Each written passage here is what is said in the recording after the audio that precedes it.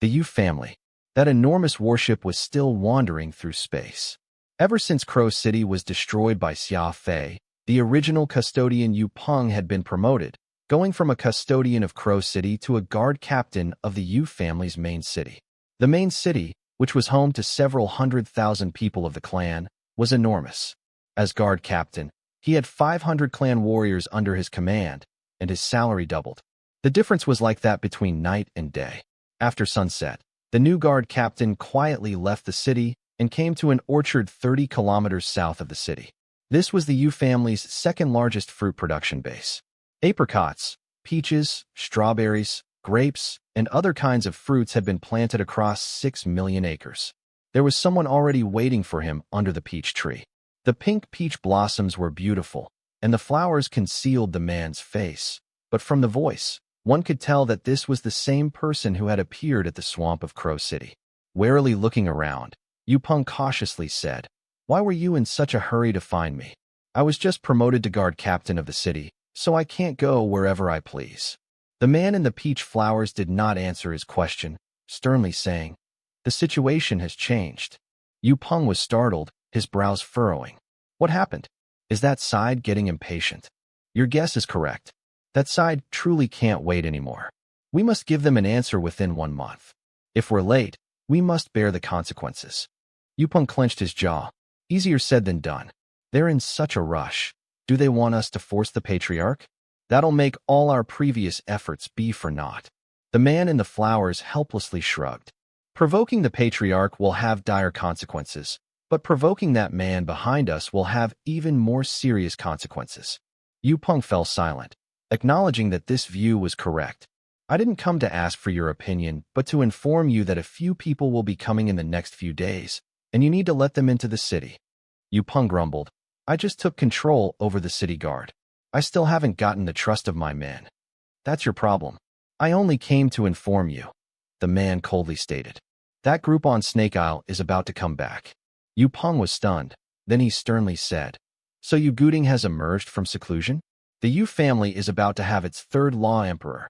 "Yes, the patriarch is quite the vicious fellow, pinning up his grandson in Snake Isle for 20 years, not letting him out unless he advances to a law emperor, and even sending a large number of guards. He said that it's to protect the sky-raising modeled python, but it's really to protect his precious grandson." Yu Peng bitterly smiled. "Since Yu Guding is leaving Snake Isle and has become a law emperor, it means that he's met the requirements to become a patriarch. I presume that the patriarch will be formally announcing this news soon. After all, the grandson is his flesh and blood." The man in the flowers nodded, appearing to be somewhat disappointed. In the law realm, humans had very long lives, particularly those with high cultivation, and would often live for several hundred years. The changing of the patriarch was extremely important, as each patriarch would hold absolute authority over a clan for several decades, perhaps even several centuries. The Yu family had once had its heyday and had been a clan of some fame in the circle, so the changing of its patriarch would affect other clans. After all, their welfare was all linked together. This is a problem. The patriarch offended Duba because of Xia Fei, but then Xia Fei lost his trust because of his rashness. At present, the only one loyal to the patriarch is Eugene, but if Yu Guding emerges from seclusion, the balance will shift, and the grass swaying on the walls of the elder court might turn in favor of the patriarch. Yu Peng seriously analyzed. The man in the flowers smiled. "Political power? You're still thinking about that at this time? Your vision is a bit too short-sighted. For many years now, everyone has known that that item is with our Yu family, but no one has ever tried to steal it. Do you know why? Because of the protection of the Moonward clan and the Nine Fan clan," Yu Peng said. "Correct. Both clans protect the Yu family because they're worried that other people might get that item. Everyone's welfare is bound together, impossible to be separated. If the Yu family wants to continue developing, it must escape from this messy situation. We no longer have the strength to keep playing the political game. Everyone gets this except the patriarch. He continues clinging onto that treasure, vainly hoping that the family can regain its splendor. If my guess is right, besides coming back to take the seat of patriarch, Yu Guding is also going to try and subdue that item." Yu Peng shook his head. "We can't let him succeed. Once that item recognizes a master, It will stay bound for the rest of its life. But the patriarch himself couldn't do it, so Yu Guding probably won't, either.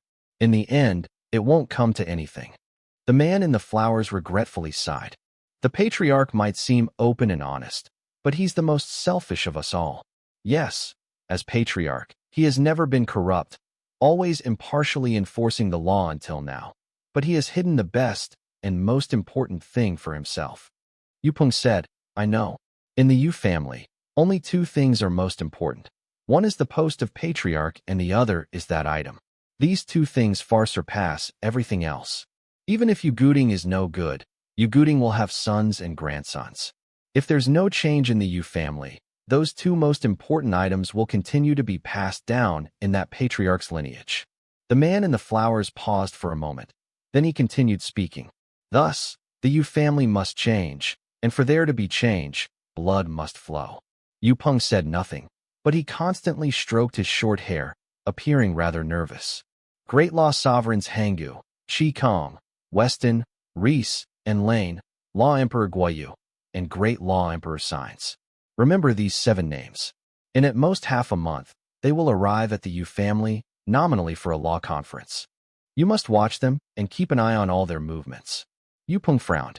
Using 5 law sovereigns and 2 law emperors to deal with the patriarch? It seems that someone is getting impatient. The man in the flowers shook his head. No, those are the people the patriarch sent to guard Yu Guding. Yu Peng was stunned. How could the patriarch mobilize these experts? Could it be? These are only the ones I know of. There's no telling how many others there are, but there's no need for you to be afraid. The patriarch is very powerful, but we are even more powerful. With these words, the man in the flowers disappeared without a trace. Yu Peng sighed and returned to the main city.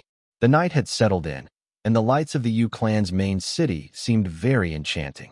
All was at peace, utterly unaware that a war was approaching. Counting on his fingers, Yu Peng muttered, the patriarch actually has 4 law emperors on his side? Things are getting more and more interesting. All of this transpired when it was still day back at the White Horse constellation. When Yu Peng was counting with his fingers the men the patriarch could mobilize, Xia Fei had just finished killing Evil Wind. Screw your rules. Xia Fei stood up and coldly said, since this rule is so frustrating, I'll crush it.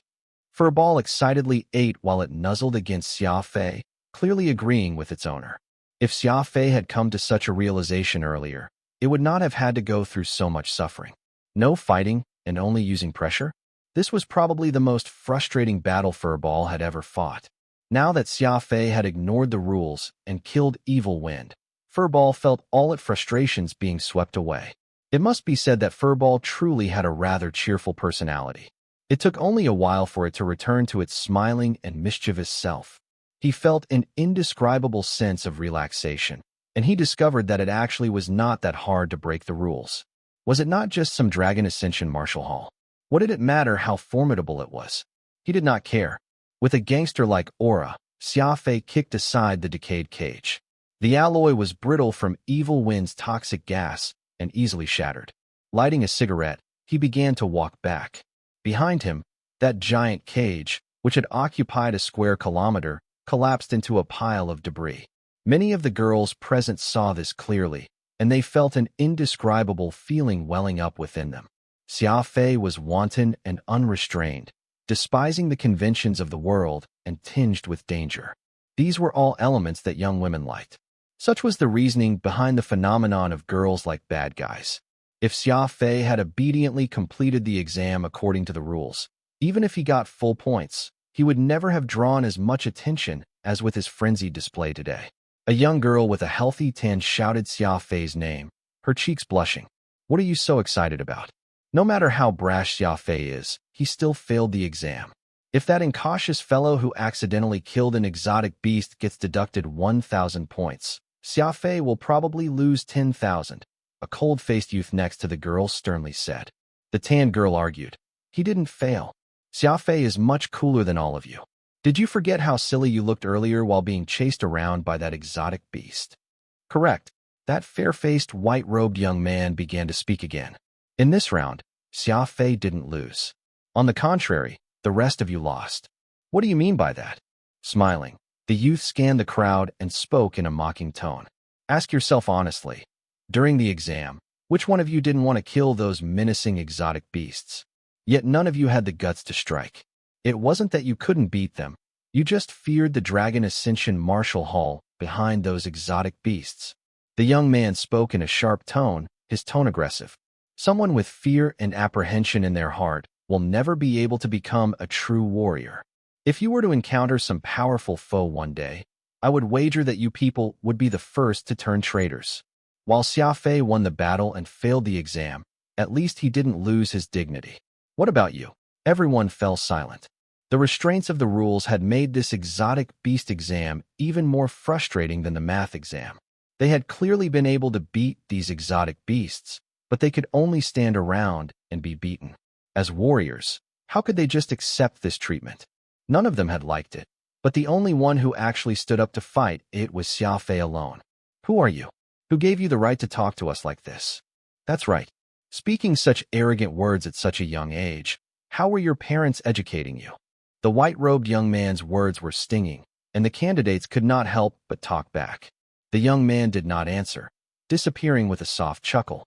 How come he has the freedom to enter and exit the assessment ground? A big-headed and large man curiously asked. No one could answer. Nobody here knew who that young man was, able to come and go as he pleased. He's Zanian Feng, the son of Dragon Ascension Martial Arts Hall's Master Quzhen Feng, replied a somewhat older youth coldly. He had long ago recognized that white-robed youth, but since he kept it a secret until Zanian left, it probably meant that he did not harbor any good intentions. The assessment ground fell silent. No one had expected that an unremarkable young man would be such a big name. Zanian's words still lingered in their ears. Xia Fei failed the exam, but you lost your dignity. The fourth assessment, the exotic beast test, was already over, but the storm that Xia Fei stirred up was far from over. As per normal, the Dragon Ascension Martial Hall's White Horse Constellation branch should have posted the grades right after the test, but today, there was nothing at all. No poster was put up on the walls with the results. The candidates were very curious and gathered around the main gate, unwilling to leave. The grades would determine whether or not they could get into the next round was what all of them were concerned about. This was the glorious path leading to the peak of the martial path, the Dragon Ascension Martial Hall. Anyone who said that they did not care about their grades would definitely be lying. Thus, after the test, almost all the candidates lingered, waiting for the results to be posted. Xia Fei and Ludi walked through the crowd. Even though Xia Fei was not the strongest of the candidates, they still opened a path for him, allowing the two of them to walk through. A warrior's fighting power did not merely involve their cultivation, but also their presence and methods, two aspects in which Xia Fei undoubtedly held the upper hand. The scene of him ignoring all the rules and killing evil wind still lingered in their minds, and there was also Shatterstar's terrifying roar. Many of them still felt like their eardrums were aching. I'm treating today. You can pick any of the restaurants in White Horse City. Ludi heartily laughed. He was the most excited person today. For no reason at all, he had gotten full points, and put together with the extra 30 points from the secret question as well as his scores on the first 3 assessments. Ludi had a score which was not low at all, and could be considered in the upper half of the pack. This was something that this playboy and the entire Lu clan found worth celebrating. Ludi believed that Xia Fei had been his bringer of good fortune, but his bringer of fortune had himself suffered defeat, leaving Ludi very apologetic. Thus, he wanted to invite Xia Fei to a feast to celebrate how easily he had gotten full points and to soothe Xia Fei's dejection. If there was one thing the Lu family did not lack, it was money. He decided that everything tonight would be of the highest standard. What if I help you book the Bright Jade Pavilion, the venue owned by the 9 Phoenix Immortals? Ludi timidly asked. Bright Jade Pavilion was also known as the Pavilion of Death's Charge, for it was essentially a black hole. Numerous Scions had gone there and come out half alive, and the 9 Phoenix Immortals were the supporting pillars. These were 9 sisters, each more beautiful than the last, with 2 of them even being twins. Anyone would be enraptured to share a bed with one of these 9 beauties. Ludi had money, a lot of money, but he still was unsure if Bright Jade Pavilion would take small-time customers like him and Xia Fei. In the law realm, money could not decide everything. Thus, he was somewhat timid. Xia Fei waved his hand and said solemnly, We'll talk about it another time. I still have some other things to attend to. Ignoring Ludi's attempts to keep him, and with everybody looking at him like he was a weirdo, Xia Fei left. He appeared to be in quite a rush, as if there really was something that he needed to attend to. A sigh came from a corner. Mu Fuping watched Xia Fei leave, her brows furrowed. I understand. Thank you, Mu Fuping said to a young man next to her. The events which had taken place on the testing ground had been conveyed by this youth to her. Xia Fei's killing of Evil Wind, leading to that mysterious elder from the Dragon Ascension Martial Hall vomiting blood, was retold by the youth in a rather exaggerated manner, and Mu Fuping was naturally rather worried about how gloomy Xia Fei had seemed. It was this lowly one's honor to serve Miss Mu. The young man took his award, said his thanks, and departed. The Mu family was one of the 9 great clans, and the youth would have been willing to serve even without a reward. After all, everyone knew of the fame of the withered Mu family. Xia Fei had given Mu Fuping a small lesson earlier, but not only did this fail to push her away, it only caused her to pay more attention to him. It was just that this attention went underground, quietly burning in the depths. This is very bad. Big brother Xia Fei will find it very difficult to pass the assessment, and if he can't get into Dragon Ascension Martial Hall, his future will be greatly affected, Mu Fuping worriedly said. Mu Qingping raised an eyebrow, delighting in Xia Fei's plight. Serves him right. Who does he think he is? Breaking the rules of Dragon Ascension Martial Hall whenever he pleases. In my view, once the results come out, Xia Fei may even be kicked out of the assessment. It's not like Dragon Ascension Martial Hall hasn't done such a thing before. Mu Fuping became even more anxious at these words, even forgetting to rebuke her younger sister as her heart throbbed in fear. After some thought, the bodyguard standing behind Mu Fuping sternly said, "If young Miss seeks the master's help, the Mu clan has enough prestige to let Xia Fei continue taking part in the assessment, but after what happened last time, the master holds a very deep grudge against Xia Fei and probably won't agree." Mu Fuping clenched her teeth and began to move, saying, "I have to try at least. Big brother Xia saved my life. He's my savior." Rather than returning to the inn, Xia Fei used his speed ability to move to a small and deserted mountain outside of the city. Once he confirmed that no one was around, Xia Fei lightly stroked a finger across his spatial ring and took out a dark red dagger which he examined in his hands. The dagger had no edge. It was like a spike but did not have the sharpness of one, like a bayonet but longer and thinner. Xia Fei looked at it for a while and still could not find the proper words to describe it. It seemed to occupy a category of its own, different from any other kind of known weapon. "This is the blood crystal," said Phantom finally after a long days. Xia Fei nodded. "When I was putting it away, I felt that the blood crystal was evolving again, but I didn't think it would turn into something like this." Phantom's shock was at maximum saturation. He had heard tales about the assassin sect's most wicked sect master, Slaughter Shadow, and the blood crystal had its own extremely foul reputation. It had been built by the ancients and existed to drink blood. The stronger the expert of the blood it drank, the more quickly it would revive. On the day the dagger was reborn, the entire world would grow dark due to its evil nature, and the seas would boil. Slaughter Shadow had killed countless people over his lifetime, but he had still been unable to revive the blood crystal.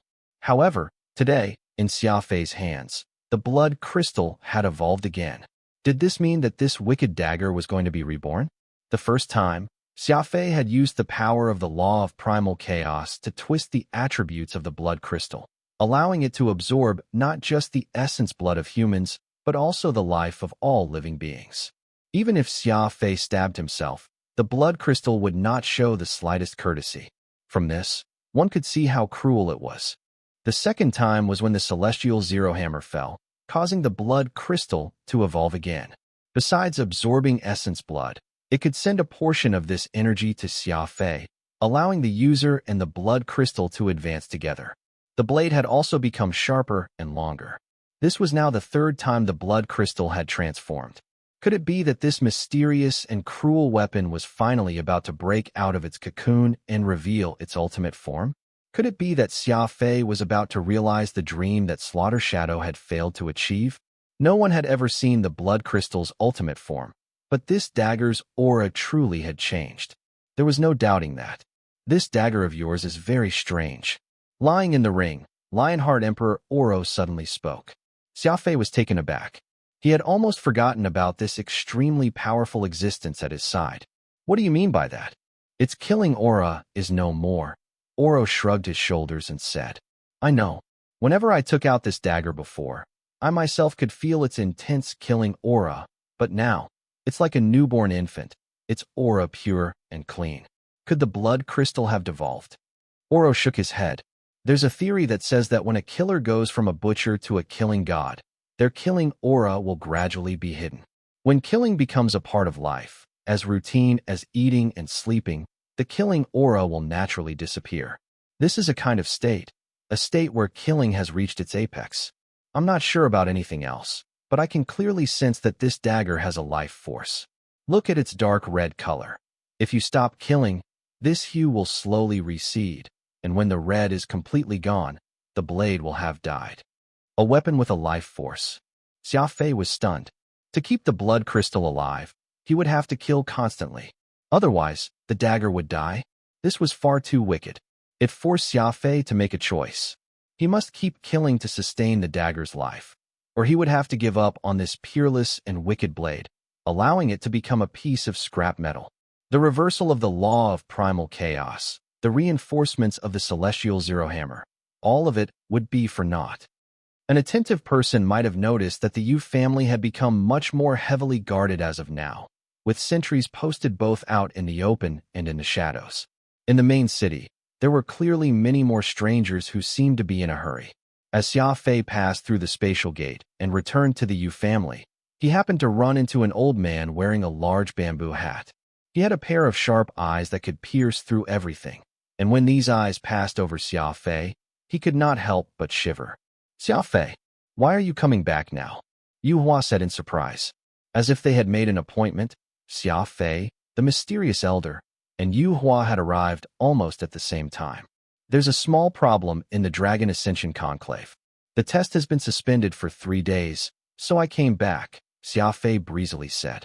The pause in the assessment was naturally because of the trouble he had caused in the 4th test. The Dragon Ascension Marshal Hall was still considering how to resolve the matter. Yu Hua frowned, apparently not happy to see Xia Fei. So you're saying that you'll go back after 3 days? It's hard to say. The announcement still hasn't been posted. After all, Xia Fei had caused this trouble, so he felt that there was a 90% chance that he would be expelled from the assessment. The prices in the White Horse constellation were very high. He had no fixed place to cultivate, and Ludi was constantly pestering him. Xia Fei found it boring, so he decided to return to the Yu family. After all, he had a home here, and he was used to the cultivation chamber. He could also eat the zhajiang noodles made by Pod. Zhajiang noodles and smoking were both very important to Xia Fei. Who's this old man? He's got a vicious gaze. Xia Fei frowned and asked. Law Emperor Guoyu, a master of the law of matter, Yu Hua softly said, his eyes momentarily flashing. Oh, no wonder his presence is so imposing. So he's a law emperor. Xia Fei nodded. It was very normal for experts to move between various clans, so Xia Fei did not think too much of it. After saying goodbye to Yu Hua, Xia Fei nonchalantly returned to his residence. Xia Fei, why is it that you came back exactly at this time? Yu Hua muttered as he watched Xia Fei leave. Xia Fei had once considered that the combined power of Celestial Zero Hammer and Law of Primal Chaos would be immensely strong, and this was not even considering that the bloodline of a divine beast, the offspring of the Empress Spider and the Pastel Eye Spider, had been mixed into it. With all these ingredients, the blood crystal ought to have been forged into an unfathomably powerful weapon. However, in reality, the blood crystal had changed in only 2 ways. First, it could absorb all the blood of a life form. Second, a small portion of the energy would be sent to Xia Fei's body. For normal weapons, these 2 effects alone were on the divine level, but Xia Fei felt like something was missing. Xia Fei quietly sat in the cultivation chamber, lighting a cigarette as he pondered. If you didn't mention it, I really wouldn't notice. Your 7th brain region really does have a new multicolored glowing node.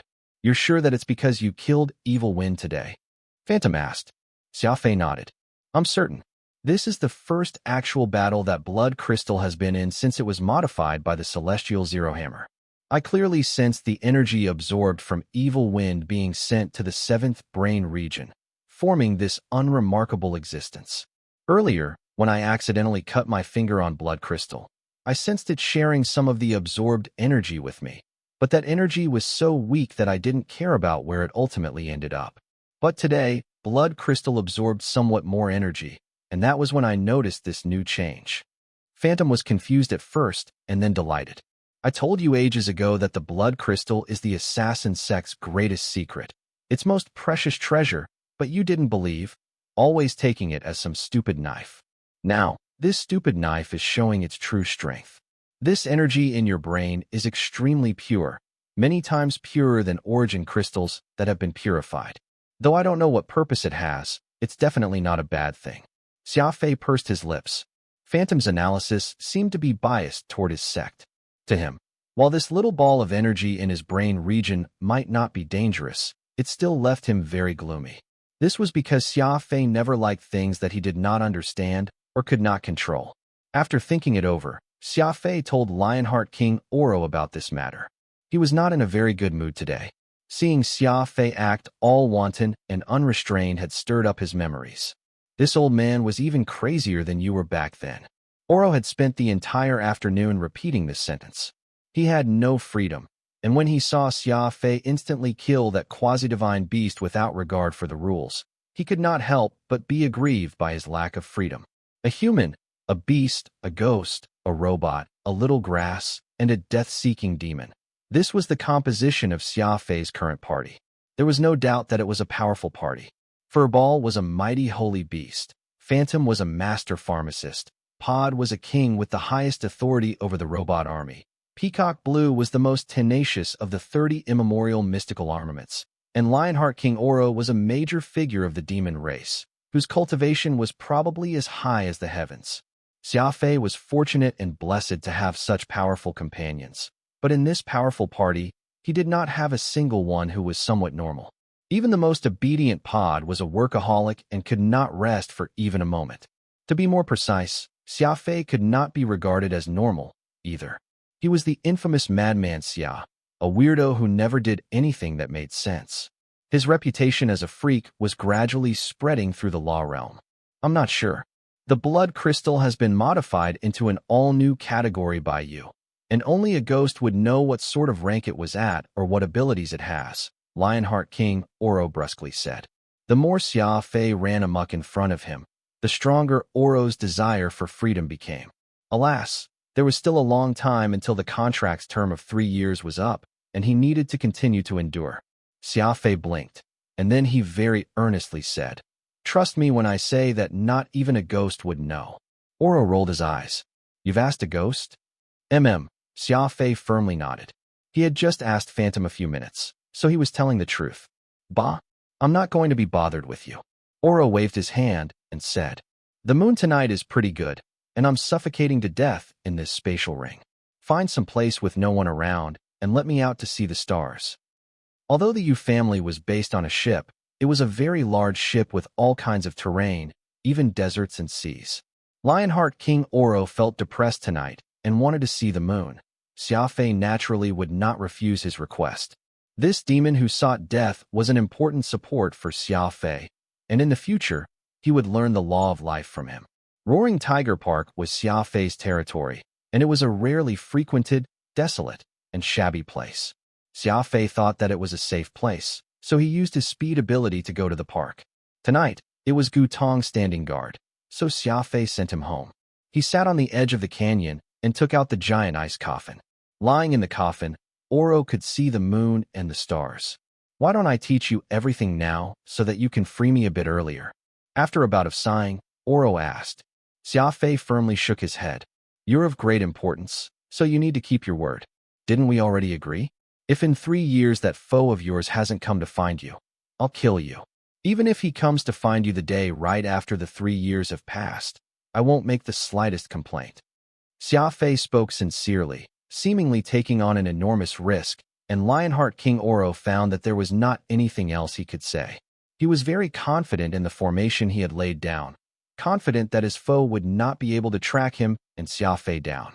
After all, Oro had thought about that track-obscuring formation in the millions of years that he had been imprisoned. However, trying to convince Xia Fei with just words was difficult.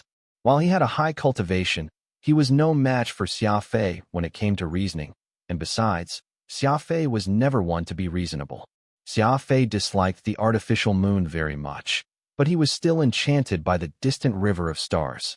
Since he was small, he had liked looking up at the stars. It was like he belonged there. "Do you know about the cosmic gate?" Xia Fei softly asked.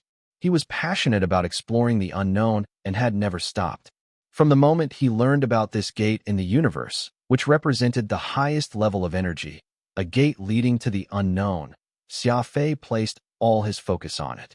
Oro was taken aback, nodding. "Of course I know. That's a place that the god race and demon race protect together. You've been there before?" "No. I once got very close to that gate, but in the end, my efforts were for naught," Oro said in a self-mocking tone. Comparing his resplendent past self to his current form, where death was better than life, made him realize just how far he had fallen. "Is the cosmic gate the end of the universe?" Xia Fei asked. "I don't know. Does it lead to the unknown?" "I don't know." A few black lines appeared on Oro's forehead. "Then what do you know?" Xia Fei frowned and asked. Oro was already in a bad mood, and having Xia Fei ask all these questions that he did not know the answer to only made him angrier. "What nonsense are you saying? Opening the cosmic gate requires the approval of both the god race and demon race, and these two supreme races have been fighting against each other for tens of thousands of years. How could it be that easy? Besides, you're still far from those two supreme races.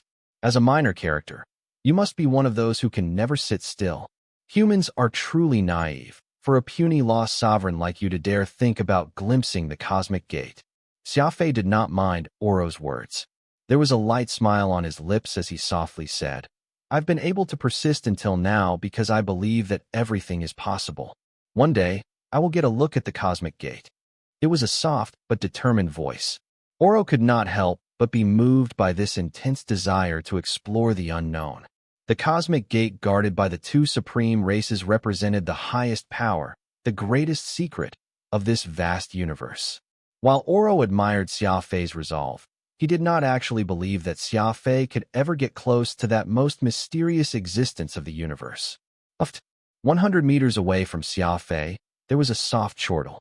Presumably, someone had been unable to suppress a chuckle upon hearing Xia Fei's bold declaration. Even law emperors did not dare to think about the cosmic gate. The dreams of a minor character like Xia Fei truly were quite fantastical. Whoosh! Xia Fei, the Lionheart Emperor Oro, and Phantom immediately turned ghastly pale. Oro was of the demon race, and he was an existence that some peerless existence had sealed away. If the secret that Xia Fei was hiding a member of the demon race was exposed, it would trigger a disaster. Today, Oro was in the mood to see the stars, and Xia Fei had agreed to his request. In the past, there would have naturally been no problem, but Xia Fei had no idea that there was an undercurrent surging through the Yu family, and things were not as calm as they seemed on the surface. Whoosh! The moment he heard that stifled chuckle, Xia Fei did two things in the following 0.01 seconds. First, he put away Oro's ice coffin. Second, he attacked with all his might. Chain blockade. 7 tornadoes swept toward the location of that voice. Everything within 5 kilometers of Xia Fei fell under his attack. Xia Fei, who had already cultivated the Tier 3 chain blockade in full, could unleash its full might. Secrets were secrets, and no one else was allowed to know about them. No matter who was spying on him, they must die. It had to be said that Xia Fei's reaction speed was absurd. It was like an involuntary reflex. While he had been talking about the future a few moments ago, a true warrior could enter a battle state at a truly shocking speed. Rumble! A gale stirred, and a tree at the end of the canyon was pulled out by the roots. The 70-meter-long tree swept up into the storm and torn to shreds by the berserk law attack. Over there. Xia Fei moved very, very quickly. The chain blockade was infused with the power of the law of primal chaos, and the laughing man had been discovered before he could escape. He was 100 meters from Xia Fei, a dark figure squatting on the ground. Whoosh! The blood crystal left its sheath. Xia Fei's left hand swung out in a punch, attacking from the flank. while the blood crystal in his right hand stealthily moved to block the man's path of retreat. The blood crystal was very inconspicuous, like a small snake slowly slithering in the darkness. The majority of people would not notice this unremarkable weapon at first glance, but the moment they ignored that bloodthirsty and callous dagger in Xia Fei's hand, he would get a chance. The more unremarkable the attack was, the more lethal it could be. As expected, that man moved back to avoid Xia Fei's wildstorm punch. His intuition was telling him that this berserk punch was more formidable, but he failed to notice the blood crystal swinging toward him in an elegant arc. The chain blockade was an extremely noisy attack and would draw the attention of the guards. Xia Fei did not have much time left. Now that Xia Fei was close, he could finally see what the mysterious man looked like. He was an ugly middle-aged man with a mustache, which had clearly been well maintained, and a pair of small and round eyes, which were currently staring at Xia Fei. It was clear that he had not imagined that Xia Fei would react so quickly and strike with such lethality. Wildstorm. His left fist, covered in a layer of white light, smashed at his foe. At the same time, his right hand swung through the air and thrust the blood crystal into that man's ribs. Turning his hand over, the man suddenly gathered numerous gleaming metal bits in his palm. These metal bits had been extracted from the soil. Besides a concealment ability, he was also a law of matter adept. As for that dark red bayonet-shaped dagger stabbing his ribs, he paid it little attention, merely moving an arm to block it. This man reacted very quickly. It must be understood that only a split second had elapsed since Xia Fei launched his attack. He was planning to meet Xia Fei's fist head-on and sustain an injury on his left arm to block the blood crystal. As long as he could avert the edge of Xia Fei's first offensive, he would have a chance to turn victory into defeat. Bang! Plush! Two different sounds rang out. The first was Xia Fei's fist smashing into that man's metal screen, while the second was the blood crystal stabbing into the man's arm. Not good. The man suddenly felt dizzy, and he immediately lost the feeling in his left arm. At the moment the blood crystal stabbed into his left arm, not only did he lose an immense amount of blood, he felt as if some monster had entered his body. The monster traveled through his blood vessels into his body, where it began to devour his organs. Intense pain. Fear filled the man's eyes. A monster drinking his blood and also burrowing into his body to eat his organs? This was double the torture. Xia Fei had no way of knowing what his enemy was experiencing, but from the change in the latter's eyes, he could tell that the blood crystal, after its rebirth, was likely able to do more than just devour blood. The man panicked and desperately tried to escape. Alas, the blood crystal did not let him go. It seemed to have grown teeth, doggedly biting down on his arm. Oh! With a scream, his arm rapidly began to shrivel, just like a withered tree in a desert. His skin lost its elasticity, and his muscles dried up.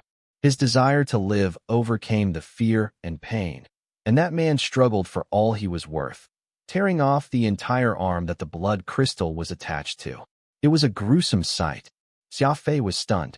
He could clearly sense the change in the blood crystal. The more his opponent struggled, the tighter the blood crystal's grip became. It was seemingly magnetic, clinging to its foe, not resting until the man was sucked dry of blood. Could this be the ability of the reborn blood crystal, using its pull to drag the enemies into the abyss of death? Xia Fei asked himself. He had no idea that the blood crystal's cruelty was not just on holding fast to its foe, but also on devouring the enemy's organs. At this moment, the man's organs were basically done for. Even after tearing off his arm and freeing himself from the blood crystal, he could no longer escape the death god's pursuit. Cruel. Devilishly cruel. This truly was the most insidious, bloodthirsty divine weapon. After its rebirth, the blood crystal was now in the process of revealing its original and savage form. Crack! As the arm parted from the body, the man's screams resounded through the night sky. The blood crystal had turned bright red from the blood it had absorbed, but the arm that it was attached to had become similar to a blackened tree branch. It was devoid of life. Plush! Before the man could fall over, Xia Fei stabbed the blood crystal into his heart. This time, he had no chance to escape. His eyes rolled over, and his body shriveled up in the space of 3 seconds. Get out of here. We'll be discovered by the guards. Phantom shouted.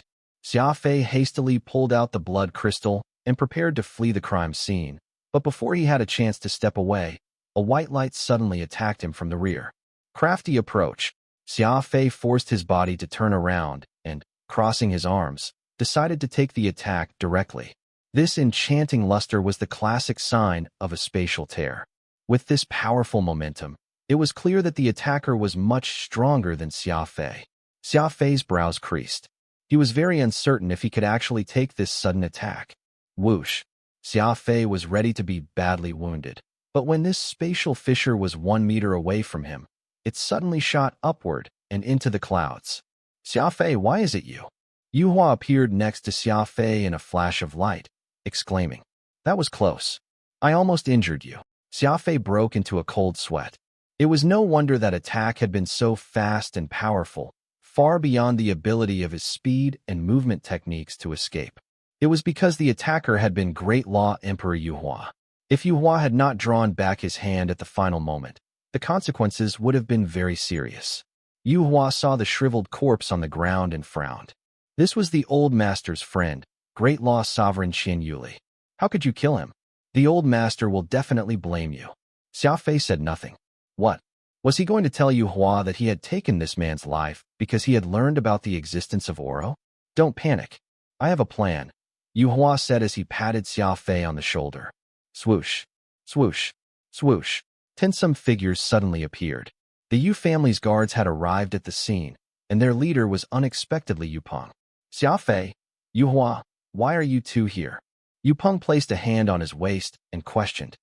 Thank you for covering for me, Xia Fei said, sighing in relief as he watched Yupeng lead his men in the wrong direction. Yuhua had a very grave expression. I can help you this time, but not for the rest of your life. This man was the old master's friend, and he is certain to investigate this incident. No matter what reason you had, you shouldn't have killed him. He glanced at the ground. The way that the man had died, all withered away, left Yuhua alarmed. This man had clearly gone through some excruciating torture before his death, but Yuhua, who had come a little late, did not see how Xia Fei had done the deed. Listen to me. The Dragon Ascension Conclave isn't over yet, so return to the White Horse constellation at once. Leave the Yu family. Once there's news, I'll inform you as soon as possible. If the situation is bad, just run and never come back, Yuhua sternly said. You have no idea what you did. While the old master seems like a gentle soul, his methods are vicious. If he finds out you killed his friend, your end will be gruesome. Xia Fei silently frowned. Thank you. Xia Fei firmly nodded. This was not the first time Yuhua had helped him, and he was filled with gratitude to him. Stop standing here and leave. I'll cover for you right now, Yuhua said.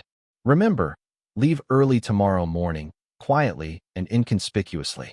Find a remote place in the White Horse constellation to wait for news. I'll notify you as soon as I can. Several minutes later, Xia Fei left this canyon on the southern end of Roaring Tiger Park. Yupeng returned with his men. After all, having headed off in the wrong direction, they naturally would not have found anything. Yupeng had his subordinates take the body and report to Patriarch Yu Jiang in the morning. You're certain you want to protect Xia Fei? Yupeng softly asked. He was no fool and could already guess at most of the truth. Yuhua said non-committally. I said it before, it wasn't me who killed him, and it wasn't Xia Fei too. Yupeng smiled and pointed in the direction of the main city. It's pointless to say it to me. The Patriarch has to believe it. I noticed that your relationship with Xia Fei truly isn't bad. I hope that this kid who so often ends up in trouble is worthy of your favor. Yuhua coolly said. You wouldn't understand, not even if I explained it to you. The White Horse constellation, the Dragon Ascension Marshal Hall's branch office. An extremely impassioned discussion had been going on for a long time. Alas, no conclusion was reached even at this point. Besides Chief Proctor Lu Qiuyan, Master Beast Tamer Nyang, 4th Exam Proctor Kadira, and the supervisors of the other exams, the Marshal Hall had even sent over one of Dragon Ascension Marshal Hall's 4 Heavenly Kings, Busey.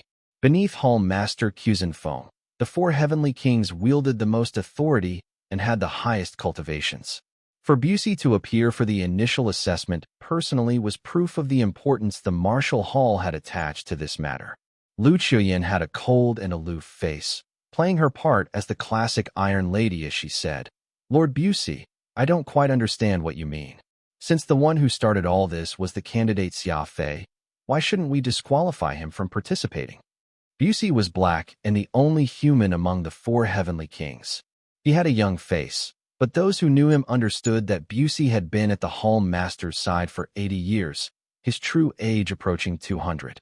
Busey's greatest attribute was his unperturbed face. He sat there like a statue, and even when he spoke, his mouth simply opened and closed. He was as emotionless as a robot. "We've no evidence," Busey simply replied. Lu Chuyan frowned. "Master Nyeying's testimony isn't enough?" "Yes, Xia Fei's methods then were so exquisite that we could not acquire first-hand evidence, but I still don't quite understand. Does our Dragon Ascension Marshal Hall need to provide evidence to remove a single candidate?" Lu Chuyan was right. The mighty Dragon Ascension was the summit of the martial path. It did not need evidence to expel a candidate. Nyeying himself broke the rules. "If not for him, this matter wouldn't have been so troublesome," Busey coldly said. Nyeying immediately lowered his head. He was none other than the focus of the argument. All of the candidates had seen him use law power to control the exotic beast and cause trouble for Xia Fei. This was the greatest problem facing Dragon Ascension Marshal Hall. How could the dignified Dragon Ascension Marshal Hall interfere with the rules of the testing ground? The argument continued, with no one able to provide a solution to both punish Xia Fei while preserving the dignity of the Marshal Hall. Busey stood up with a cold snort and departed, leaving the other proctors stupefied. He went down the corridor into a secluded room. Pushing upon the door, he saw a young man in white with his legs propped up on the table while he whistled. Upon seeing Busey, the young man hastily got to his feet. "Uncle Busey, you're here." The young man was someone that none of the candidates on the testing ground would forget, for this was Dragon Ascension Marshal Hall Master's youngest son, Zanian Feng. Busey gave a slight nod and sat himself on a sofa near the door. Two very subtle wrinkles appeared on the forehead of the stone-faced Busey. His usually unperturbed self seemed to be vexed over something. "You're saying that candidate Xia Fei might be of the Skywing bloodline?" Busey sternly asked. There were no airtight walls in the universe.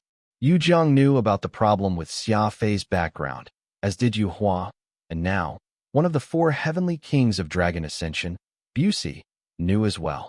Could it be that Dragon Ascension Marshal Hall's unprecedented halting of the assessment and the stone-faced Busey's worries were because of the issue brought about by Xia Fei's bloodline? "You were saying that candidate Xia Fei might have Skywing blood?" Busey sternly asked. Zanian Feng smiled. "That's the feeling I got. Do you remember how the Law Enforcement Board has that rather odd old man, Xia Zonghai?" "Yes, a stubborn fellow who doesn't care about anything. A typical member of the Skywing bloodline," Busey answered. From his tone, it was apparent that the Skywing bloodline did not have a very good reputation. Zanian Feng said, "That day, I secretly went off to take a peek at the assessment and discovered that Xia Fei had quite the unusual aura when he went crazy, and it was rather similar to Elder Xia Zonghai of the Law Enforcement Board. That's why I began to wonder about his bloodline. The same surname Xia and the same aura? It's too much of a coincidence, right? As for whether or not he's actually of the Skywing race, I can't say. In any case, he's unreasonable and stubborn enough to be someone from Skywing." Busey leaned back and began to think. "I've seen Xia Fei's resume. He's from a small planet in the alliance called Earth. If he's of the Skywing bloodline, there would be no reason for him not to live in the White Horse constellation and certainly no reason for him to go to the Little Yu family," Busey muttered. Zanian Feng shrugged. "Uncle Busey, it's not like you don't know the nature of the Skywing race. They've always been the most unreasonable, capable of doing anything. The entire race, from the old to the young, is crazy and can't be judged using common sense." Busey creased his brows. "That's true. The Skywings aren't a major clan in the circle, but they're extremely troublesome and can't be judged using common sense. If Xia Fei is really a member of the Skywings, then this is truly a big problem." The two of them fell silent. It was as if the reputation of the Skywings was leaving Busey hesitant, which was very strange. The mighty Dragon Ascension Marshal Hall did not fear even the 9 great clans, but it was so cautious when it came to the Skywings, which were not even part of the elite circle. "Zanian, have you told your father about this?" Busey asked. Zanian Feng shook his head. He has so many things on his plate that I can't trouble him over something that hasn't been confirmed yet. Nodding, Busey asked, then based on your judgment of the current situation, how would you deal with it? Zanian Feng replied. In a moment of impulse, Senior Niang broke the rules of the martial hall. There's no way we can conceal this.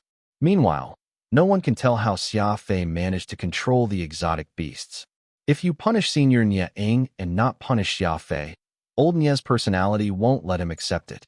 If you punish Xia Fei and don't punish Old Nia, if the Skywings learn of this, it will cause even more trouble. Busey nodded, expressing his agreement for Zanian Feng's words. It might be better to just treat the entire thing as a white sheet of paper and turn it over. Turn it over? Yes. Render the results of the fourth test invalid and make no attempt to investigate. Treat it as if nothing happened. This, Busey let out a long sigh. It truly does seem viable. Zanian Feng continued speaking. As for whether or not Xia Fei is a Skywing, we can just ignore it. In the future assessments, we can just supervise them more strictly. As long as this incident doesn't repeat itself, everything will be fine. Busey stood up and patted Zanian Feng on the shoulder. Not bad. You're showing your mother's intelligence more and more. We'll do as you proposed. Early next morning, Xia Fei quietly packed his things and left the Yu family. Xia Fei did not feel much remorse for killing Patriarch Yu Zhang's friend. Even if the old master blamed him, it was still better than having Lionheart King Oro's existence exposed. When people left, there would naturally be people who came. As Xia Fei departed for the White Horse constellation, people began to converge on the Yu family from all sides. Last night's murder case did not cause much of a stir within the clan, and Patriarch Yu Zhang did not express much of a stance. It appeared that Yu Hua having Xia Fei swiftly leave was a little cautious. At an unremarkable inn in the White Horse constellation, Xia Fei sat by the window and examined the blood crystal under the light of the sun. The blood crystal had become more crystalline and transparent after absorbing the blood of a lost sovereign, so vividly red that it seemed about to bleed. Under the sunlight, it appeared even more beautiful. I want to bask in the sun, Lionheart King Oro said. Xia Fei rolled his eyes. I advise you to stay in the ring obediently. Going out to see the stars last night ended up causing a whole host of problems. If you had been exposed then, it would have been bad for the both of us. Thankfully, Yu Hua covered for me, or else the consequences would be disastrous. Oro frowned. That man had an excellent concealment. I was so focused on my thoughts that I didn't notice his presence. I'll definitely pay attention next time. You think there's going to be a next time? Xia Fei snapped. Putting away the blood crystal, Xia Fei headed off to the Dragon Ascension Martial Hall. Xia Fei, where did you go in the last 2 days?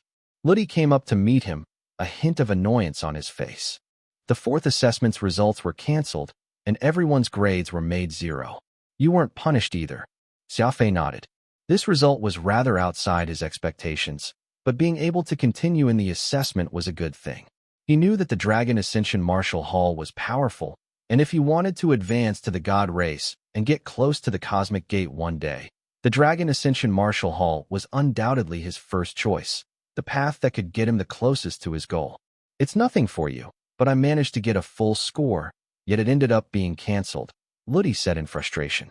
I was even bragging to my family. What will I do when the old man finds out? Xia Fei ignored Ludi's chattering. Nothing in life came easy. Xia Fei was the one who had gifted him the full score, but this fellow had taken it as his own luck.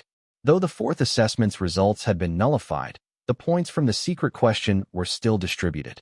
Xia Fei's score had been adjusted to 20 points, and while it was not high, it was still not negative.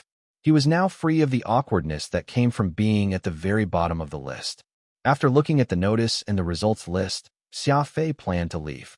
He killed Yu Zhang's friend, and Yu Hua told him to be more inconspicuous for the time being. Xia Fei had taken this advice to heart. Suddenly, several men in their 20s blocked Xia Fei's path. Aggressive and domineering, they all had emblems with the word bright emblazoned on them. It seemed that they were members of one of the 9 great clans, the Brightsea clan. Xia Fei shrugged and tried to go around them. After all, Yu Hua had just told him to be inconspicuous, and he did not want to get into any quarrels. However, these young men moved to block Xia Fei again. It seemed like they were looking for trouble. Xia Fei did not move. He coldly passed his eyes over these young men, remembering their faces.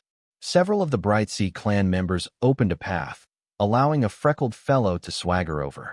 Ludi was known as a playboy, and he wore costly handmade clothes which were abnormally bright in color, and he even sported a golden snake accessory on his belt, as well as an opal chain on his wrist.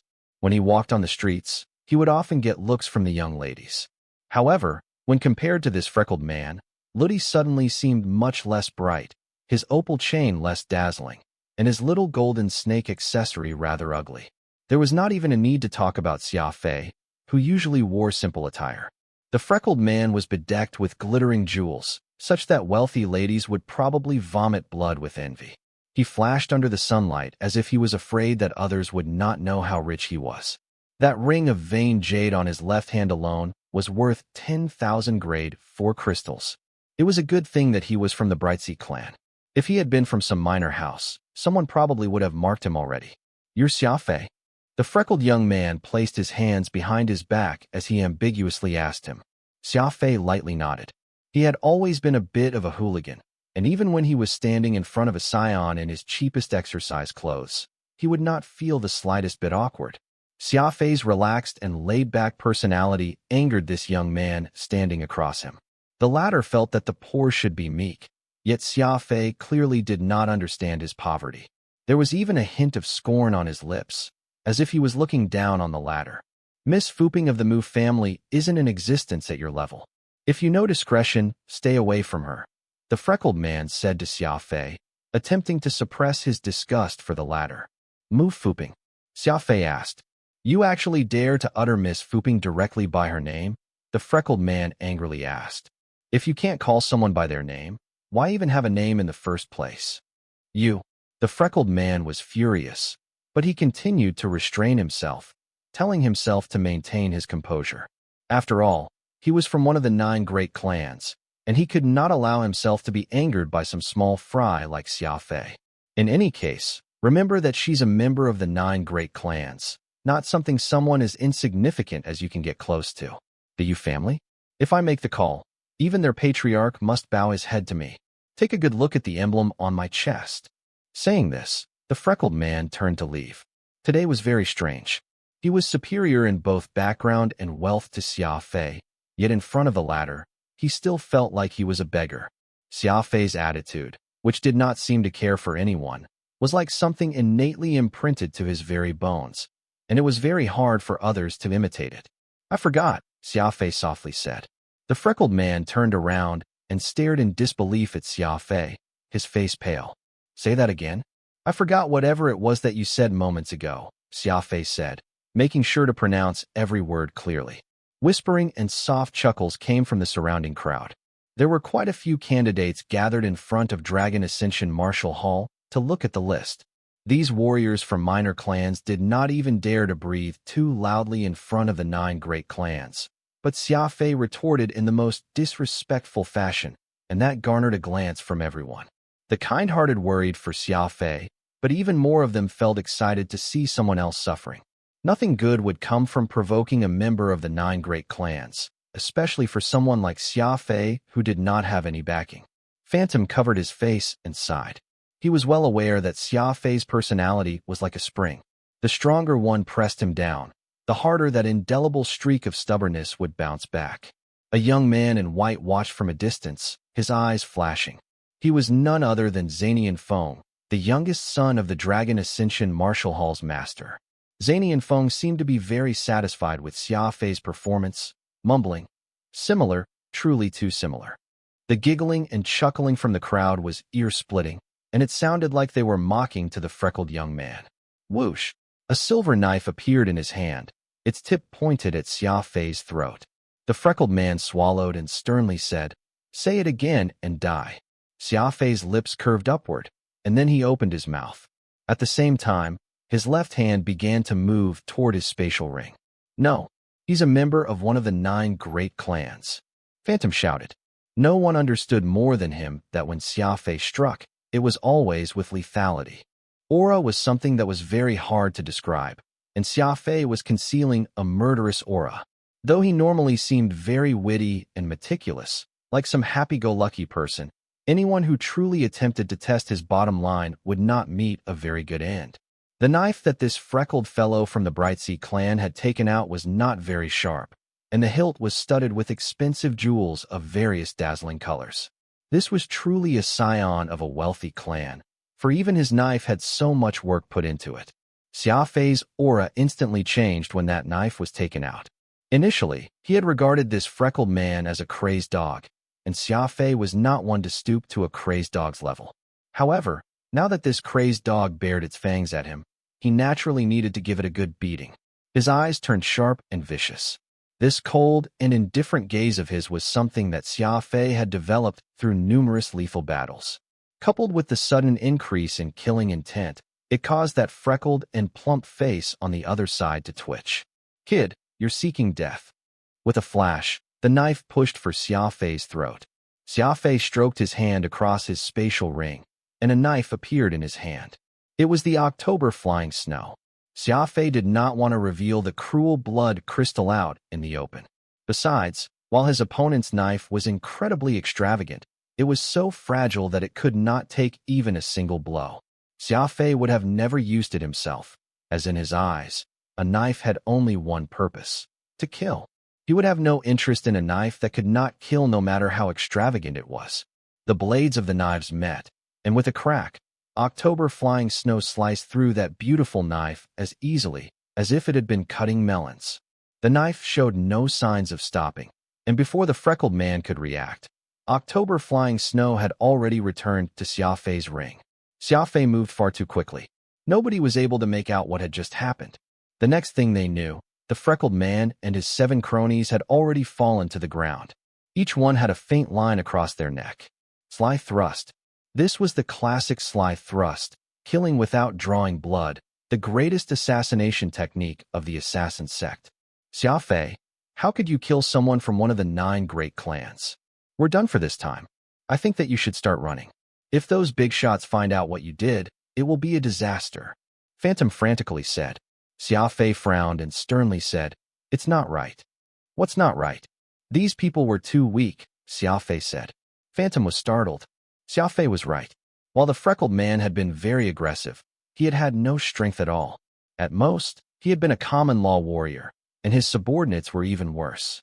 They were no different from random gangsters on the streets, and Xia Fei did not even break a sweat killing them.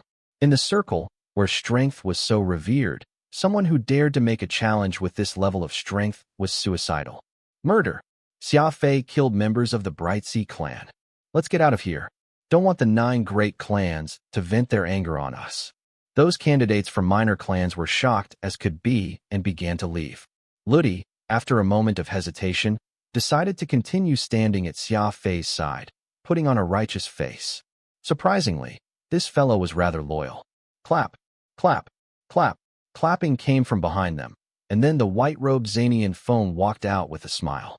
He's Zanian Feng, the most brilliant individual of the younger generation of Dragon Ascension Martial Hall's Feng clan, Ludi whispered to Xia Fei.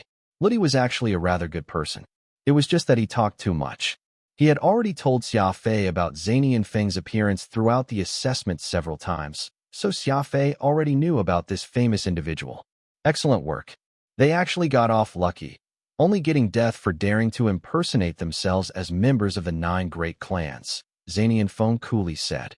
Everyone was aghast. Zanian Feng claimed that these brash fellows had just been pretending. Xia Fei was also startled. He had already noticed that something was strange when he attacked, but he had not expected that these people were just impersonating the Brightsea clan. Pretending to be part of the 9 great clans was very risky. Anyone discovered doing so would die without a grave. These people had been so audacious to pretend as part of the Brightsea clan, and then challenge him in front of Dragon Ascension Martial Hall. Zanian Feng squatted and picked up the emblem on the freckled man's chest. Huh! With a slight exertion of strength, the emblem exploded into powder. True clan emblems are made from the tough and beautiful Salami's alloy. These emblems were all fake, as were the people, Zanian Feng breezily said. Trying to act as members from the 9 great clans? Such audacity. Take these bodies away and feed them to the dogs. As if they had been waiting this entire time, several strong men immediately emerged and cleaned up the 8 corpses. Xia Fei creased his brows even more. This entire event seemed off, though he momentarily could not understand why. Ludi sighed in relief and placed a hand on his heart, as did the other candidates. If Xia Fei had really killed a member of the 9 great clans, the consequences would have been too gruesome to imagine. I'm Zanian Feng. Xia Fei, you were swift with your handiwork moments ago. It's just a habit. Zanian Feng smiled. These people who pretended to be part of the Bright Sea clan are dead, and Dragon Ascension Marshal Hall will take care of the rest. There's no need for you to worry. Xia Fei stared at Zanian Feng and questioned, why were these people so bold with their disguises? Also, how did they know that I wasn't on good terms with the Mu clan and challenged me using Mu Fuping's name? None of those makes sense. There was a hint of surprise in Zanian Feng's eyes as he smiled and said, I don't get it either, but forget them. There are tons of weirdos in this world. Perhaps these fellows were on drugs or something. Maybe, Xia Fei said, unmoved. In any case, I must thank young Master Feng for helping me expose those evildoers. I was almost exposed, Zanian Feng said after he had returned to Busey's room. Wiping off some cold sweat, he said, Xia Fei's analytical abilities are formidable. He immediately noticed that there was a problem. Busey coldly said, his face unflustered. The acting was clumsy, so don't blame others for noticing something wrong. How could there be anyone who would be so bold as to pretend to be part of the 9 great clans? Zanian Feng said, it's precisely because no one dared to do such a thing that I had those hoodlums do it. You saw the result. I have no doubts about Xia Fei's resolve now. If it really had been someone from the Bright Sea clan standing on the other side, he would have done the same thing. Busey nodded. He truly is sufficiently fierce and vicious. Who else have you selected besides Xia Fei? Zanian Feng handed Busey a long list of names. Each name had a note after it that described their background, cultivation, and special attributes. You seem to have put in a lot of work in this. I hope that your eyes aren't wrong, Busey said. Zanian Feng replied, this is the first important job my father entrusted to me, so I naturally must do my best to accomplish it. I wouldn't be able to explain myself to him otherwise. Busey put away the list and sternly said, Dragon Ascension is Dragon Ascension because no one has ever been able to see through our true criteria for selection. They have no idea that the true assessment has already begun. Zanian Feng shrugged.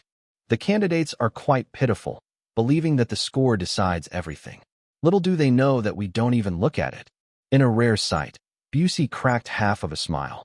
He and Zanian Feng were like 2 crafty foxes, old and young, hiding in the shadows as they watched and chose. These names on your list will be made to undergo the most difficult test on deck.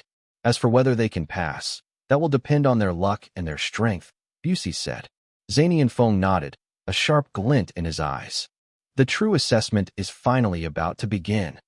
The next day, Xia Fei and Lu Di arrived on time at Dragon Ascension Marshal Hall, the same as the other 10,000 or so candidates.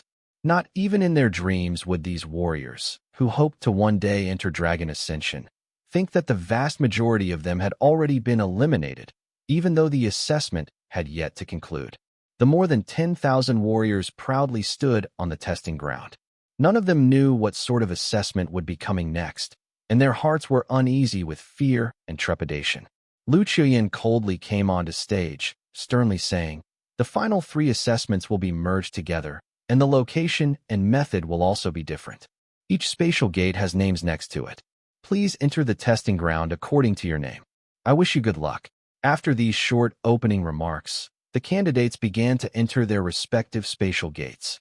Lu Di had been assigned to the 3rd spatial gate, while Xia Fei had been assigned to 11. So we were separated this time? How disappointing, Lu Di grumbled. He thought that Xia Fei would bring him good luck, so he was unwilling to be parted from him. Through the spatial gate was a platform made of alloy and with a diameter of more than 10 kilometers. It had been built by the beach, and behind it was a steep cliff that faced the sea. It was quite the lovely scenery. Xia Fei passed through the gate early, and he needed to wait for all the candidates to enter before the exam could begin. Thus, he lit a cigarette and quietly waited in a corner. Strange, Xia Fei muttered to himself as he shook his head. What's strange? Phantom curiously asked. Look, all of the Law Emperor experts are here, and the rest are all the tough and vicious characters.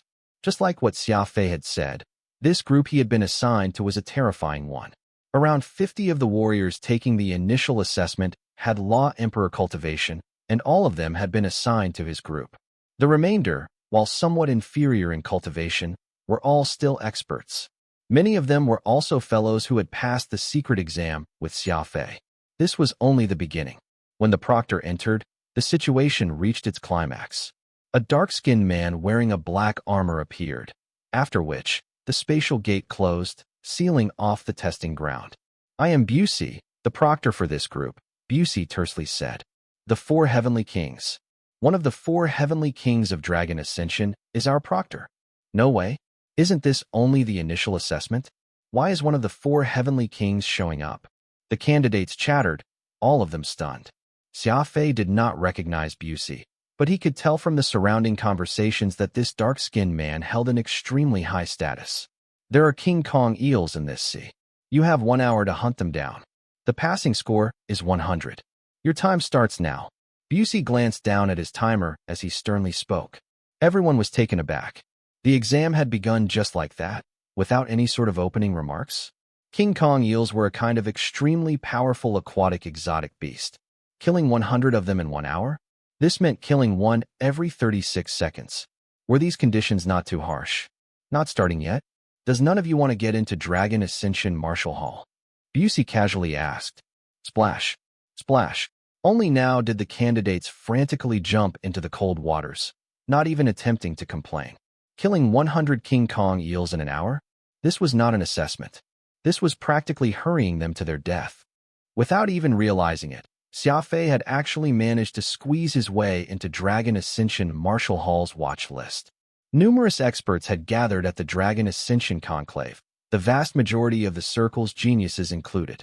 The number of experts who had managed to reach Law Emperor before the age of 30 numbered no less than 50. Now, all the experts with top-class potential had been sorted into his group, undoubtedly raising the difficulty of passing. Trying to stand out from this group of 800 people would most likely be a trying ordeal. Splash! Xia Fei jumped into the icy sea waters, swiftly descending into the depths. Time was money. Killing 100 King Kong eels in 1 hour was only the passing score. To get better grades, he must kill as many as possible. King Kong eels had the nickname of the Ironhead arrows, and they were exotic beasts that ranged from level 6 to level 9. Unlike other eels that relied on their teeth to catch prey, King Kong eels had tough and round heads like those of a hammer. King Kong eels would curl at the seabed like snakes, their bodies able to store power like arched bows. The moment they discovered prey, the King Kong eels would spring up and smash into their targets with their hard heads. Even barges that were reinforced with steel alloys would not dare to venture through regions of the sea populated by King Kong eels, for schools of them were extremely territorial. Barges would often be considered as intruders and destroyed. King Kong eels used their explosive power and tough heads to bust a barge to pieces. This was just how terrifying their explosive power was. Since Busey had told them all to hunt King Kong eels, this area was presumably their territory. The Beast Spirit Codex noted that schools of King Kong eel resided in reefs at the bottom of the sea, and Xia Fei decided to first find their nest. Whoosh! Protected by his silver desert armor, Xia Fei swam through the waters. It was not long before he reached the head of the pack. Everyone was searching for traces of King Kong eels, but these crafty exotic beasts had seemingly been informed ahead of time and were unwilling to show themselves. Suddenly, several dark figures erupted out of a reef area, shooting toward the candidates like sharp arrows piercing through the clouds. They've finally shown themselves. The candidates were excited. They were all experts, with the worst of them being law sovereigns. They naturally did not care about a few puny eels. Rumble. The candidates began to use their skills. Some of them used the law of space to create barriers that could capture the eels, while law of matter adepts changed the shape of the seabed into traps. Some killed the eels with their bare fists, while others used weapons to hunt them down. These King Kong eels suffered disaster as the warriors took them down. Xia Fei used October flying snow to kill 2 eels, but he quickly stopped, and he even stopped Furball from trying to help him. What are you waiting around for? If you don't get moving, all the King Kong eels are going to get taken, Phantom anxiously said. Xia Fei shook his head. These King Kong eels simply aren't enough. There are 800 of us, and even if each person only hunts 100, we will still need 80,000 eels. Phantom was startled. What was difficult about this task was not hunting the eels, but fighting with others over them. In fact, the chaos ensuing right before his eyes was precisely because people were fighting over the prey. What do we do? Find an even larger school of eels. Xia Fei sternly said. I'm a speed ability user, so I have an advantage in speed. Moreover, I don't want to just meet the passing score. I must at least get to the top 3. Xia Fei declared. He was still worried about his score from the first 4 assessments. In truth, those scores did not actually count. The true assessment began now. This was not necessarily a bad thing to Xia Fei. He felt that he had fallen too far behind the others in score, so he exploded with even greater fighting intent. Trying to get to the top 3 among all these experts? Xia Fei's target seemed a little too ambitious. Whoosh, whoosh, whoosh. It was not just Xia Fei. Many more experts had realized that there were not enough eels here, so they began to use their various abilities and laws to search the seafloor. Even in the water, Xia Fei could reach speeds of 5,000 meters per second. Like a high-speed torpedo, Xia Fei left a white shockwaves in his wake, causing the seawater to vibrate intensely. Experts everywhere.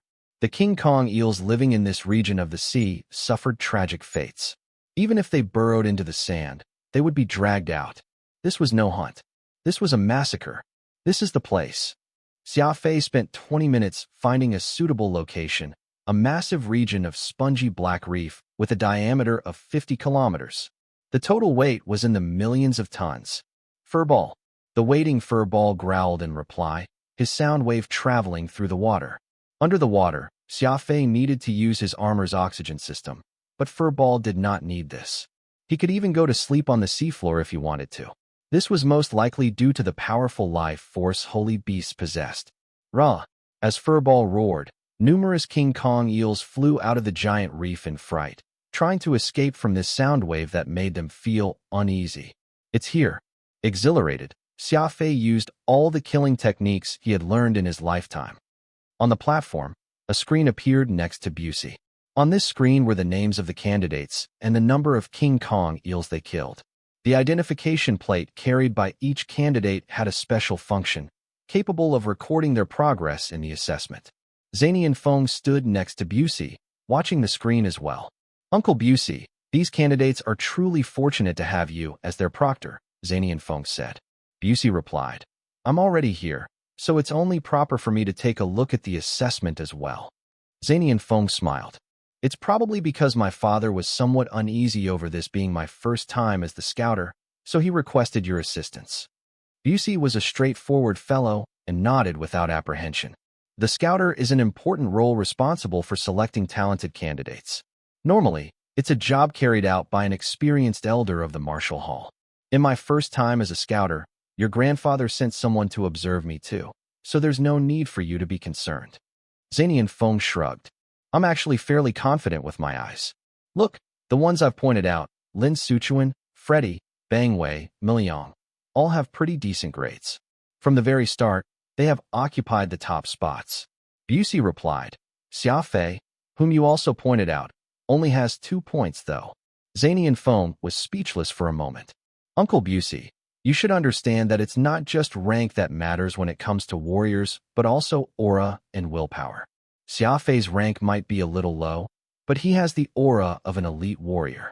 Once he adapts to the testing environment, his score might get a little higher. As he spoke, the score next to Xia Fei's name began to rise.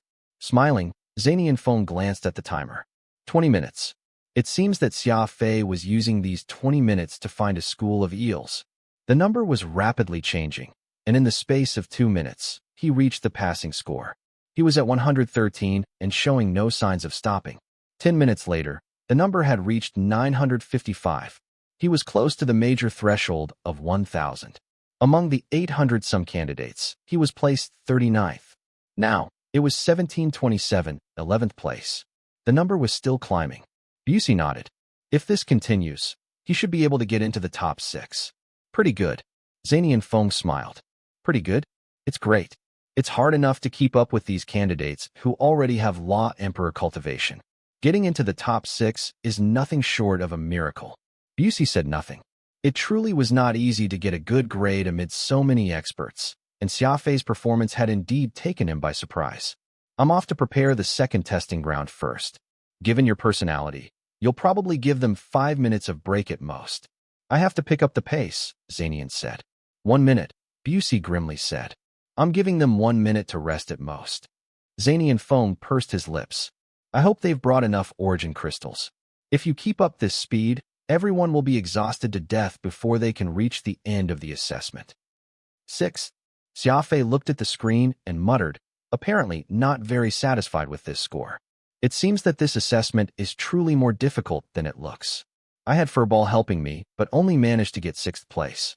Things will probably only get harder from here. Xia Fei clenched his fists.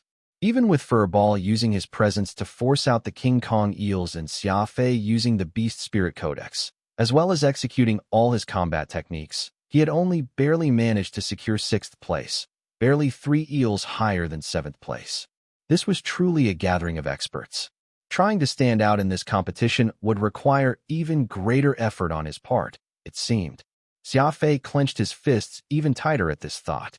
I'll give you 30 seconds to rest. The second round will soon begin, Busey coldly said. He had just said that he would give 1 minute of rest, but in the blink of an eye, he had changed his mind. Dissatisfied grumbling came from the crowd. Moving in the water took far more energy than moving on land, and many people were already weak from exhaustion. Xia Fei silently took out 2 grade 4 origin crystals, 1 for Furball and 1 for him, restoring his almost exhausted energy. Right. The last 100 have no need to take part in the next round. All of you have already been eliminated, Busey coldly said. Mr. Busey, but we all reached the passing score, a candidate said, his hands placed over his head, his face looking like he had been struck by lightning. Many people stood up and looked at Busey in disbelief. Being eliminated at the Dragon Ascension Conclave meant that there was no opportunity to enter the Martial Hall. To these candidates who dreamed of becoming strong, this was a devastating blow. The quality of the candidates this time was higher than I originally imagined, so I raised the passing score. Busey's answer was simple and unreasonable. Reality was just that cruel, unable to tolerate the slightest negligence. I've had it with you. One of the candidates, who was probably lacking in terms of patience, got enraged by this shocking news that he had been eliminated and sent out a punch to Busey. Humph. Raising a thick black brow, Busey thrust out one hand at the candidate's chest. There was an explosion of blood. No one could tell what Busey had done, but that warrior with great law sovereign cultivation had been blasted into small bits by Busey's palm. Such power. Busey coldly scanned the crowd. Is there anyone else with an objection? Xia Fei swallowed. Was there anyone who would dare voice an objection to such a fiendish proctor? Time is up. Move out. The last one to enter the spatial gate is eliminated. Busey was like a death god as he loudly ordered. Everyone frantically rushed to the spatial gate, worried that they would be last. Only now did Xia Fei realize how cruel the Dragon Ascension Martial Hall's assessment could be. He gritted his teeth. The pace of the assessment was so fast that he did not even have time to think. Using his speed ability, Xia Fei carried Furball into the spatial gate. And this death-hastening assessment had only just begun. Panhuman Alliance, Terminus Star Region, Quantum Holdings Genetic Engineering Headquarters. Xia Fei had left everything to chase after his dream and greater power in the law realm, which the average human could never hope to see. But the development of Quantum Holdings did not stop just because of his departure. Over the past handful of years, Xia Fei had built a loyal and efficient team, and this team showed their extraordinary control and combat effectiveness while he was not around. While Xia Fei was making great strides to improve himself in the law realm, Quantum Holdings was setting off a grand and explosive commercial revolution in the alliance. Charlie, Porter, and Sarah were the top 3 people in charge of the team. Sarah oversaw security and transportation. Porter presided over technological development and completely represented the interests of Quantum Holdings and Terminus. Young Charlie was in control of the team's 3 core branches: finance, trade, and diplomacy. In addition, there was Andre and Qin Meng, each with his wealth of experience. Both were serving as company staff, alongside Wulong, Boteng, Yahweh, Allen, and the many company elites, as they led various departments in the company. What was once a nameless enterprise on Earth had since developed into an unprecedented powerhouse. Xia Fei's Quantum Holdings and Avril's family's Starling Corporation had also been closely linked business partners, firmly holding down the throne as the top business in the Panhuman Alliance. Everyone knew about the relationship Avril and Xia Fei shared, so it was only a matter of time before the two companies combined as one. This was not mentioning the robot army located in the Hidden Realm, where the Sentinel goddess Sophia was guiding the massive army in constructing the ultimate warship for Xia Fei, the Titan. They were also one of the trump cards that Xia Fei had left hidden, only to be mobilized at the most critical juncture. Thus, it could be said that Xia Fei and his Quantum Holdings had already become the #1 force beyond the law realm. Whoosh! A warship descended, and Charlie hurriedly disembarked, deeply breathing in the air of Terminus. Seeing the large genetics engineering research and development center in front gratified him greatly. It seemed like old Porter had truly done quite a lot of work here in the Terminus Star region. Unfortunately, the anxiety he was feeling in him meant that there was no way he could admire the scenery around him. Xia Fei had given him a very important task, a task given the highest security assignment in Quantum Holdings' brief history, the sequencing of a gene optimization fluid for Avril. Charlie made this trip out here in Terminus for the very first time all because of this task, for he wanted to take a look at the progress Harris had made on it personally. Charlie, Uncle Porter. Porter was the only person who received Charlie. Due to the importance of this task, only the two of them, including the head scientist Harris, were aware of all the details. Porter clapped Charlie on his shoulder and smiled. Yes, I haven't seen you in years, but you've become a lot more mature. Was your trip uneventful? Charlie nodded. Our fleet has already been widely acknowledged as a military force with no equals, so of course the trip has been safe and smooth sailing. I must say that Terminus Star region is really peaceful nowadays. We didn't even see a lick of pirates anywhere. Porter burst out into raucous laughter. Pirates? That's already long in the past. Yahweh and the three Ling brothers led their fleet to free Terminus of pirates so many times that if any pirate were to mention this star region, their scalps would become numb and not dare do anything rash. The two chatted amiably as they made their way to the center. The place was extremely strict, with guards armed to the teeth stationed and the latest security systems installed. The security guards here were all from Earth, and not a single individual who knows about this place is allowed to set half a foot out of the research center, and it is monitored around the clock, Porter explained. Given the importance of this matter, these arrangements are all well within the parameters of reason. If we fail at this task, there's no way we can explain ourselves to Brother Xia Fei. Porter nodded. Xia Fei has given us so much. We must accomplish this important task that he gave us no matter what the cost is. Taking the lift down to the sub-7th floor and clearing more than a dozen of checkpoints after, Porter and Charlie finally reached the core laboratory of the Research and Development Center. Harris was waiting for the two men in his office. Harris, regarded historically as the most maniacal scientist, had a messy head of hair, which had not been washed for God knew how long. He was lightly biting onto his index finger, seemingly pondering over a problem. After a simple greeting, Harris turned on a projected screen and solemnly stated, "This is the final product, codenamed Serum, the catalytic sustained-release gene optimization fluid." Porter and Charlie stared at the image of that tiny bottle filled with transparent liquid, as well as the molecular equation that neither could comprehend. "Are you sure that this gene optimization fluid fulfills Xia Fei's every condition?" Harris nodded. "That's right. Serum was prepared using completely biological components, the ultimate product that Xia Fei and I ended up with after a total of 4,179 preliminary formulations. The safety and medicinal strength have all reached unprecedented levels. It can now be considered the highest level of gene optimization fluid the Alliance is currently capable of creating with its present level of technology. It is wholly unique." Charlie heard Harris's confident words and asked in a low voice, "Over 4,000 preliminary formulations? You and Xia Fei managed to come up with so many different formulas." Harris appeared to be somewhat ashamed as he stated, "Actually, most of them were from Xia Fei. I was merely in charge of the experimentations as his understanding of pharmacology has already surpassed mine many times over. Porter continued, I don't know a thing about pharmacology, but I do know that experimentation is the only criterion to test the validity of the product. So tell me about the human experimentation results. The atmosphere instantly became a little gloomy. Human testing and experimentation had long been banned in the Alliance, but Xia Fei had insisted on conducting human experiments and to do so without any care of the consequences of such actions. To Xia Fei, even tens of thousands of lives were nothing compared to a single strand of hair on Avril's body, the one person whom he genuinely cared about in his whole life. Nothing else mattered.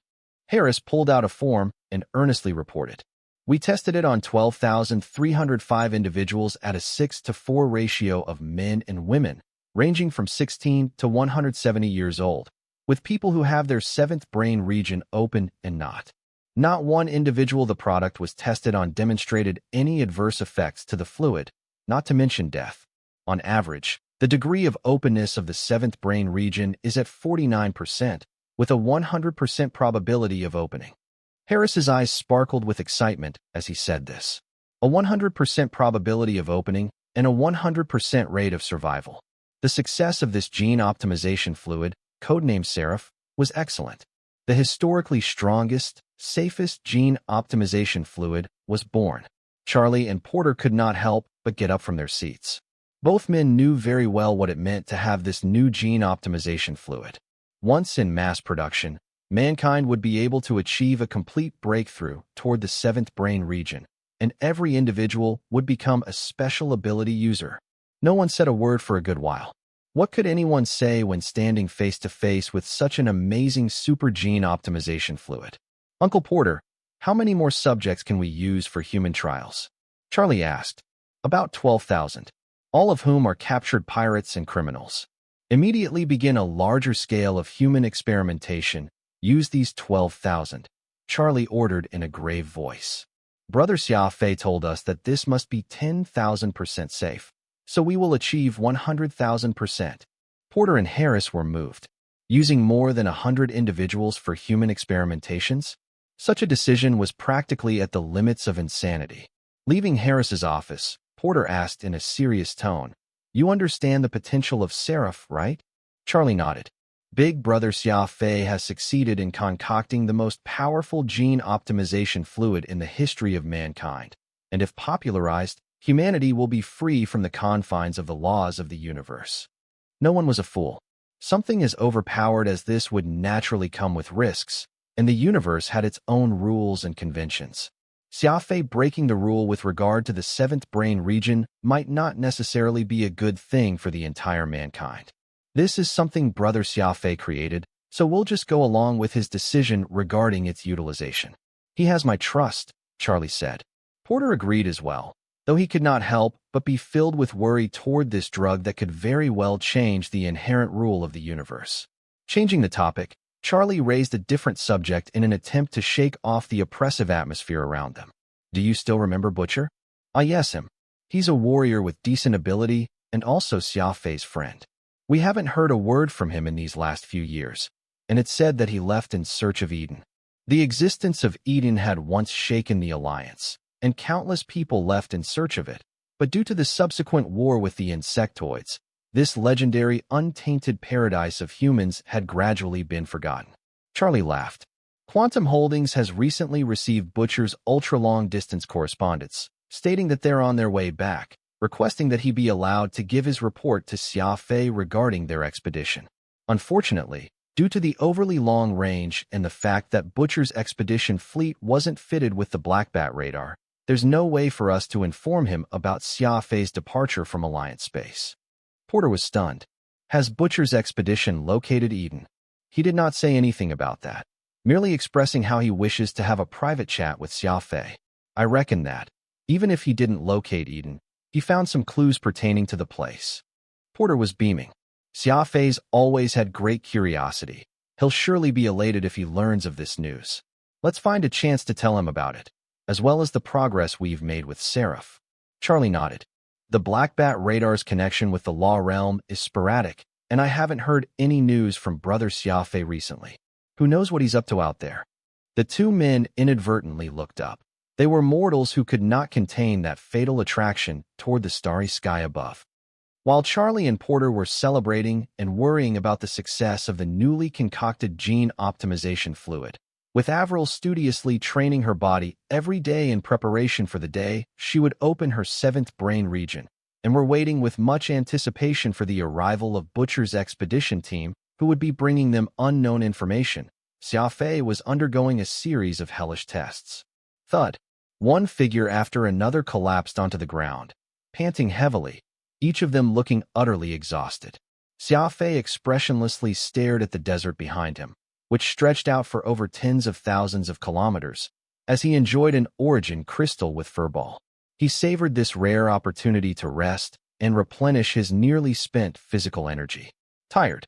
Everyone was feeling fatigued, but none of them gave up. There are still 605 people left. You, candidates, are really detestable. Those who lack the strength should just quit already. Save this old man from wasting my time on you all. Busey said, absolutely unperturbed. We're beginning the third round of assessment. The last 10 people to cross the spatial gate are eliminated. The end of the first round had at least given candidates 30 seconds of rest, but by the second round, Busey had become even stricter, not even giving any of them some time to rest.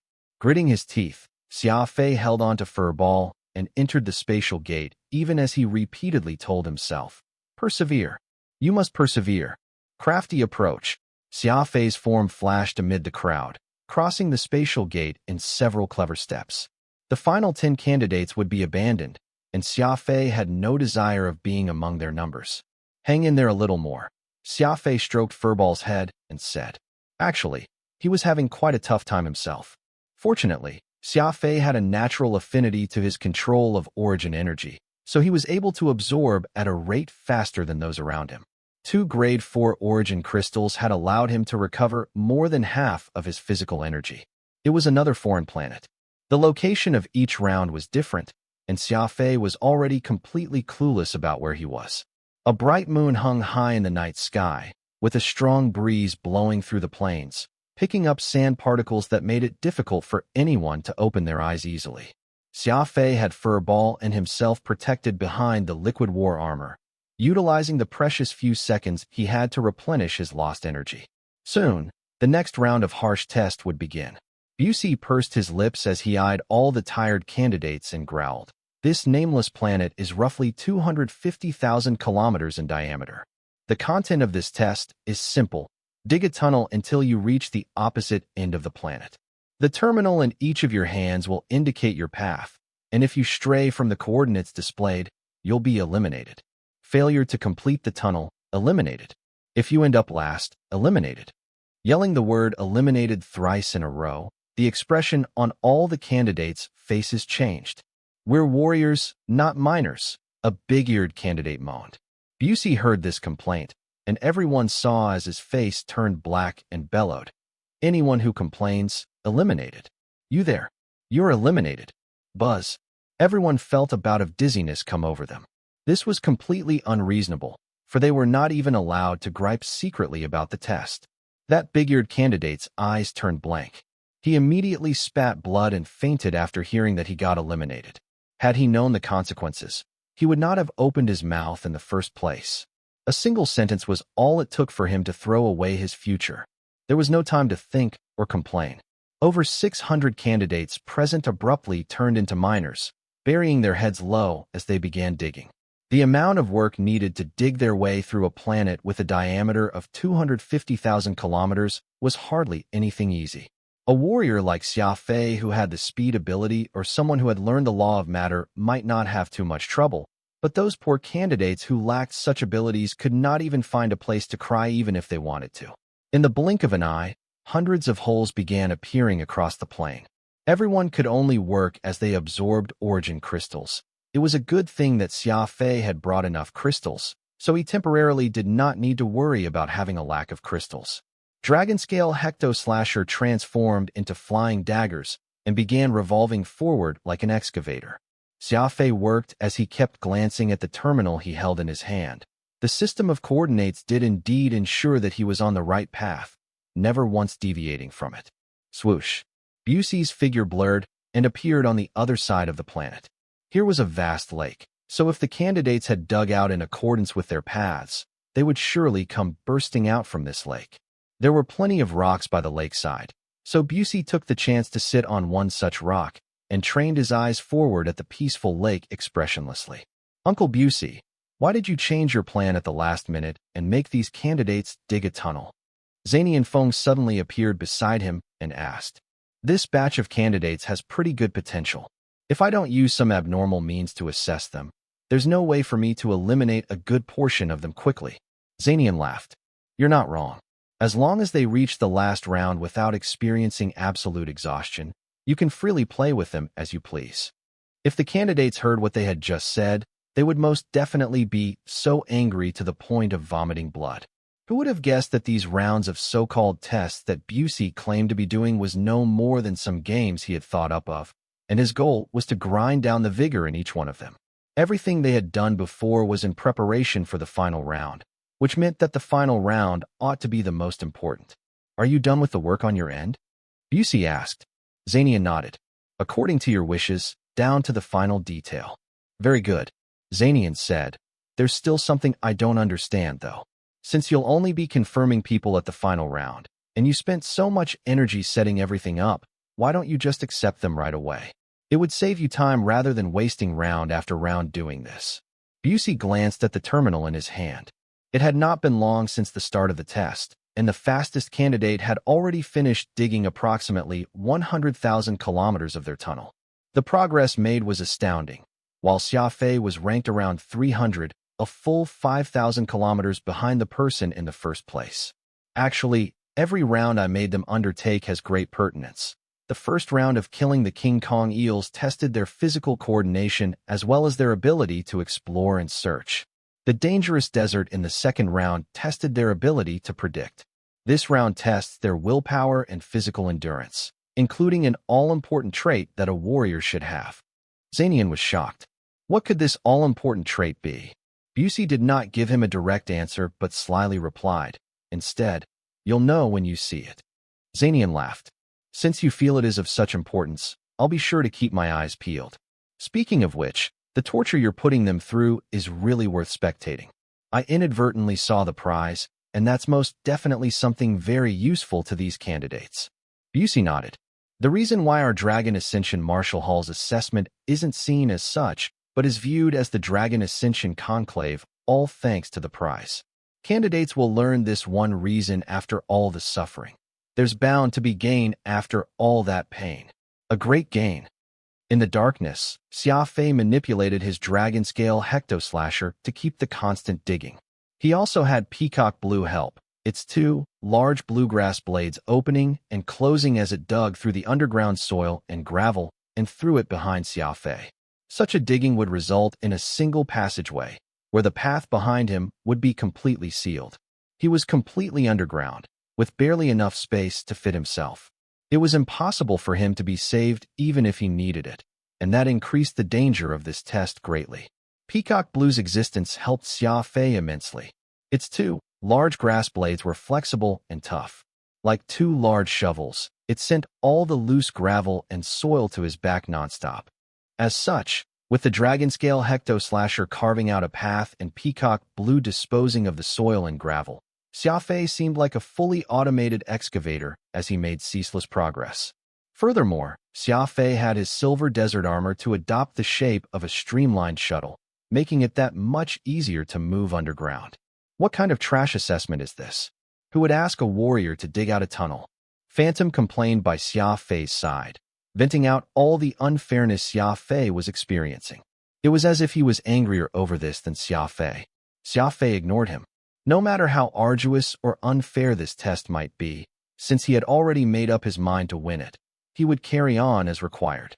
Nothing would stop him from his continued advancement. He had a goal in mind, and he would work hard until he achieved it. It was that simple. The terminal indicated his position among all the candidates, and he was presently ranked 327th. This position was still a long way off the goal of being in the top 3 that he had set for himself. Xia Fei furrowed his brows, continuing to bury his head and make his way forward without making a fuss. All of a sudden, Xia Fei discovered that several candidates who were far ahead in front were slowing down, with some even coming to a complete halt, frantically burrowing in every direction. The situation looked extremely chaotic. Just what could have happened? This is an opportunity for me to close the gap between me and the other candidates ahead. Xia Fei gritted his teeth and increased his speed forward. As if cursed, more and more began to lose their sense of direction the closer they got to the core of the planet. Their speed slowed greatly, and the directions they were digging went completely erratic, like a headless fly ramming itself against every surface. Just what exactly is going on here? Does none of them care about being eliminated, losing their opportunity to enter the #1 martial hall in the entire law realm? Phantom wondered. Xia Fei shook his head. I have no idea, but there might be something unforeseen happening ahead. Let's silently observe and see what caused this change. Soon, Xia Fei himself got near the core. As it turned out, the core of this planet did not consist of fiery lava or heavy metal, but rather equally soft and loose topsoil, though the difference was the presence of small little pieces of shiny white things, which were constantly jumping around. White swallow gems. Xia Fei and Phantom had exclaimed in unison. That's right. I've long known that the core of this planet has some precious white swallow gems, so I decided to conduct the third round here, changing the test to digging a tunnel. Busey said solemnly. Zanian burst into laughter. Uncle Busey, I've got to hand it to you. Anyone knows that the white swallow gems can aid a law adept's cultivation. Even a piece will fetch an astronomical sum. Anything that can directly improve an individual's cultivation has always been viewed as a priceless commodity, something that can't always be bought even if one has the money to. Many law adepts can only dream of getting their hands on one. I finally understand the content of this test, the tenacity to resist the temptation. Busey nodded, his face impassive as ever. Once candidates learn that there are white swallow gems in the core of this planet, their heart will surely be greatly moved. After all, obtaining a white swallow gem means an increase in cultivation levels, and these candidates aren't low-leveled. As the difficulty of gaining levels increases, more and more will need to spend several years or more just to raise themselves by a single level. If it were money, I do believe that not many would be tempted. After all, money is no more than a means to an end for experts, and levels are what matters most. Few will be able to resist such a temptation. These are white swallow gems, though. Even I will salivate over getting them. With a smile, Zanian continued speaking. Unfortunately, there's no way to tap and use unprocessed white swallow gems directly, so even if those law adepts get their hands on one, it will be useless. Were you someone who could watch as others take your coveted items like this? If I wasn't mistaken, you surely set a white swallow gem counter on the identification plates that every candidate received to record all the gems they'll obtain, and whatever they got here must surely be returned, completely intact, at the end of the day. You're right. That's indeed the case. White swallow gems are precious and rare. The Dragon Ascension Martial Hall needs plenty of them every year, so there's no reason for us to let these candidates benefit from us. But I'll reward them based on how much they've picked up, so at least they won't have done it all for naught, Busey said. Zanian chuckled. Still, at this rate, candidates who lack the necessary mental fortitude will end up get entranced by them, causing it to affect their final results greatly, ultimately losing out when all's said and done. For the completion of the assessment is the greatest goal. How will any of them know the benefits of joining the Dragon Ascension Martial Hall? The candidates were, of course, not privy to this conversation between the two old and young foxes. At the moment, every one of them was so tempted by the white swallow gems that they had forgotten their true purpose for being here and was busy chasing after the gems. Xia Fei actually leapfrogged into first place. He didn't get misled by those white swallow gems. Zanian Feng felt excited. His sharp eyes picked out Xia Fei as the candidate he recommended the most the first time around, and his good performance more or less reflected well on him. That's not right. Though Xia Fei hasn't stopped, he hasn't given up on the white swallow gems, either. It's not a bad move on his part, maintaining his forward momentum even as he keeps collecting the gems. Zanian exclaimed after a quick check of his terminal. Busey was expressionless, even as he spat.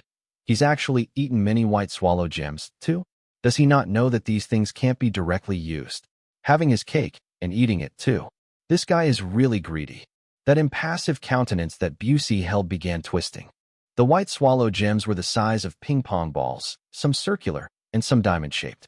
They were completely sparkly, running about in the murky underground like little sprites.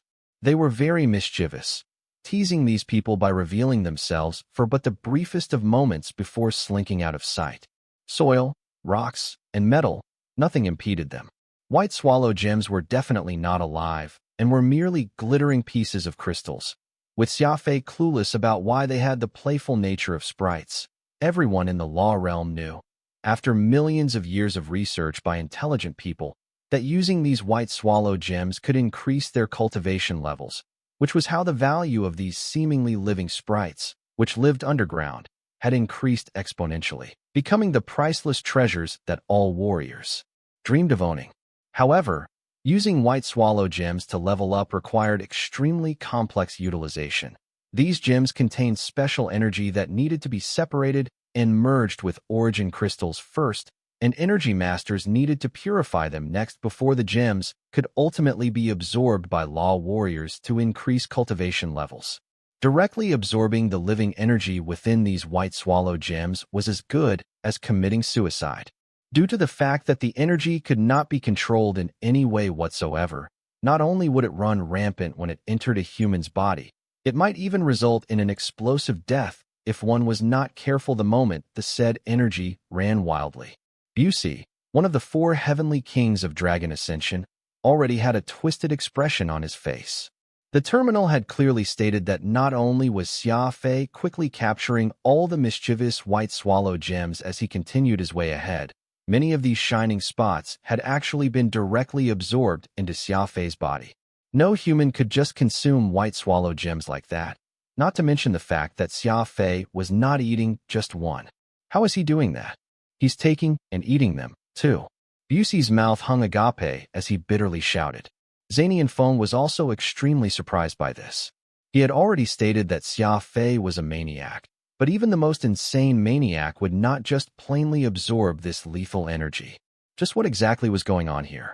Unfortunately, the 2 wily foxes had forgotten a plain and simple fact. Xia Fei was not alone. He still had a holy beast beside him. Burp. Furball patted his belly in satisfaction, like a glutton who had just had his fill, bouncing around Xia Fei with great glee. Humans might die from ingesting a white swallow gem outright, but the same could not be said for Furball. He was a holy beast, after all. Zing! A mischievous white glow appeared in front of them, staring at Xia Fei and Furball for a moment before turning to flee. Where do you think you're going? Whoosh! Xia Fei's Peacock Blue and Furball both attacked at once. Peacock Blue opened one of its grass blades in an attempt to capture the gem, but Furball opened his mouth wide as he directly pounced on the gem. Chomp! A crisp sound rang out as Furball bit down and directly swallowed the white swallow gem into his belly. This pet of Xia Fei's had always been one who risked it all for good food, and when the precious white swallow gems appeared, Furball's eyes turned green even as his physical agility increased by who knew how many fold. The mystical immemorial armament Peacock Blue actually lost in this contest of speed with Furball. Kaboom! The sound of an explosion thundered in Furball's belly. This was the process by which Furball absorbed the white swallow gem. Letting out a burp, the gas Furball gave off had the mild scent of fire powder. Had Xia Fei attempted to swallow the white swallow gem like what Furball did, it would surely have resulted in great tragedy. TSK, you rascal ate it again. How are you still hungry? Xia Fei said with a huff. Furball patted his big belly as he nodded eagerly. Seeing his pet's gluttonous look really made Xia Fei feel like just stomping the other to death. During this entire sequence, Xia Fei's hands had not even paused for a moment. Xia Fei did not slow down or come to a stop just because the white sparrow gems had appeared. Going forward for the first place had always been his goal, and while the gems were very precious, humans must know how to choose. This was not mentioning the fact that Xia Fei did not have to give up on any of the white swallow gems, as all these small gems they came across ended up in Furball's belly. Anyway, you ought to keep Furball in check. Your pet has eaten too much already, and given how precious the white swallow gems are, I've already come up with several dozen medicinal concoctions that can use them and help you level up. Phantom said with regret. He liked Furball, too, but he wished to see Xia Fei go further down this path of law more. Over the years, his relationship with Xia Fei had deepened a lot. Xia Fei did not reply to Phantom immediately, smiling as he asked, "Is the Invigilator Busey a fool?" Phantom was stunned and replied, "How can he be considered a fool?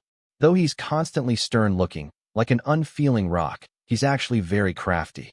So many of the candidates have all played into his hands, so I doubt that he's someone who would eat a human and not spit the bones." Xia Fei then continued, "So do you think he doesn't know just how precious these white swallow gems are?" Phantom contemplated the question for a good while. There's no way he doesn't know. Even if he had no idea about them before, he would have at this point. However, judging from the fact that the assessment wasn't halted even after discovering these gems, there should be something off here. Xia Fei laughed. "That's a very accurate analysis. If I'm not mistaken, the reason why he boldly lets the candidates discover these white swallow gems is he knows that no one can immediately use them. Why would it matter for the candidates to have these in their hands if that were so?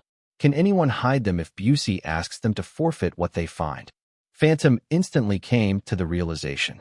"So that's why you don't care even though Furball keeps eating these precious gems.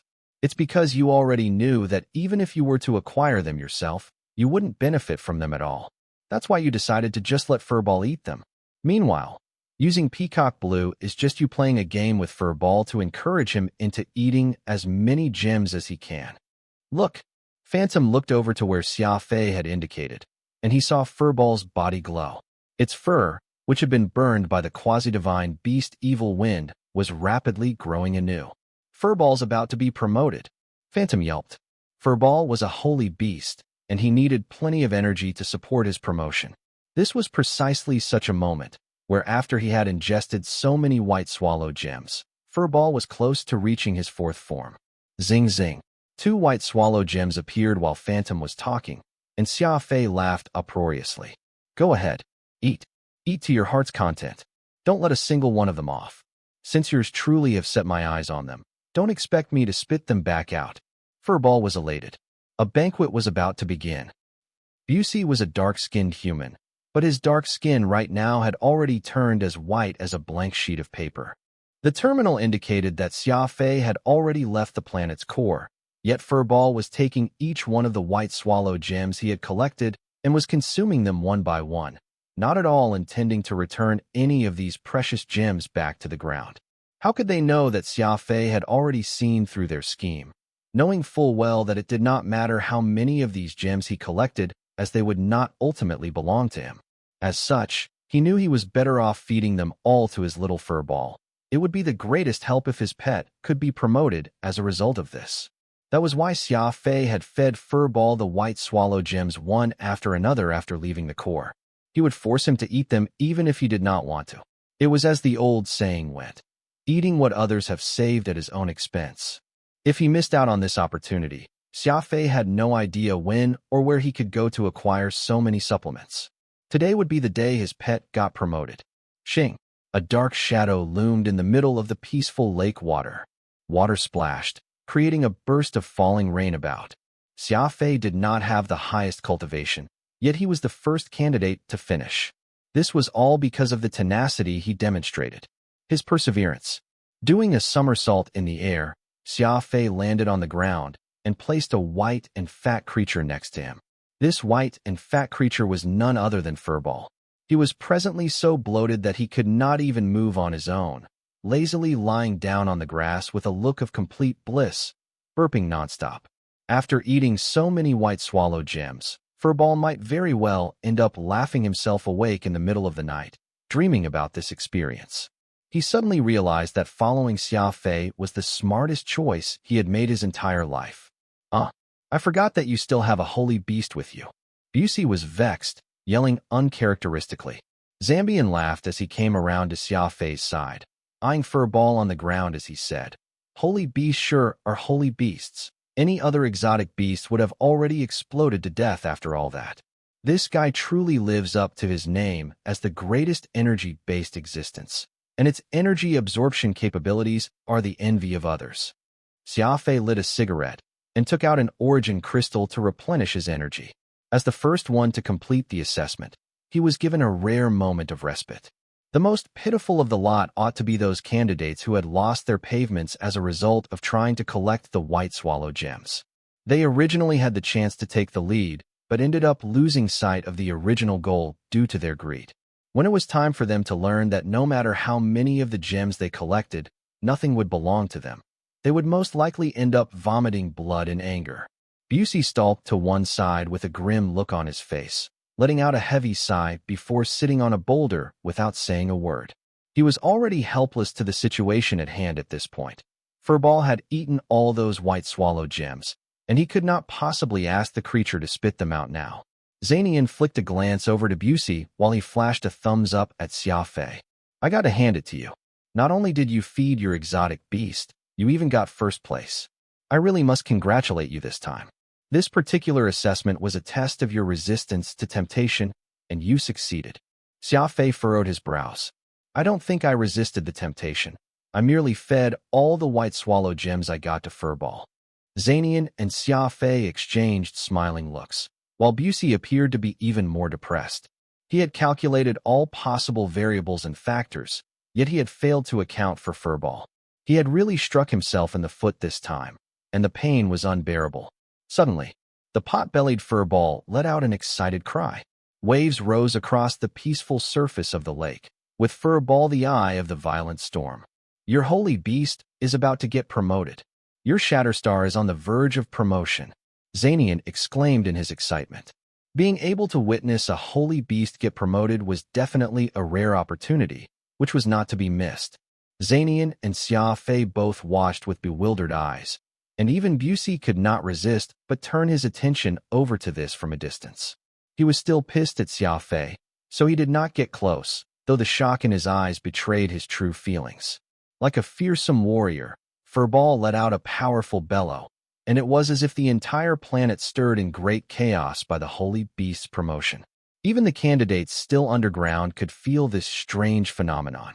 What's going on? It feels like a massive fluctuation of energy. Could the planet be exploding? The candidates were all extremely surprised.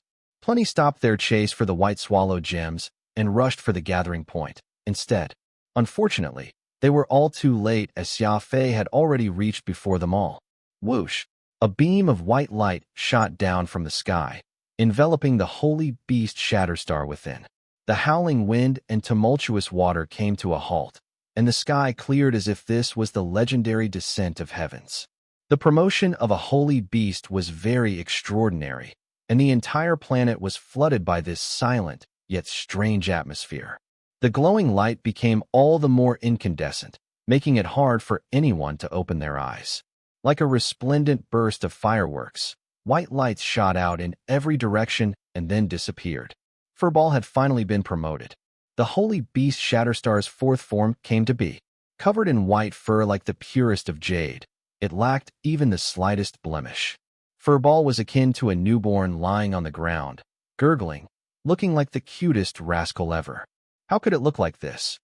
Zanian and Xia Fei both exclaimed out loud as Busey looked on with knitted eyebrows from a distance. Xia Fei was disappointed yet again. In the past, no matter what form Furball took, he would at least be the size of a duck's egg. Yet his promotion this time around had him take a form no bigger than a ping-pong ball, smaller by a whole circumference. The white fur all over Furball's body was pristine and unblemished.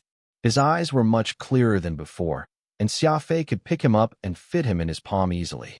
After eating hundreds of white swallow gems, though Furball had gotten promoted, he became smaller, as if his trajectory of growth was not proportionate to his energy intake. Who knew just where Furball was storing all that energy? Xia Fei felt that Furball becoming smaller was not a good thing. He wished he could grow up quickly and bigger, while Zanian Feng and Busey were shocked over the purity of the beast's physique. The cute, little creature was very eye-catching, unforgettable despite his size. Looks like you've devoted quite a lot of your time and energy toward your holy beast Shatterstar. That flawless fur brimming with abundance of energy, though he's slightly small, Zanian spat, his two eyes staring daggers at Furball. Xia Fei pursed his lips. At present, Furball could stand on his ear. Not only was the beast small, his weight was also very light. Xia Fei even suspected that a strong gale would be enough to send Furball flying. Furball acted precocious and naive in front of Xia Fei, but he hardly had any patience for Zanian. He looked at the man with eyes of light contempt, as if the latter was insignificant in his eyes, while he exuded the aura of a holy beast that saw none as his equal. Zanian could not help but tremble slightly. Furball was only cute in terms of his appearance, but no one could ignore his bestial side. A holy beast was still a holy beast, and no one could try to get near this small one aside from his master. Zanian silently backed away and slid up beside Busey, leaving Xia Fei to continue with his energy replenishment and teasing of Furball. Uncle Busey, why is it that I feel like the holy beast next to Xia Fei is fairly uncommon? Zanian furrowed his brows and asked in a soft whisper. Busey nodded. The fact that you could notice this is a testament to your perceptive eyes. Indeed, this holy beast by Xia Fei's side is a little different. Holy beasts are all proud loners and will often be hard to get in close proximity with. It's rare to see them share a relationship like what Xia Fei has with his beast.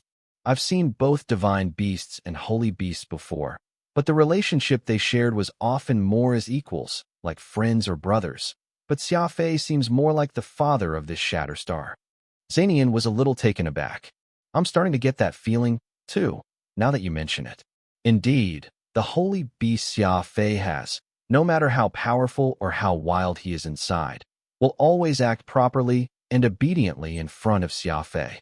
The holy beast even gives up the pride of one before Xia Fei. It's no wonder I feel like there's something off. Turns out it's because of how compliant and obedient this holy beast is. Busey nodded. Such a situation is very uncommon. A holy beast that had abandoned all its pride and become 100% subservient.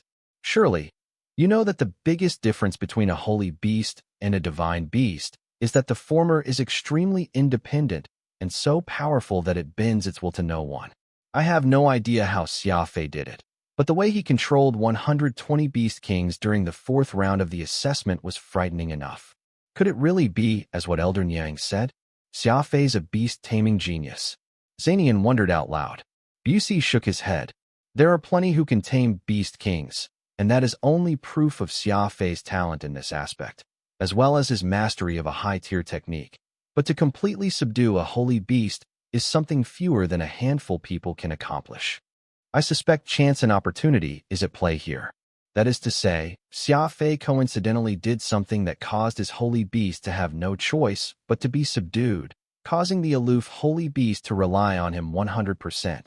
Scratching his head, Busey then said, "Forget it. This isn't something that we can earnestly clarify. Let's just take it as Xia Fei's luck, since we won't find the answer to this through our empty guesses alone." The two nodded in unison and enviously watched Xia Fei with Furball. Owning a holy beast was already considered to be massively good luck in itself, and no one could make sense of just how Xia Fei had managed to subdue Furball completely as he did. Unfortunately, the loyalty Furball had toward his master was unshakable, so all they could do was look on at the two with envy. The candidates cleared the assessment one after another, as more and more gathered upon the grassland by the lake. Busey displayed the screen once more, and Xia Fei's name was in 4th position overall. His performance in the previous 2 rounds were too poor, so he was down at 290th position, but after this round, his name shot up in the rankings, bringing him that much clearer to his personal goal of the top 3. Aside from Xia Fei, everyone else was very vexed, for Zanian was presently going around to collect the white swallow gems they had collected. 123 white swallow gems, please. His attitude was like a waiter of a tavern, taking note of the gems they had collected and subsequently storing them into his spatial ring. Don't be reluctant. Uncle Busey will be giving you all bonus points for your effort. You've kept a single piece of it in your pocket. There's no point in trying to pull a fast one, or else Uncle Busey may just disqualify you.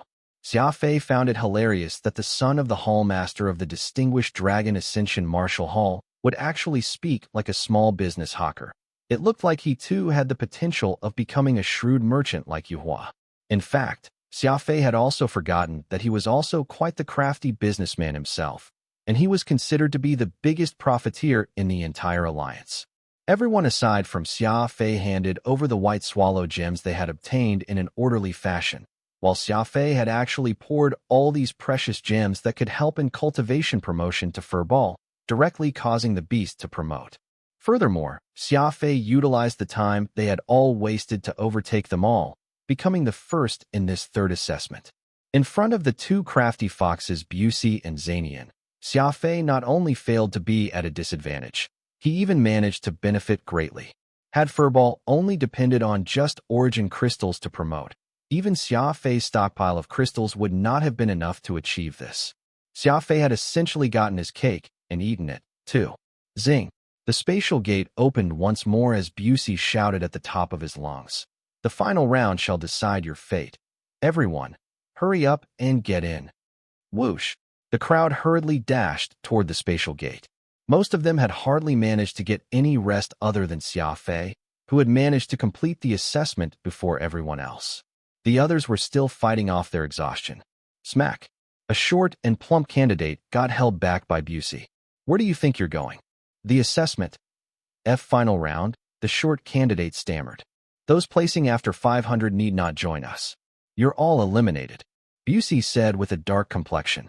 The short man's body turned jelly as he collapsed on the grass. He was ranked 501st.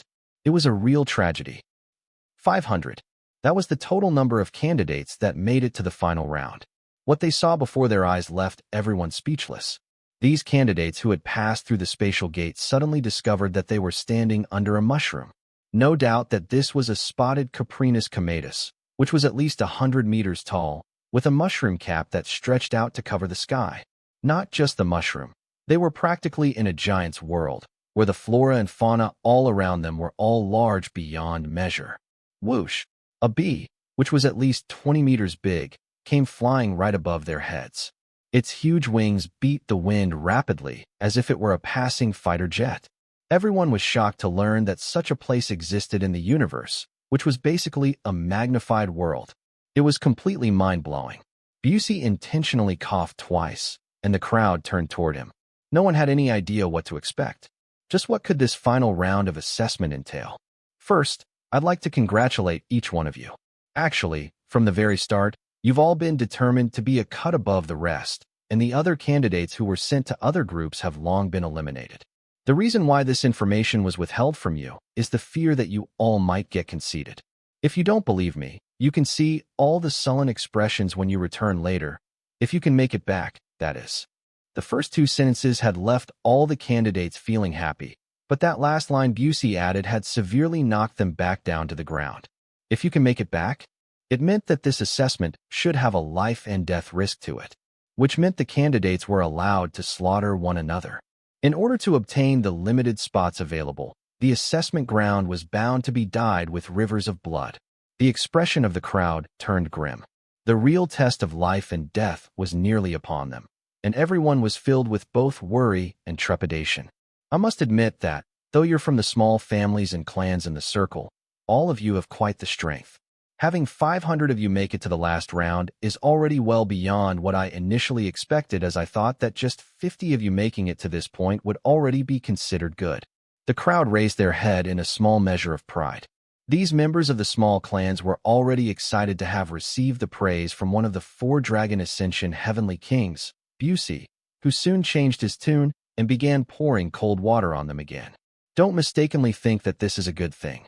The more candidates just mean the competition becomes all the fiercer, and the chance of injury or even death increases even further. This is the law realm, and death should be nothing more common to warriors. Since you've all made it to this point, I believe you already accepted your mortal fates. Plenty raised their fists, their eyes stern. Busey's words confirmed what everyone already had in their mind the more he spoke. Victory would be decided in this battle. Look around at the world around you. Is it not very huge? Let me tell you all, this here is originally a mundane planet, but I changed it with my law power. It is a high-tier law that none of you could even imagine, a law that can change an entire planet. Busey's voice turned impassioned. He had actually used his law power to change a planet completely. This sort of strength was unimaginable. The fame of the 4 Heavenly Kings of Dragon Ascension was well-deserved. This is the power of law. This is the strength of the Dragon Ascension Martial Hall. The law realm is neither big nor small. Do you wish to learn high-tier laws? Then the only way is to join the Dragon Ascension Martial Hall. Do you wish to ascend to join the ranks of the great god race? Dragon Ascension Martial Hall can help you achieve that. Would you like to catch a glimpse of the extremely secret cosmic gate, which symbolizes the universe? You'll also have to rely on the Dragon Ascension Martial Hall. That's because we are the #1 martial hall in the law realm. The very best. No exceptions. The crowd was getting riled up. This picture of the future that Busey had painted with his words filled them all with great expectancy. Xia Fei could not resist, but also applaud upon hearing this. He realized that this hunk of black metal was actually quite the orator, so much so that even he was moved by his speech. The #1 martial hall in the law realm, the necessary path that would lead toward even greater heights. This round, everyone is allowed to snatch, allowed to kill. Anything that you can possibly do is permitted. There are no rules. Busey rasped emotionlessly. There's not just a single path to clearing this round. Anyone who obtains 3 candidates' identification plates will pass. Anyone who discovers the hidden assessment puzzle and subsequently solves it will clear this round as well. Everyone will be given a name too, and killing the said candidate will let you pass. Of course, the best solution is to kill all the candidates except yourself. That's because doing so will guarantee you to receive this great prize that the Dragon Ascension Martial Hall has prepared for you all. Xing. After saying that, an approximately 2-meter-tall item appeared in front of everyone, covered by a layer of black cloth. I'm sure that you can all recognize this thing here, right? Whoosh. When the black cloth was pulled off, everyone's eyes bulged. Even Xia Fei was left breathless. In the law realm, only a single technology company could claim to be truly top-notch, and that was the god race's renowned Fig Corporation. When Busey pulled away the black cloth, what appeared was a piece of gray war armor, with thin metal alloy plates that were like paper, but the hardness was many times that of a normal alloy. Its appearance was extremely exquisite, and the joints of the war armor were seamless.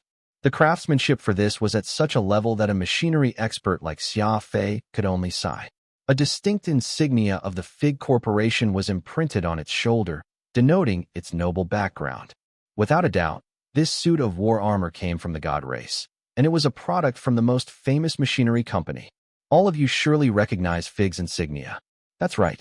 This war armor here indeed came from the god race, from the mysterious Fig Corporation. I'm sure there's no need for me to demonstrate how fine this company's products are. Forget the circle of small families you all hailed from. Even the 9 great clans barely have just a handful of war armor from Fig. Everyone cheered. Busey was not wrong. Though the 9 great clans only had several war armors that came from Fig Corporation, they were all considered heirloom treasures. Forget a warrior who came from small families. Even the elites from the larger clans had not seen them before. Just the act of touching one such armor was enough for the common man to gain bragging rights for the rest of their lives. It could not be helped. The God Race and Fig Corporation were just that much of unreachable existences. Normal small families would perhaps even be considered as white horses if they were to own a set of war armor from Fig Corporation, standing on par with the 9 great clans, as well as those peak families. This was a clear demonstration of how amazing a product from Fig Corporation was. Don't ask how the Dragon Ascension Martial Hall obtained a suit of war armor from the God Race, for the reason is just that. We are the Dragon Ascension Martial Hall. I won't confirm or deny the rumors floating around that the backer of the Dragon Ascension Martial Hall is the Great God Race, but we can guarantee you we can afford to give this suit of war armor from Fig Corporation. Busey cocked his head proudly as his speech was a clear reminder to all the candidates that the Dragon Ascension Martial Hall indeed had a connection with the God Race, and it was a fairly tight one, too. Though they were all inhabitants of the Law Realm, the God Race was akin to the Supremes of legend, with few ever knowing much about these apex experts of the universe, not to mention even seeing them with their own eyes. The fact that the Dragon Ascension Martial Hall was capable of providing a suit of war armor produced by the God Race as a price was enough to detail the relationship they shared with the God Race. Seeing a suit of war armor from Fig Corporation was hardly a problem here in the Dragon Ascension Martial Hall. Everyone was shocked, thrilled, excited. Joining the Dragon Ascension Martial Hall meant that such great benefits and glory awaited them in the future. Indubitably, even the disciples from the 9 great clans would think of ways to try and get in. Don't think that this is just a suit of war armor, Busey continued. This is actually the ultimate solution to space warfare. Everyone here knows that technology and the mysteries of brain energy exist in concert here in the law realm. Brain energy refers to both law and special ability, with the latter being the primal form of the former. Meanwhile, a law is an extension and strengthening of special ability. Different paths lead to the same goal, and it is all miracles that the 7th brain region has brought about. Even I have no clue what is the ultimate point of brain energy, and even the 2 peak races may not truly understand it, either. This is because the mysteries of the 7th brain region are simply too great and too mystical that they're well beyond the limits of our comprehension. But let me tell everyone, the ultimate form of technology is right here. Busey pointed his finger to the war armor made by Fig Corporation and solemnly declared, I've once had the honor of hearing a warrior of the god race talk about Fig Corporation and how they have all the best technology from all intelligent life forms across the universe and are regarded as the pinnacle of technological evolution. Anyone who takes a trip to Fig Corporation will be impressed by the powerful technology on display. There, technology has already stagnated because it has already reached the endpoint. Double-speed quantum engine, powered by origin crystals. Busey turned the war armor to its back to show the candidates a micro-engine fitted behind, as if the engine could propel the war armor to reach superspeed. Don't tell me that none of you knows why the war armor was fitted with a quantum engine, for wearing this war armor will allow you to engage in combat among the stars, to fight in the emptiness of space. You can move beyond light speed, no different from any spaceship. It comes with bionic machinery, utilizing the top-notch Memphis alloy that can weaken incoming law force. It has a fully automated life support system as well, allowing you to pass through a burning star unscathed while wearing it.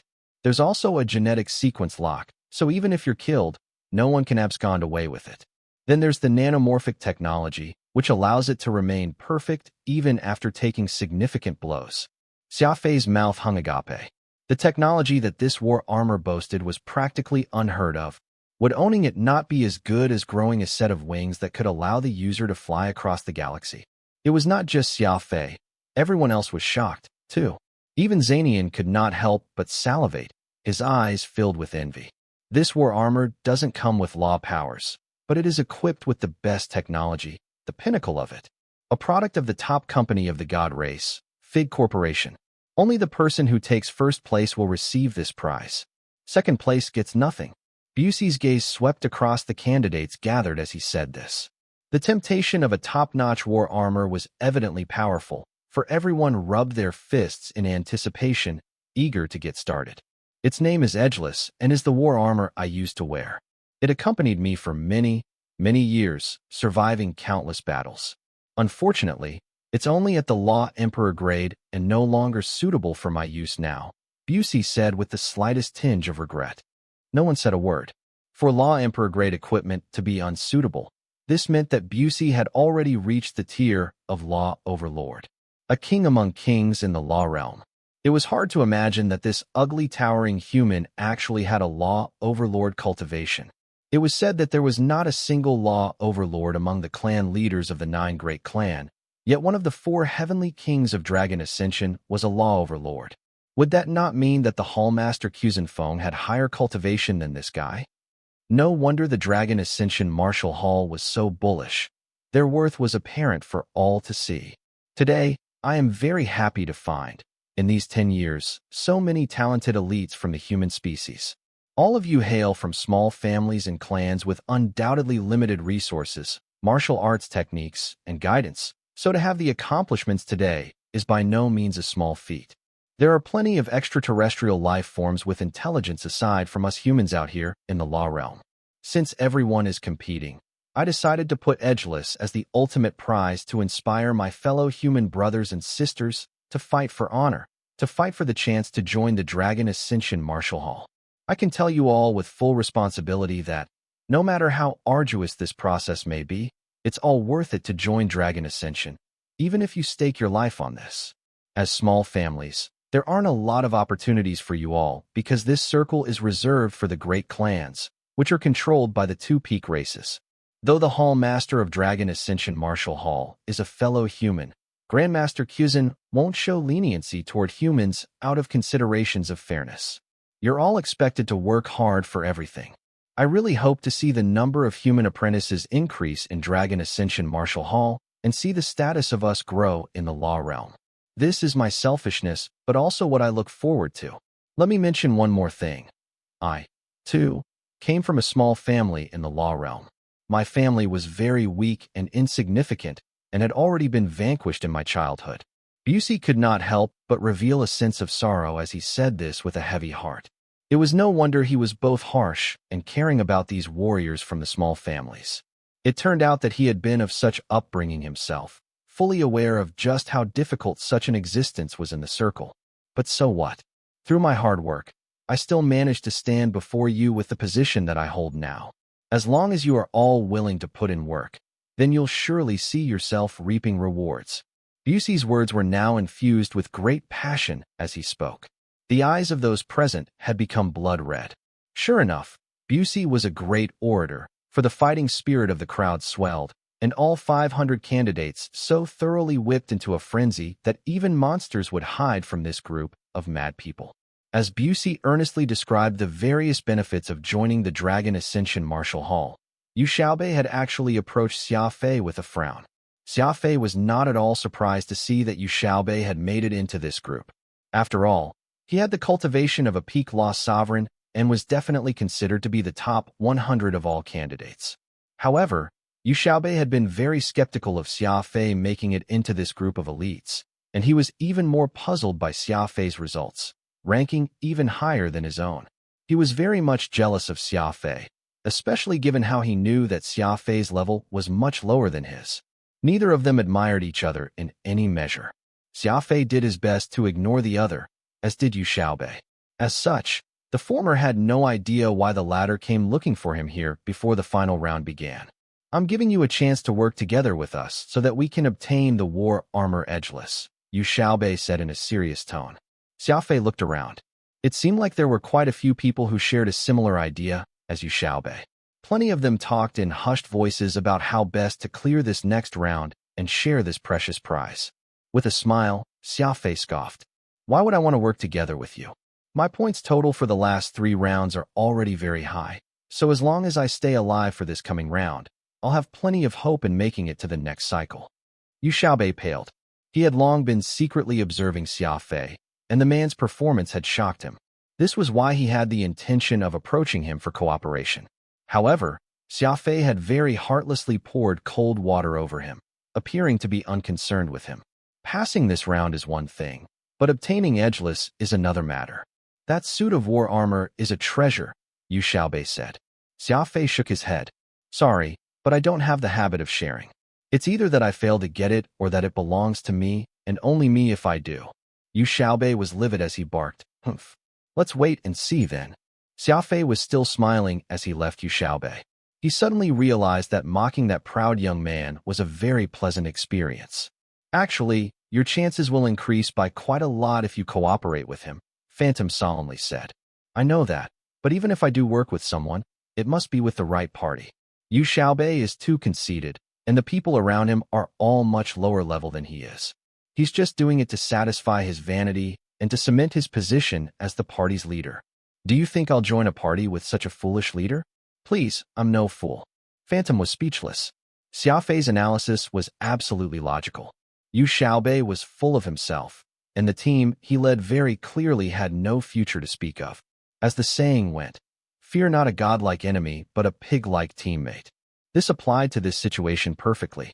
Once Busey's impassioned speech was done, the candidate's fighting spirit surged to 200%, and the assessment swiftly began. At this time, the benefit of being ranked in front of the pack became obvious. Everyone would enter this humongous and colorful world in accordance to their rank, and those who entered first could gain a terrain advantage. Swoosh! Xia Fei was the 5th to enter the forest, his figure flashing past, as if he were flying. This supersized world was very strange. Green blades of grass towered for several dozen meters, looking as crystal clear as precious jade, their fresh greenness dazzling to the eye. The red flower petals were vibrant and looked like a raging inferno, while the white lilies appeared to be semi-translucent. Everything looked like it came from a movie, giving the illusion of extreme surreality to people.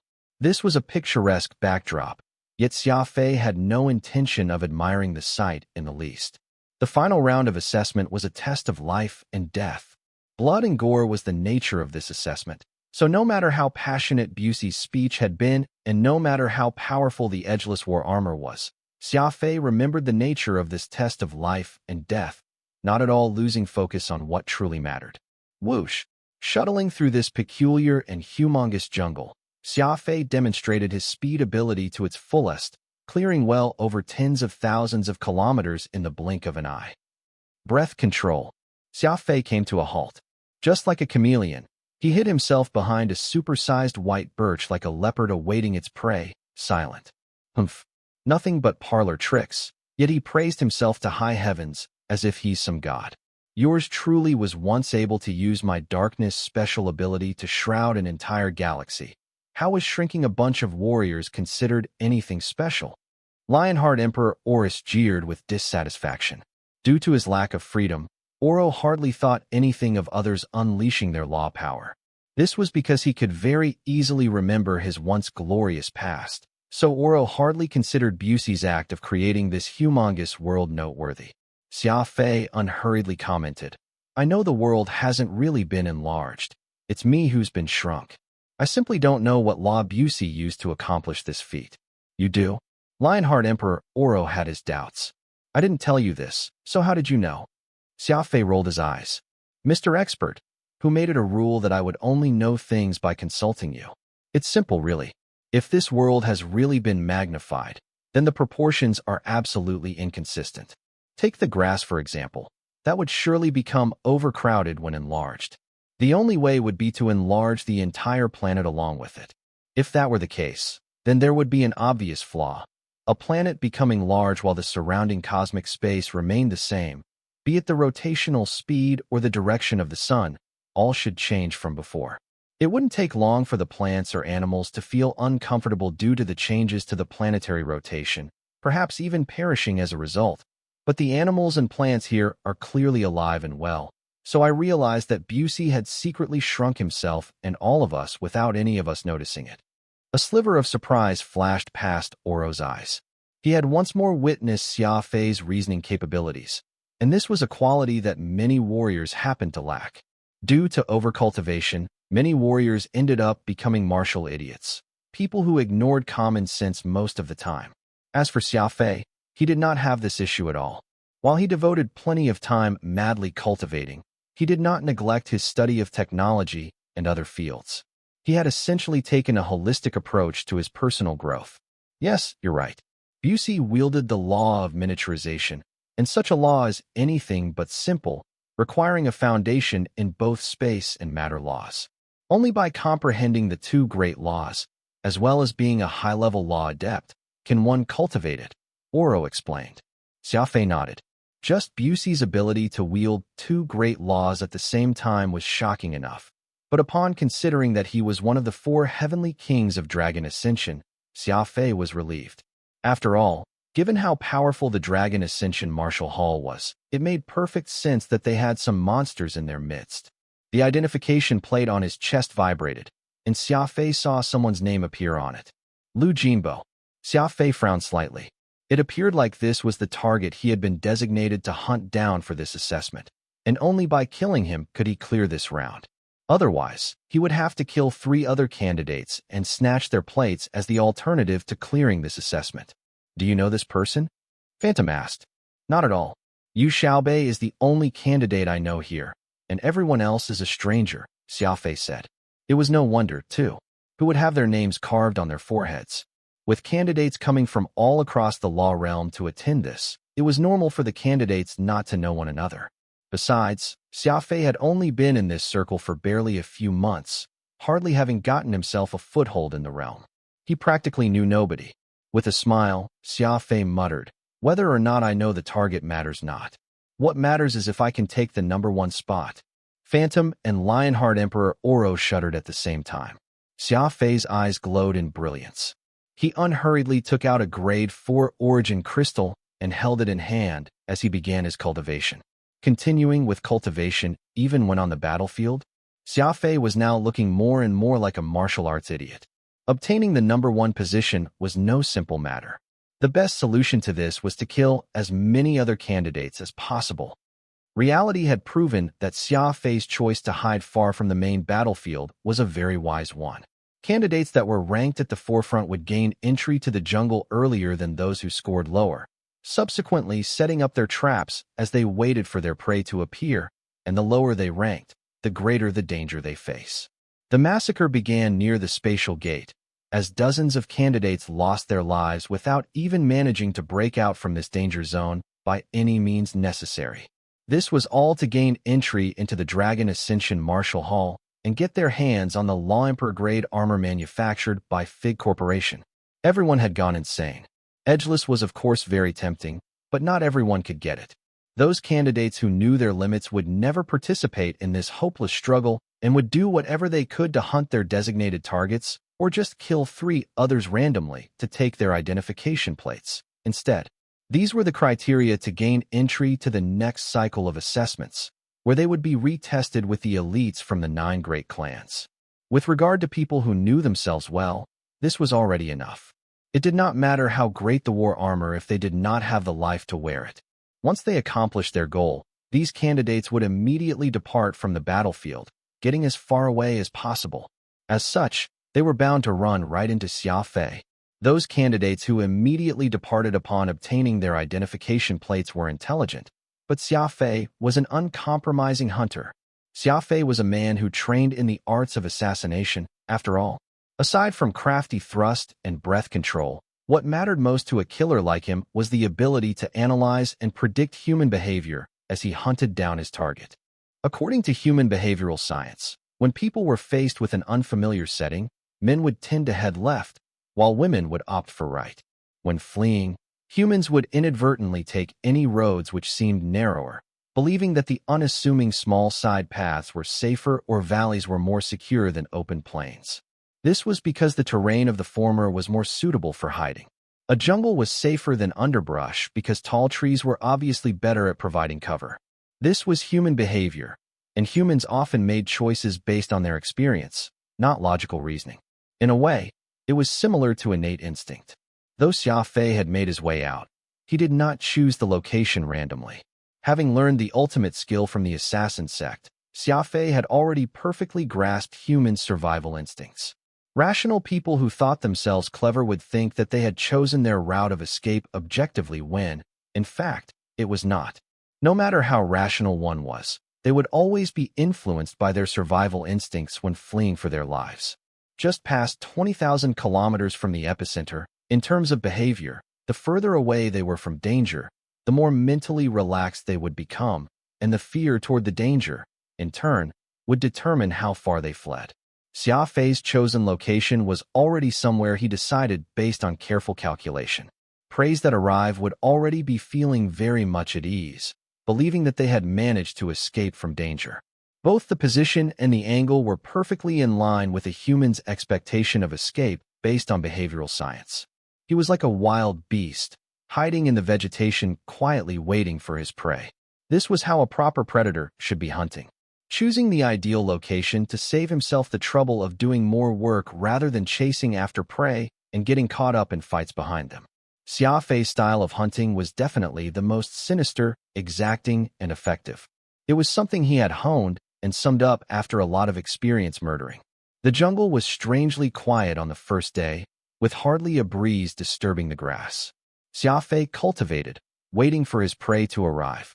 On the second day, he continued to cultivate and, on the third day, did the same thing. Time passed, and it was already the night of the third day. Lionheart Emperor Oro was slowly unable to contain himself. Fig Corporation is very famous even in the demon race. All their products are very high-tech, definitely considered top-notch in the law realm. Nay, the universe. Just staying here won't net you edgeless, Oro said. Xia Fei smiled. Do you not trust human behavioral science? Not at all. I'm not human in any case. Oro snorted. Xia Fei very casually responded. The ancestors of mankind were very weak and were constantly being tested by nature. That is why they developed plenty of vigilant habits, and human behavioral science is a collection of human habits. Just as he was explaining this, Xia Fei stopped abruptly. His entire person was now in the breath control state, and the Lionheart Emperor was also unusually quiet. This was because their prey had arrived. Whoosh! A black figure cut through the forest at high speeds under the moonlight, constantly looking behind him with uneasiness. Upon seeing that there was no one around, this candidate leaned on a big tree and sat down. His face turned in the direction where he had come from. The behavior of this candidate was a great example. He was looking at his rear because he subconsciously determined that danger would come from there, while the path ahead was safe. Of course, he did not know that he had already landed in the trap of the predator called Xia Fei. No matter where his concentration was, the result of this encounter was not about to change. Covering 20,000 kilometers in 2.5 days. This person has quite the speed. Xia Fei made a mental note. Phantom pouted. I think that's rather slow. That's because you're already used to my speed. How could there be that many high-ranking speed ability users in this universe, anyway? Hiding in the jungle, Xia Fei's two eyes afforded him great clarity since he had cultivated the Beast Spirit Codex before. He took in this newcomer's outfit, his heart rate, and his degree of nervousness. The moment the latter let his guard down, that would be when Xia Fei should act. A true predator would never strike easily, but it would definitely be a guaranteed kill when they did. This person was hardly anyone of note during the assessment, and Xia Fei had a vague impression of the man. At present, he was softly massaging his right shoulder with bared teeth. He seemed to be in quite the pain, most likely from wounds he suffered. After several minutes of thought, this person determined that he ought to be safe, and so he tore off half his sleeve and took out medication from his spatial ring, ready to treat his injuries. Xia Fei smirked as he thought to himself. His pupils are erratic as if he's carrying some treasure. Looks like he has already gotten what he needed. Softly creeping up, Xia Fei was like a ghost in the dead of night as he approached the guy from behind without a trace. He was neither too fast nor too slow. Upon circling around behind this man, Xia Fei was not even 10 meters away. Blood crystal unsheathed and drew a perfect arc, like a fog that was hanging over the jungle. His blade was getting closer, no more than 3 meters away from that man's neck. Suddenly, blood crystal sped up like a bolt of lightning. Xia Fei was no longer masking his presence. If the prey could escape at such proximity, then all those years of perfecting crafty approach Xia Fei would have been all for naught. He was 100% confident that there was no escape. Crunch. The dagger tip penetrated the skin and dug deep into the bone. Blood crystal began draining the man's blood essence ravenously, a portion for itself, while the remainder went into Xia Fei's body. Xia Fei felt an indescribable pleasure as he absorbed the essence of an expert, and the colorful energy ball in his 7th brain region was rapidly expanding. Time passed quickly, and soon it was the 4th day. Xia Fei pulled out blood crystal from a shriveled corpse. This was already his 5th kill, and this strategy of sitting back and waiting for his prey to serve themselves up worked wonders. When all these tired and wounded warriors found themselves caught in Xia Fei's trap, the ensuing act became a lot simpler.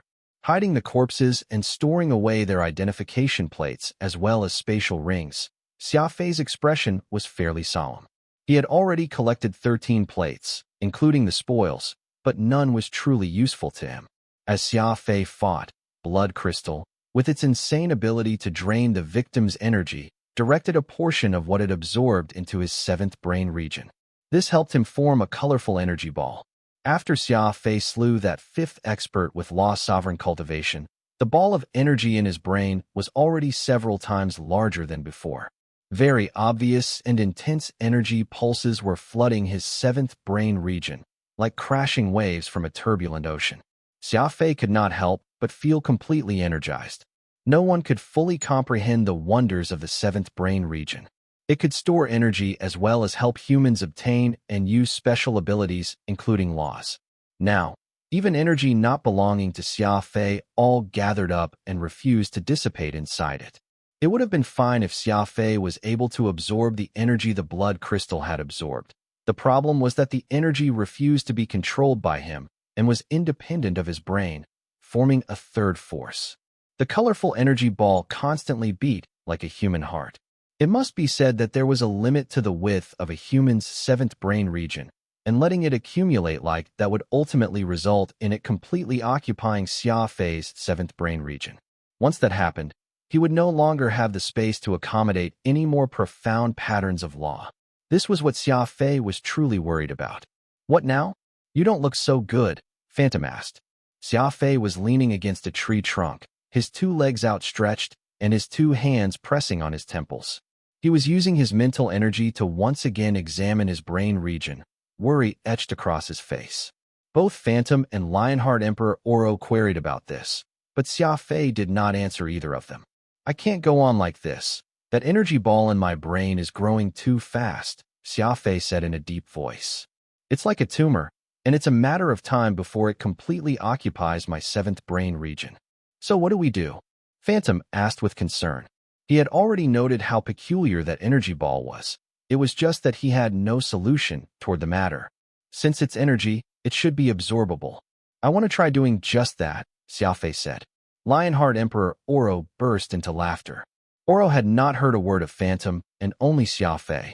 In the beginning, he thought that Xia Fei was suffering from some mental illness, but over time he rationalized it as a force of habit. That energy doesn't belong to you, Oro said solemnly. Xia Fei was slightly surprised.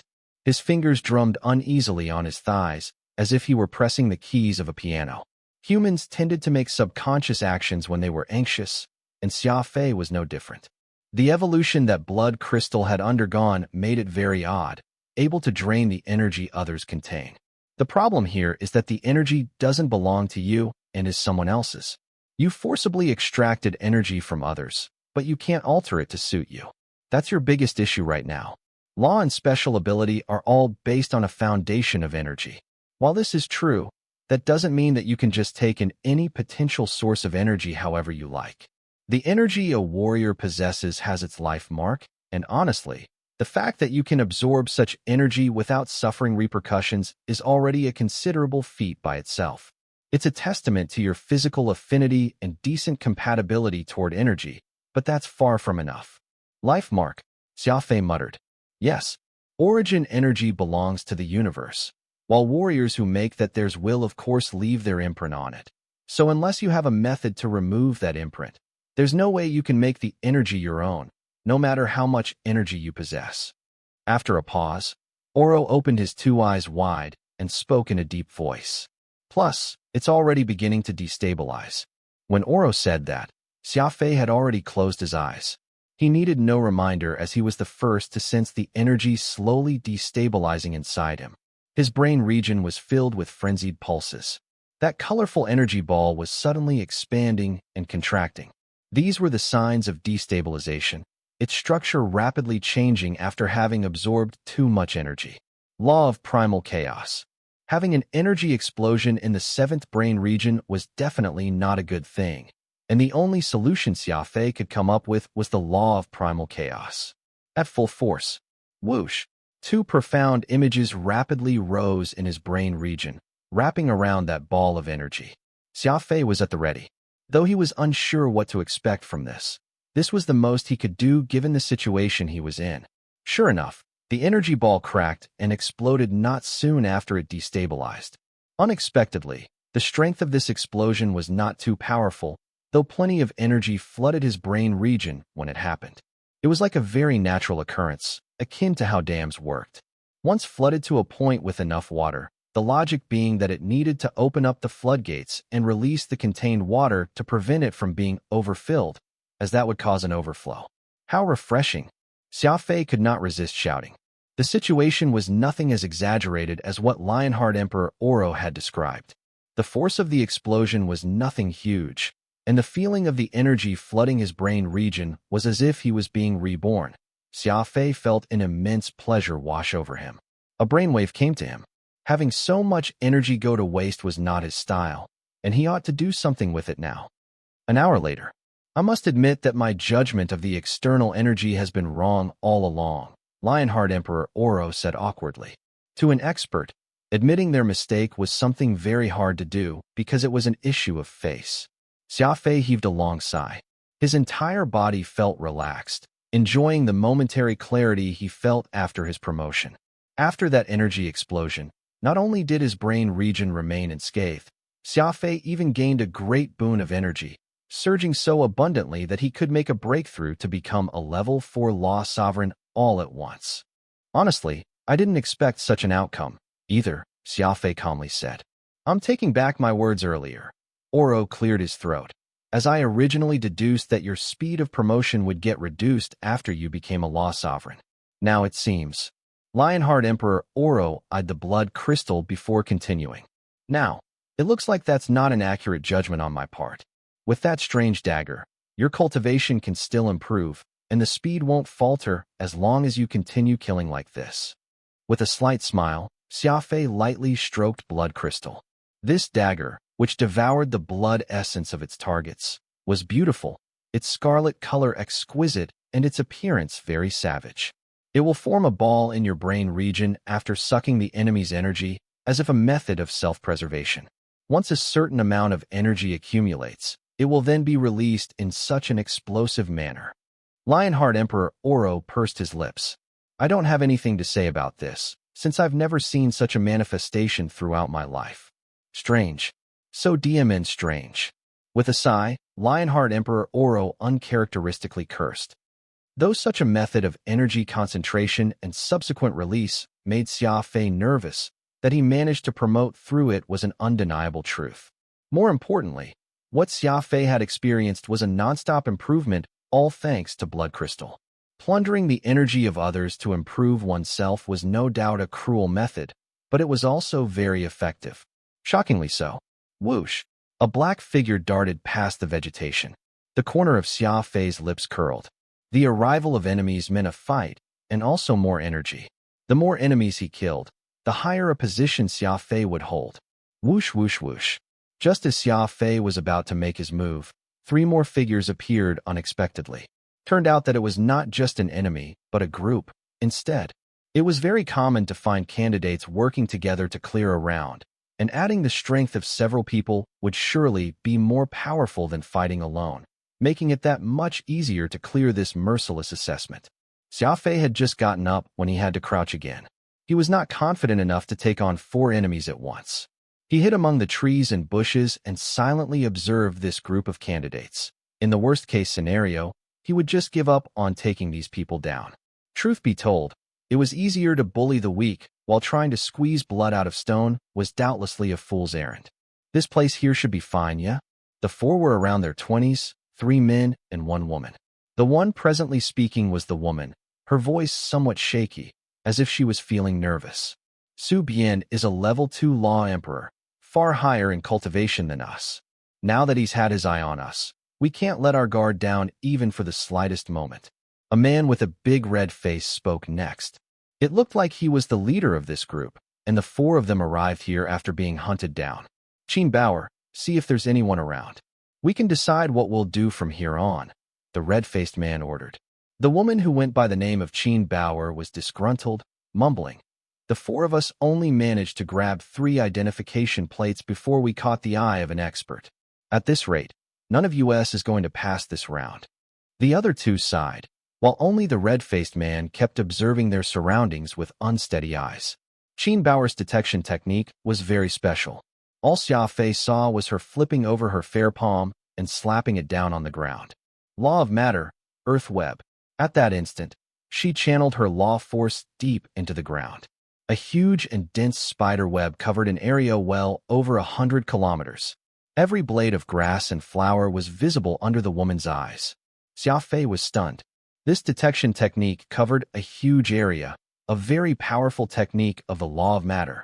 He shuddered immediately as an almost imperceptible law force went surging outward from the ground and into Xia Fei's body like a bolt of electricity. If this were in the Alliance, Xia Fei's breath control would indeed prevent him from being discovered, but he was in the law realm. He had no way of defending against such a method of detection. I've been discovered. That was the first thought that ran through his head. Before Xia Fei could move, Qin Bauer had already pointed in the direction where Xia Fei was hiding, and the three men beside her came pouncing right over instantaneously. The man in front was a young man with a metal nose sleeve. His nose appeared to be suffering from some problem, which was why he had a metal sleeve holding it in place, using his mouth to breathe. Meanwhile, that red-faced man was a law of space adept, appearing somewhere behind Xia Fei with an instantaneous movement technique to seal off any route of escape for Xia Fei. As for the fatty with the stubby leg, he was panting and lagging behind the two men. Having been running over such a long distance, this fatty was already nearing physical exhaustion. Qin Bauer had merely pointed in the approximate direction of where Xia Fei was hiding, and none of these men was actually able to see where Xia Fei was. All they could do was spread out into a circle and search for any traces of Xia Fei. Law of matter, triple fortress. Qin Bauer was the only one to know where Xia Fei was hiding, and her palm had not lifted off the ground yet. Instead, she was directly feeding law force in an effort to seal Xia Fei completely. Kaboom! A tumultuous change broke out around Xia Fei. The soil very quickly solidified, turning into something that was as strong as concrete. 1, 2, 3. 3 large circular concrete fortresses successively formed, and they were capable of locking Xia Fei up in a dungeon once shut. Law of matter, triple fortress. The terrain changed. The soil below his feet solidified into circles, trapping Xia Fei in the center. Whoosh whoosh. 4 individuals darted away as that red-faced man asked solemnly, "Trapped?" Qin Bauer nodded happily. "Are you kidding me? We of the Qin family are well known as experts in detection and capture. This triple fortress is as hard as steel. An average person will hardly be able to break it." Qin Bauer was not particularly good-looking, but her pair of sly eyes, with her defined eyebrows that arched high, was really enticing. This was even more so with the smug look on her face. Kaboom! 2 azure leaf blades suddenly shattered the concrete defense, and like 2 bolts of lightning, they instantly seized Qin Bauer, one wrapping itself around her neck, while the other around her body. Qin Bauer's face turned pale, her 2 eyes opening wide in her bewilderment. Her pink tongue lolled out, looking like she had just been hung. The smug expression, she had gone forever. How could a mere technique like the law of matter's earthen fortress even hold back the immemorial mystic armament Peacock Blue? It was the universe's most resilient weed. Even if a boulder was on top of it, Peacock Blue would find a way to penetrate through it and live. Shing! The blood crystal broke past the concrete and stepped right into Qin Bauer's chest. All this had occurred so abruptly that no one in her team could react in time. The young woman Qin Bauer soon turned into a desiccated corpse, all traces of life rapidly fading away. In just a second, Qin Bauer turned from 20 years old to 200. Her face was covered with wrinkles, looking like a tree bark in autumn. "Bauer!" the man with the metal nose sleeve exclaimed. He could not breathe through his nose, so his voice sounded very strange. Kaboom! The other 3 hurriedly unleashed their laws to attack Peacock Blue once they could react. Thick smoke rose as that concrete wall collapsed. Everyone quickly tried to get out of the way. The triple fortress had been destroyed from the insides by Xia Fei, and fragmented rocks flew across the air. The 3 men instinctively retreated as fast as they could and inadvertently got separated from one another. Falling palm of autumn's demise. Xia Fei used the chaos he created to dash right out, thrusting out a palm right onto the fatty, who was the weakest among the 3. This open palm of emptiness gently connected with the fatty's body. Cough. The next moment, that fatty could be seen kneeling. It was as if someone had directed a concentrated laser bombardment upon his chest, a bloody and very see-through hole blossoming on it. Blood crystal was stabbing the head of that fatty, splitting his scalp into 2 as it greedily drained the person of his blood essence. It was a very gruesome and savage sight. Due to the fact that there were more enemies he needed to face, Xia Fei did not let blood crystal finish its meal, and, instead, withdrew it from the corpse once he confirmed the kill. Out of the 4, Qin Bauer with her law of detection had already died. This meant that the humongous forest, which seemed to loom endlessly, had become the perfect place for Xia Fei to hide himself once again. With his speed ability and his breath control, Xia Fei was no longer afraid of being surrounded by these enemies. The slightest change in his predicament, and Xia Fei exterminated 2 enemies in a single stroke, turning the 4 versus 1 fight into a 2 versus 1. The red-faced man and the man with the metal nose sleeve had their backs braced against each other, adopting a defensive formation. Neither dared to let his guard down in the slightest. The man with the metal nose sleeve was frustrated. It seemed like he had had some relationship with Qin Bauer, for his expression was that of great anguish. The red-faced guy is a law of space adept, a high-level law sovereign. We still don't have much information about the other guy, but he should be pretty strong, too. Or else the group wouldn't let him be their vanguard, Phantom said. Xia Fei nodded. He was hiding a good distance away like a cicada hibernating on a tree, not making any movement or sound. Bauer, my dear Bauer, the man with the metal nose sleeve let out a hoarse wail. Pull yourself together. Did you see who that was just now? The red-faced man asked with knitted eyebrows. No.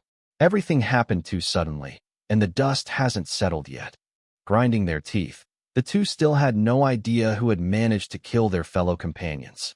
Just this thought alone vexed them greatly. Xia Fei was still stationary, maintaining his battle stance. The moment an opportunity presented itself, he would not hesitate to act. However, these 2 men were now in a state of heightened vigilance, and it was no longer easy for him to make an abrupt strike and kill like before. Licking his lips, Xia Fei thought back to the wondrous execution he had just displayed. He felt that he was now becoming more and more bloodthirsty. The joy he got from killing an enemy and absorbing their energy was indescribable. Perhaps if he managed to kill all 4 here, he might even improve once more. All of a sudden, a cold and baleful wind came cutting across the forest, so chilling that it made him go numb all over.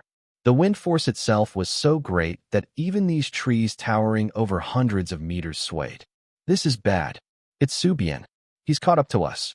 The expression on that red-faced man changed drastically, the fear in his eyes even greater than what he showed when Xia Fei struck, as if this coming threat, that Subian person, was even more frightening than Xia Fei. Without another word exchanged, the red-faced man and the man with the metal nose sleeve fled in different directions, their faces even appearing as pale as blank sheets of paper. This was when something strange occurred. Crunch! A spike suddenly erupted from the flat ground. Without any signs or sound, sharp metal spikes grew from the ground one after another. This was indubitably what a high-level law of matter adept could execute.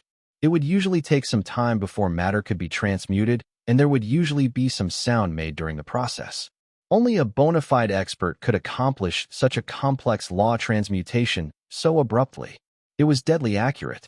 Several hundred spikes, which were almost 10 meters tall, appeared along the route these 2 had been escaping on, perfectly timed in such a way that further highlighted the fine control this interloper had when it came to combat opportunities. This got Xia Fei breaking into a cold sweat while he remained hidden among the trees. The law of matter was a common law used by people in the circle and was hardly anything rare, but it was unusual for anyone to have such precise and deft control over it, like what the person had just demonstrated. This person's attack style was both swift and strange, similar to Xia Fei's crafty approach, though different in execution. Xia Fei even suspected that the baleful wind from before had been intentional, in order to instill fear into the 2 men's hearts and make them flee, while the route of their escape had already been sealed. The hardest application of law lies in making it silent and without any trace. This person's very intriguing, Lionheart Emperor Oro rumbled. Back to the action amid the trees, that young man with the metal nose sleeve had already been perforated by the sudden appearance of spikes and died instantaneously. Meanwhile, though the red-faced man had relied on his instantaneous movement technique to evade the attack, his left leg still got pierced by a spike, leaving behind a large hole as fresh blood flowed freely. This red-faced man used the law of space to seal this wound and prevented continued blood loss. Gritting his teeth, he turned to face behind him. He looked very much the picture of someone who had made his decision to see this to the end. The sound of rustling could be heard, and then a masked warrior appeared as suddenly as a venomous snake. It walked in a strange manner, one leg dragging as the other hobbled forward. He approached the red-faced man very unevenly. The mask, made of simple metal, covered half the man's face, so only his eyes were visible.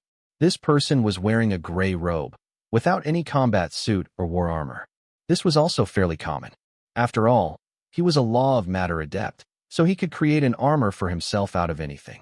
There was not much need for him to equip himself with war armor, as that would not limit his movement. Su Bian, the red-faced man, angrily bellowed the interloper's name. The masked man nodded, not saying a word. Take them all, and let me live. Su Bian shook his head in response, appearing to be very calm and composed. Our two families have always been good friends after so many generations. Is there a need to be so extreme? We formed a 7-man group, obtaining 5 identification plates.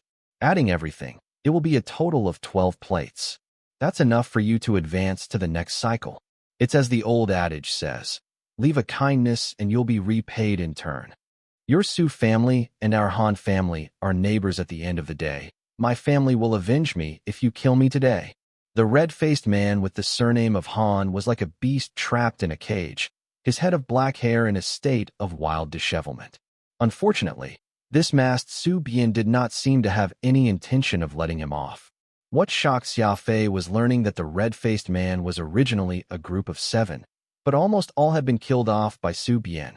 This was evidence of just how high the cultivation this person had. Suddenly, Su Bian took off his mask and revealed his face. His 2 legs were straight, and that injured leg of his actually recovered. You're not Su Bian. The red-faced man was so shaken by this revelation, unable to regain his composure. Even Xia Fei on the tree was astounded. This was the Dragon Ascension Conclave, after all, the assessment from the #1 Martial Hall in the Law Realm. What kind of person could pull off an impersonation like this, escaping even the eyes of Busey, one of Dragon Ascension's 4 heavenly kings? There was no need for Xia Fei to continue watching this. His powerful analytic skills were telling him to escape as fast as he could, for this was a very big problem. Silently leaving the tree, Xia Fei gave one final glance to that man who impersonated Su Bian before exercising his breath control and quietly leaving. It had just been a casual glance, but Xia Fei had remembered his truly unforgettable face. He had high cheekbones and a set of thick and long eyebrows. He looked very much like he had been painted on an oil canvas, with his sunken cheeks and his sharpened teeth akin to the fangs of a beast. There was a distinct line that started from his cheekbones. His forehead was no different from anyone else, though he had a deathly pallor. The bones beneath his skin, though, were completely gray, just like a corpse. This was an unforgettable sight. Frowning, the zombie-like Su Bian muttered to himself, "There's still another one? Interesting." Even though he was referring to Xia Fei, who had just fled, he did not turn his head in his direction. He merely lifted a wrist and made a seemingly casual movement.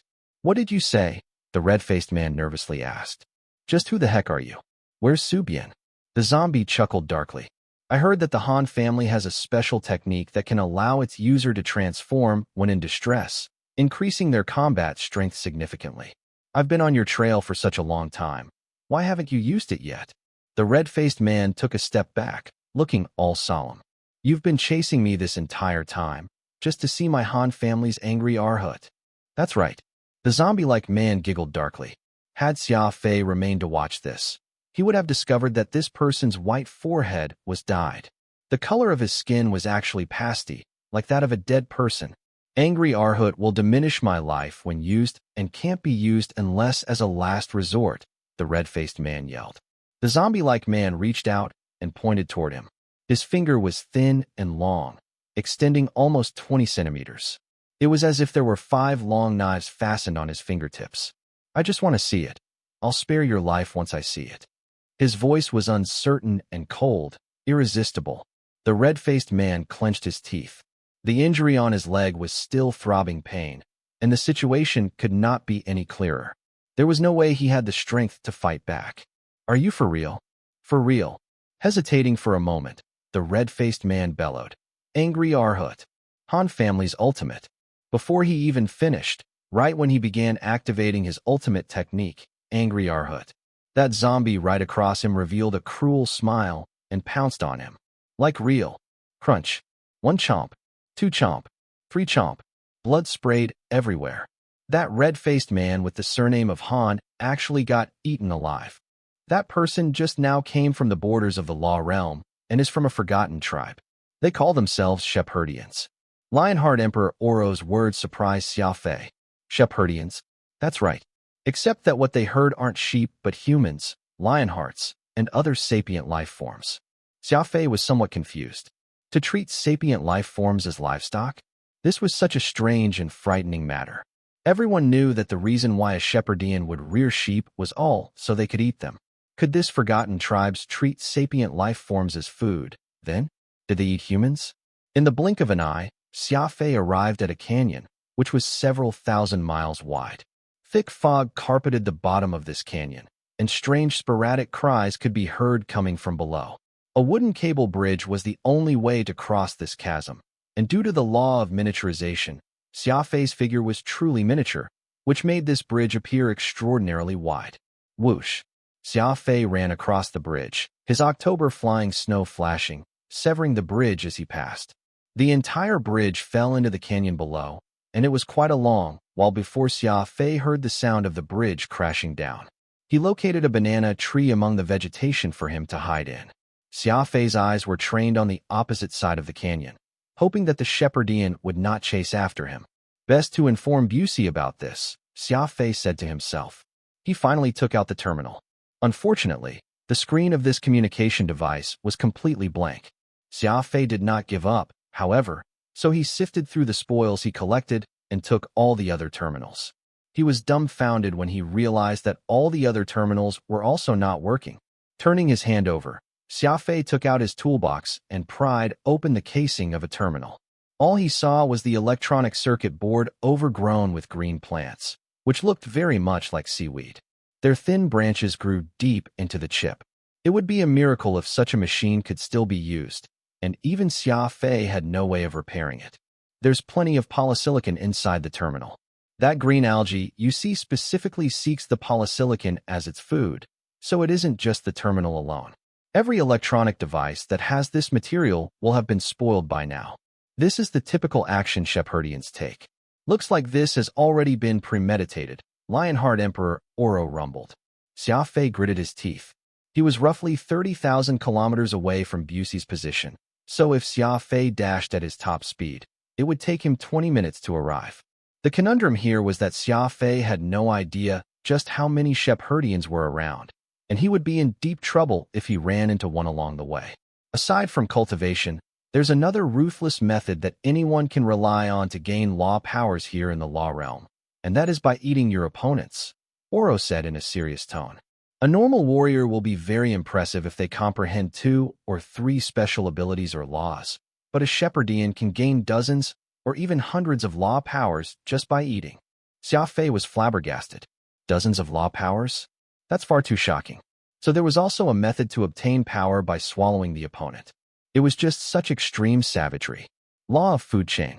Shepherdians are all practitioners of the law of food chain, and it's considered to be a dark blood law, long having been prohibited in the law realm.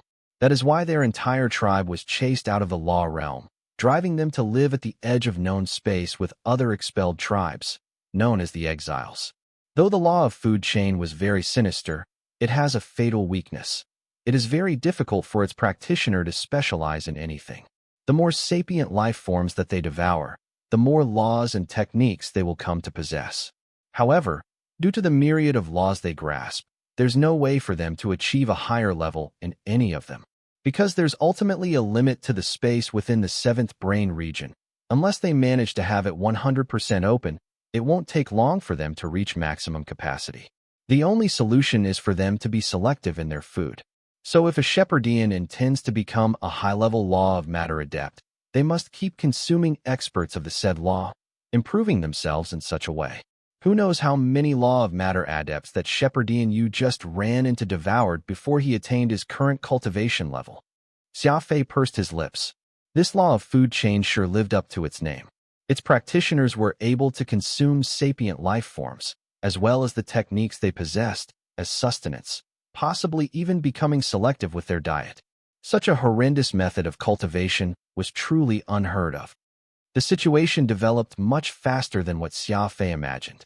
In just a handful of minutes, that Shepherdian from before had already arrived on the opposite side of the canyon. his two eyes staring coldly at the copse of wood Xia Fei was hiding in.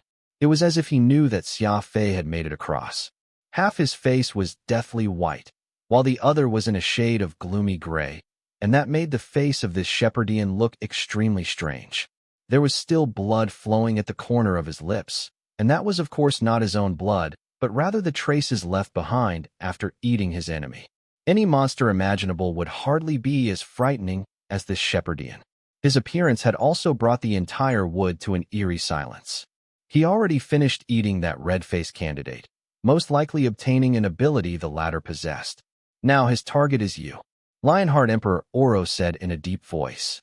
Objectively speaking, Oro had no wish for Xia Fei to be in any danger. That was because his chance of rebirth relied entirely on him. But the only part of him that he could move freely was his lips, so there was no way he could lend any actual assistance to Xia Fei. The corner of the Shepherdian's lips curled up as his eyes stared at Xia Fei, who was on the other side of the valley. All of a sudden, he began to gather speed as he leaped across that fathomless canyon. Rumble! A rock from the side of the cliff extended out, forming a narrow stone bridge for him to cross. The law of matter. It was obviously impossible for a mere canyon to stop this Shepherdian. He was quick and his target was true. Perhaps it was because he had sensed that Xia Fei had the law of primal chaos in him. It enticed his desire to consume, which would explain his single-minded intent to take a bite out of Xia Fei. The problem was deciding whether he should run or fight, and Xia Fei made his decision in 0.01 second. Xia Fei was well aware that, several minutes ago, this Shepherdian had frightened his opponent and had actually set up traps along their route of escape, killing two expert law sovereigns in one go.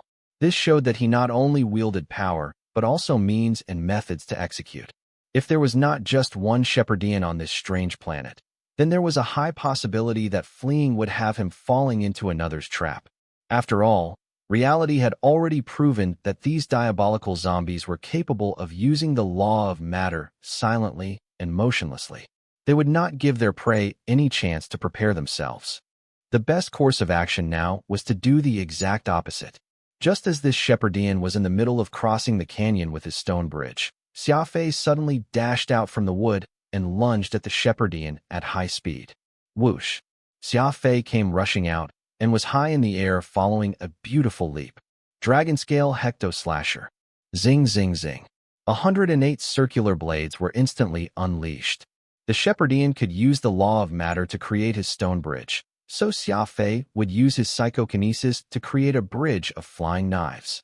The tip of his feet lightly tapped on the flying daggers as Xia Fei closed in another dozen more meters, approaching the Shepherdian as if he were skipping on water. His right hand clutched blood crystal, while he readied his falling leaf of autumn's demise powered by law of primal chaos. Without a doubt, this was Xia Fei's standard attack, a concerted one. This Shepherdian clearly did not expect Xia Fei to take the initiative. The law of matter required matter as a foundation, and there was not much matter he could manipulate while in midair. That was the consideration Xia Fei had taken into account when he went for the head-on confrontation. The Shepherdian thrust both his arms forward, and a semicircular ice blade formed before his palms and shot forth like a bolt of lightning and soundlessly like a white rainbow sweeping across the entire canyon. There were water molecules in the air. Though there was not much matter to be manipulated while in midair, the very air itself still had water molecules. That was enough for a high-level law of matter adept to use. Arching his eyebrow, Xia Fei shoved his two hands forward to match. Chain traversal. It was a duel between an ice blade and tornadoes. 7 tornadoes instantly shattered that single ice blade. The very air vibrated intensely. The two completely different attacks canceled each other out due to the added law of primal chaos, so the first exchange was a draw. Crafty approach. His dragon-scale hecto-slasher, which was originally flying in a straight line, suddenly dispersed at varying heights and at uneven distances as if it had been placed at random. Xia Fei used these randomly distributed blades as points of support and began dancing a display of speed and magnificence, his figure appearing left and right, completely without a trace. Dodge, spin, rise, shift, disengage, lunge, leap, approach, sidestep, reverse. Xia Fei was demonstrating the crafty approach that he had spent a lot of his life practicing incisively and vividly. This was in midair, after all, and with just these flying daggers as points. It was shockingly difficult. Xia Fei's flitting figure dazzled the Shepherdian. The probing attacks he executed through the combination of his crafty approach, speed ability, and psychokinesis was breathtaking. Chance. Xia Fei noticed that the Shepherdian was temporarily stupefied, so he launched an attack in one move. Originally on his left, Xia Fei's figure blurred as he appeared behind the Shepherdian. He stabbed the Shepherdian with this blood-red, triangular dagger. Sly thrust. It appeared illusory, but it actually contained great strength. A sharp edge pierced through the air. Shing. Plop, plop, plop, plop, plop.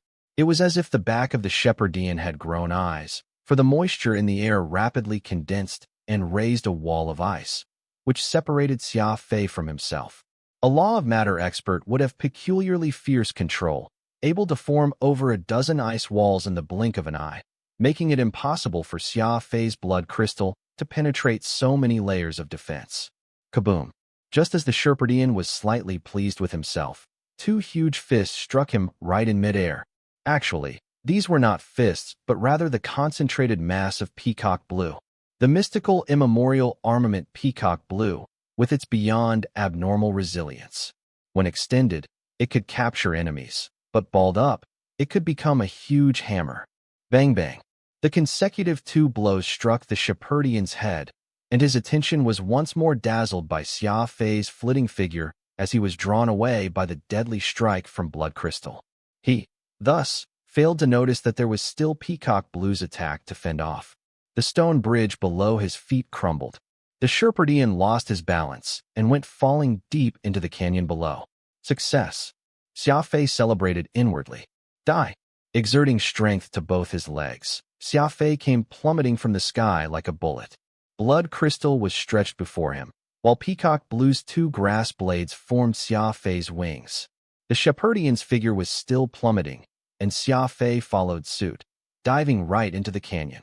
Using the force of gravity, Xia Fei intended to pierce the Shepherdian with his Blood Crystal.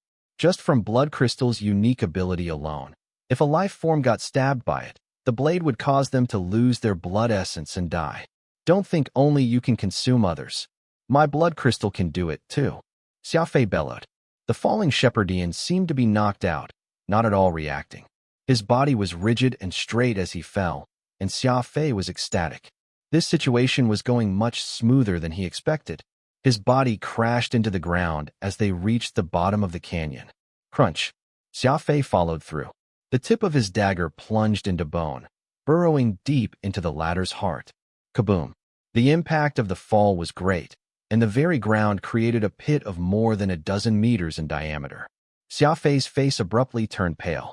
Driving his blade into the body of his target was a very familiar sensation, but this stab very evidently failed to harm the latter in the least bit, as if what he had just pierced were rocks.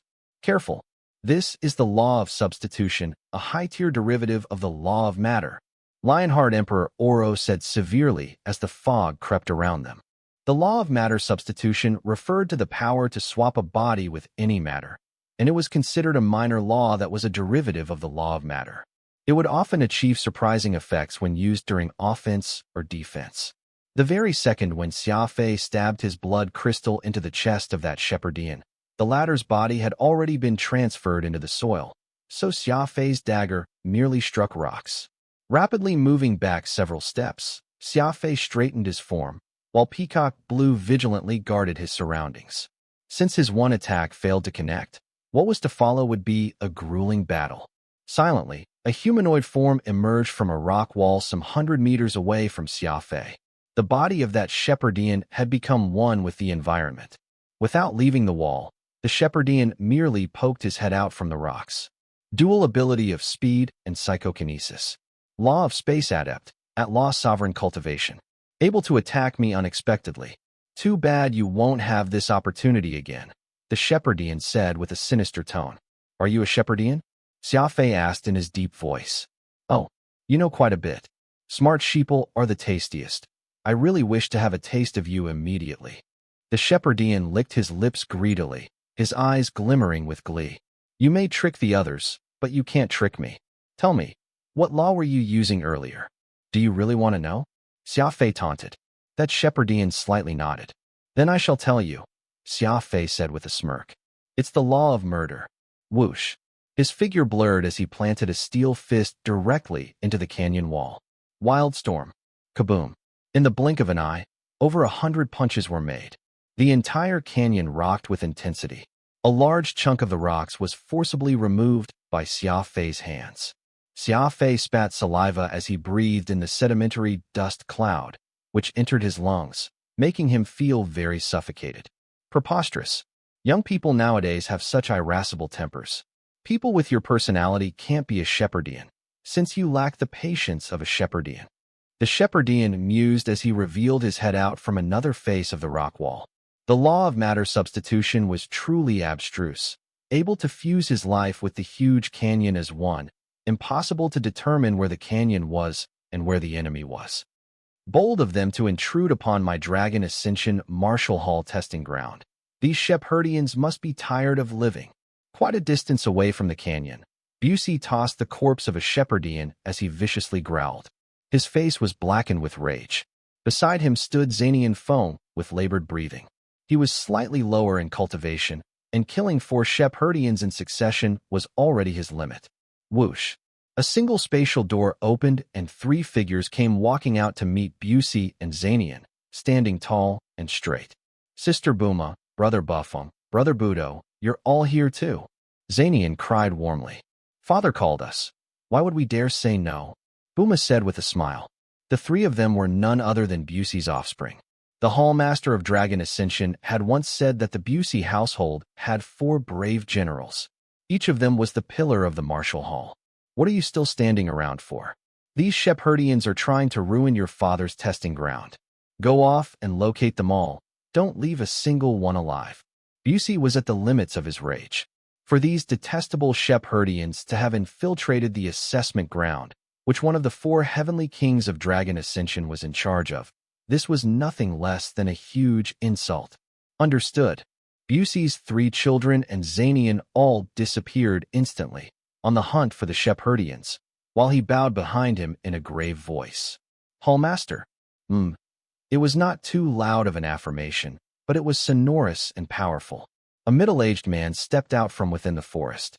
It was very difficult to determine what someone's age was in the law realm, and Kazan Feng looked far younger than what people imagined.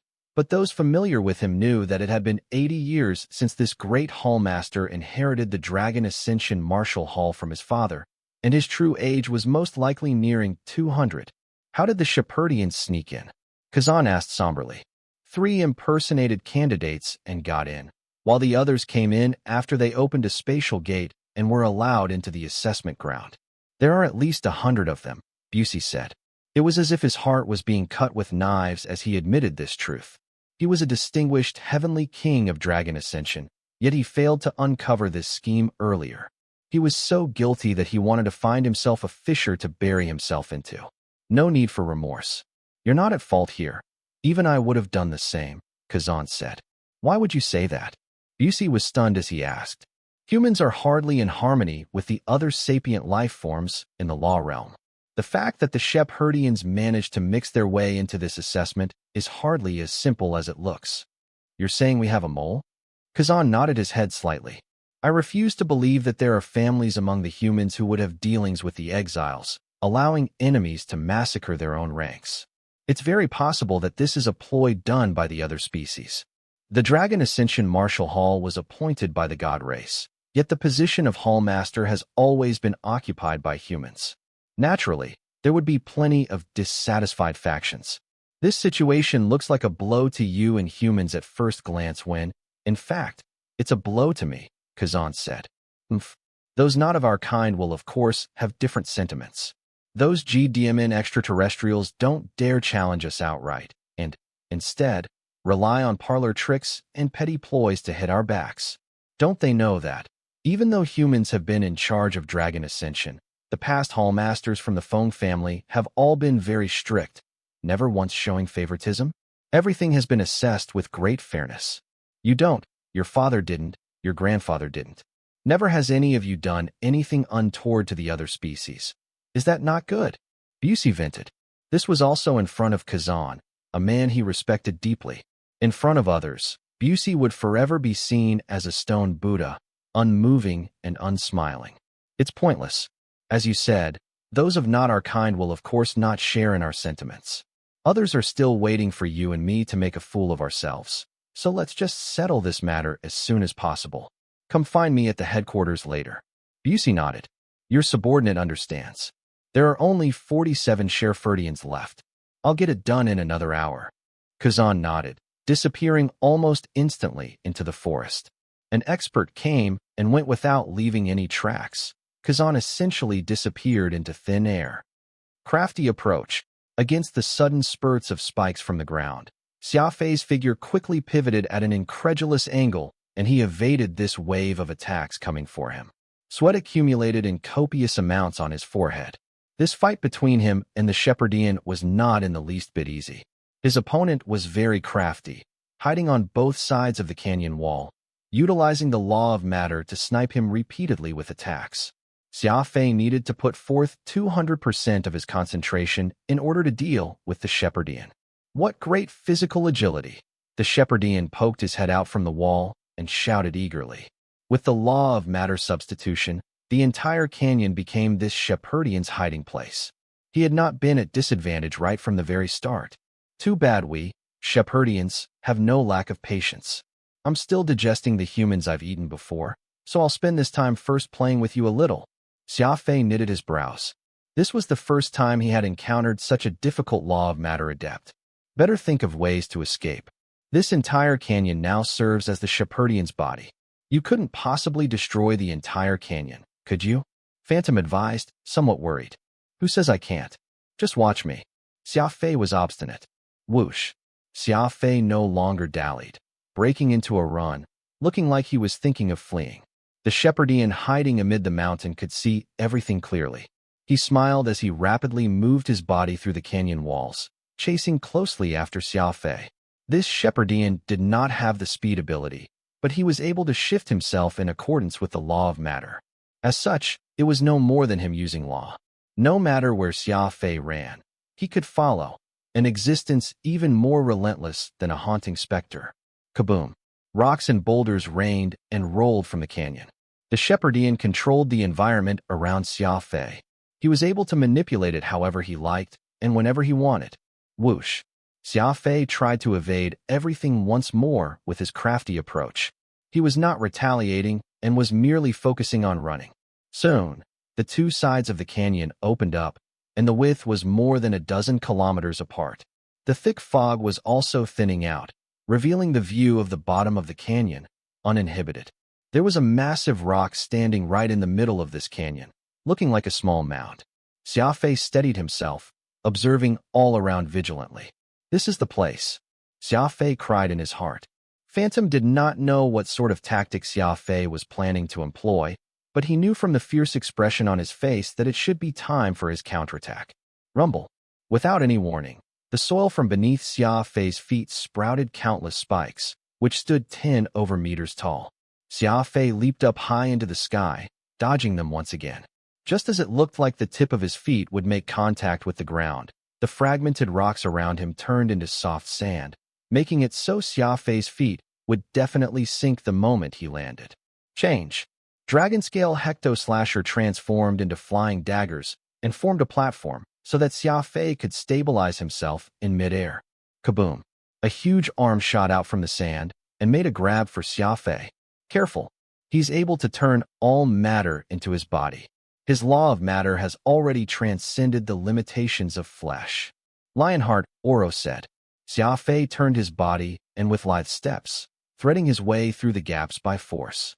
That huge palm caught nothing but air, and it scattered into a torrent of sand and soil after failing to connect, slowly settling as it floated down. Half a body poked out from that little mound. The Shepherdian looked into the distance, his expression looking somewhat unnatural. Now? This old man hasn't had enough fun yet, the Shepherdian muttered to himself. As if he had heard a call, the Shepherdian changed from its previous state of carefree joy to that of severity. Xia Fei had no idea that the great hunt from Dragon Ascension Martial Hall had already begun, that every minute had Shepherdians dying. Actually, he should have considered himself lucky not to have run back in search of Busey, because he would not have bumped into just the one Shepherdian on his way there. Facing off against this one was enough of a headache as it was, so what more if he was against 100 of them? Just the thought alone could make one's scalp tingle. You haven't had your fun yet, but yours truly has had enough. Xia Fei bellowed as he applied his oblique acceleration. Counterattack. The Shepherdian shook his head. He had admired Xia Fei's resilience, but he did not enjoy such confrontational clashes. His law of matter substitution already had him swapping his body and his surroundings, and no matter how powerful Xia Fei's attacks were, he could not be harmed by him. This was something he was very certain of. Falling leaf of autumn's demise. Xia Fei's self-created palm technique, which was imbued with the disruptive force of the law of primal chaos, thrust out. What? The Shepherdian exclaimed. He realized that Xia Fei was not attacking him, but that mound he was currently in. The Shepherdian had half his body poking out from the mound, yet Xia Fei had not targeted him. He was, instead, striking the foot of the mound. Has the young man gone insane? Aren't you capable of fusing your body with the environment? Then I'll destroy the very surroundings you're in. Let's see where else you can assimilate into. Xia Fei dementedly remarked to himself. Bang, bang, bang. He did exactly just that. Hundreds of falling leaf of autumn's demise palms were promptly dished out at that instant. Xia Fei was not attacking the Shepherdian, but the entire mound that the latter was in. Instead, he planned to obliterate the hill mound. Let's see where you can MTHRFC King swap to. Xia Fei spat. Xia Fei hated enemies whom he could not see, even though he often used breath control and crafty approach to bully his enemies, stabbing them viciously on the back a few times. When this Shepherdian hid in the canyon walls and utilized ranged law attacks at him, he ended up feeling plenty of frustration. The result of his frustration was an explosion. Xia Fei finally began his counterattack, using his law of primal chaos to strike that hill that his enemy had been using to hide himself. What made law so special was in the practitioner's comprehension regarding the principle of mutual interaction. If this were Law Emperor Busey facing off against the Shepherdian, he would probably come up with plenty of ways to remove the enemy from the environment and effectively prevent him from hiding. Unfortunately, Xia Fei was just a law adept who had recently arrived in the law realm. So when in a situation with a great lack of options, Xia Fei could only choose the simplest and crudest method. Destruction. Kaboom. The strength of the falling leaf of autumn's demise palm imbued with the law of primal chaos was tremendous. Abnormally so. At that instant, Xia Fei delivered several hundred palms to that approximately 200-meter-tall hill mound. The power of the law of primal chaos was delivered right into it. What made it strange was that it did not seem like that hill saw any changes. Actually, Xia Fei had not even created a single cavity in it. The Shepherdian opened its still bloody mouth and laughed, thinking that Xia Fei was too weak. Though his martial arts technique was strange, it hardly did any practical damage or effect. His mouth was open, yet he found it impossible to laugh. This disruptive force, which he had never seen before in his life, had already been applied deep into that hill. Every single particle of sand and stone was vibrating due to the force from the law of primal chaos. Like a nuclear explosion, the law of primal chaos caused the entire hill to split at a speed faster than light. Such a split did not create fragmented rocks, but turned it into a desert instead. The immense energy struck this hill that was about 200 meters tall, and this hill weighing in the tens of thousands of tons turned into dust and sand. If the hill itself had no way of resisting such a blow, a body hiding within it would also suffer the same blow. By the time the Shepherdian sensed the power of the law of primal being applied, it was already too late. The disruptive force had already penetrated through the hill and passed through every single cell of his body. Whoosh! The Shepherdian wanted to flee in his panic, so he dashed upward, intending to break out at the peak. The hill where his body inhabited had already been destroyed by Xia Fei, and every second he stayed would mean sustaining even greater injury. To hell with you. Just as the Shepherdian managed to get away, he discovered a black shadow above him, holding a crimson dagger, which the figure stabbed right into his chest. It had been premeditated. This was the immediate reflex the Shepherdian had. Everything was going according to Xia Fei's calculations. As this hill stood separate from the canyon, the Shepherdian had to expose himself in midair to escape, and that was an outcome Xia Fei was already expecting. Crafty approach. The ever-present crafty approach. Once Xia Fei executed his crafty approach to the extreme, no one could predict where Xia Fei would appear in the next second. This was all because not only was he physically agile, he was also capable of demonstrating nearly improbable flexibility. His movement greatly violated the physical limitations of movement any human ought to possess. Huh. The Shepherdian let out a gasp. He raised his two arms, and black metal instantly covered his entire body. He had activated his law of matter in an attempt to block this stab. Clank. The sharp dagger had been thrust with all of Xia Fei's strength.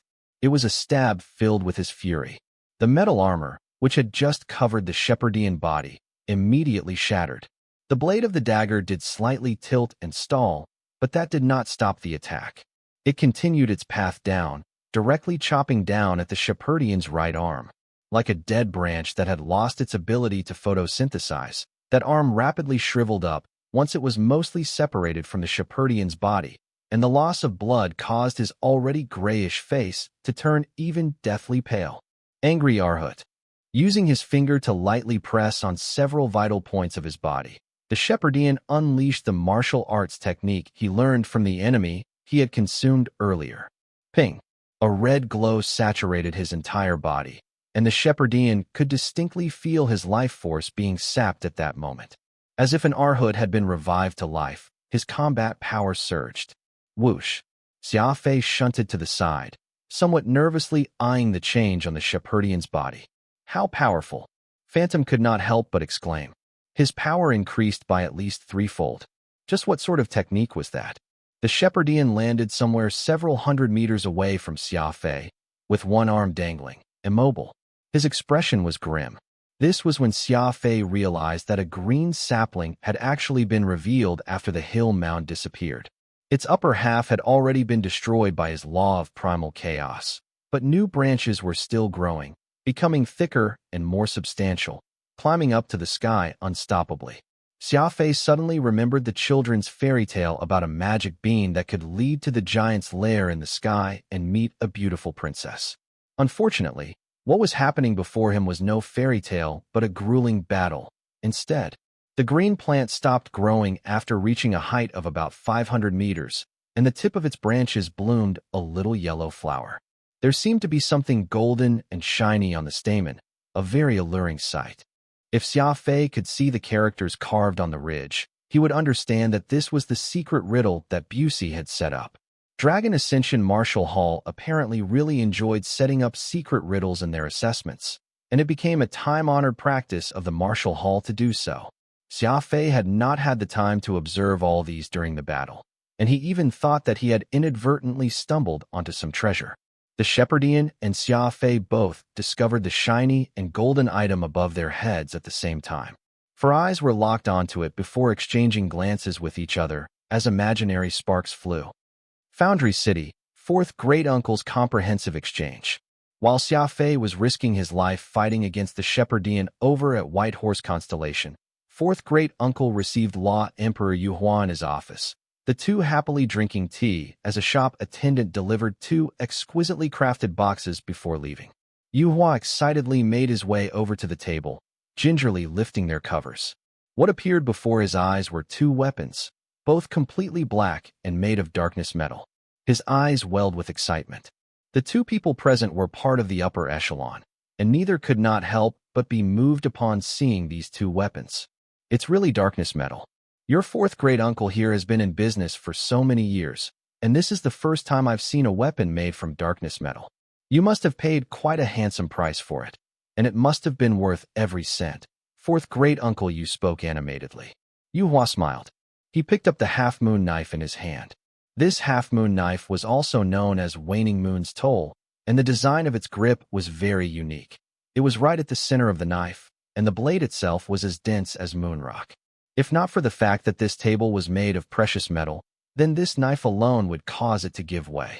I had the greatest master artificer of Foundry City forge that for you in secret. There's no need to speak of its craftsmanship. The most unique trait of that artificer is his tight lips, so you can be rest assured that he won't leak a word to anyone about this. Fourth great-uncle, you said. Thanks a lot, uncle. You know as well as I do that darkness metal is greatly sought after, which not even money can buy.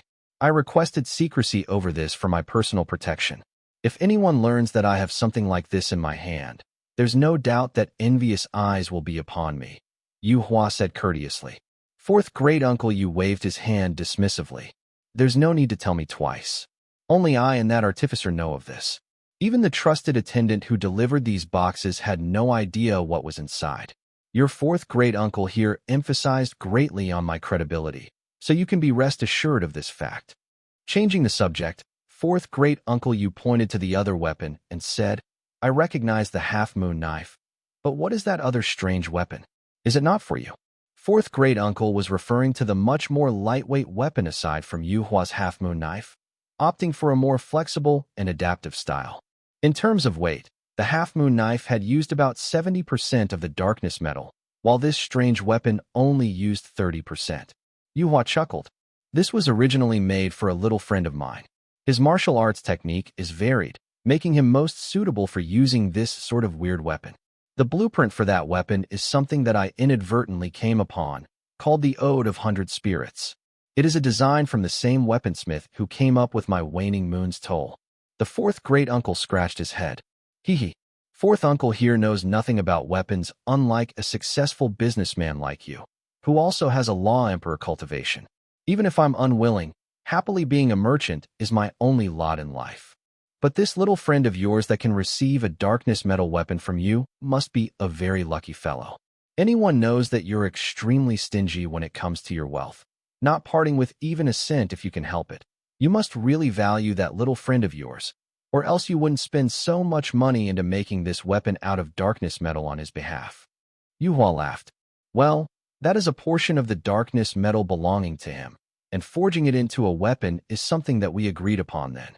After all, he's done his part when we first located the metal, and it is important for us to uphold our word as a man.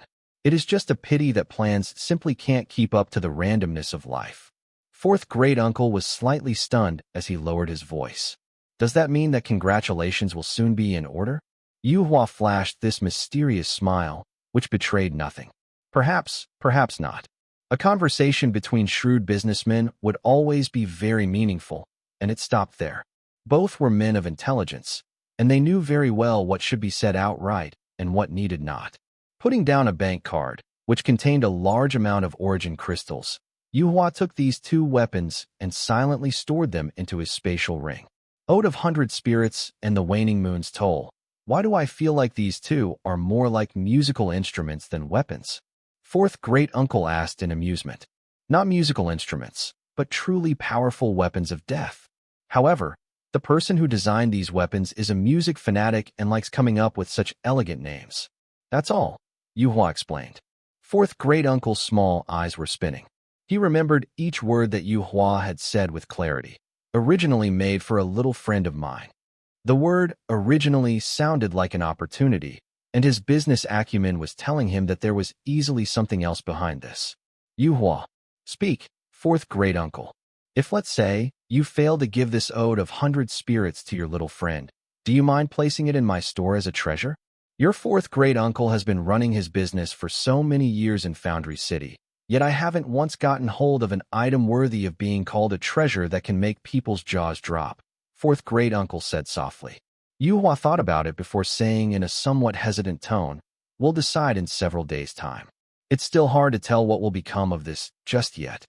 The little friend whom Yu Hua was referring to was of course Xia Fei, and this was the piece of darkness metal they had both obtained after killing off two great law emperors at the risk of their lives. The weapons were forged, but Xia Fei had no clue about this.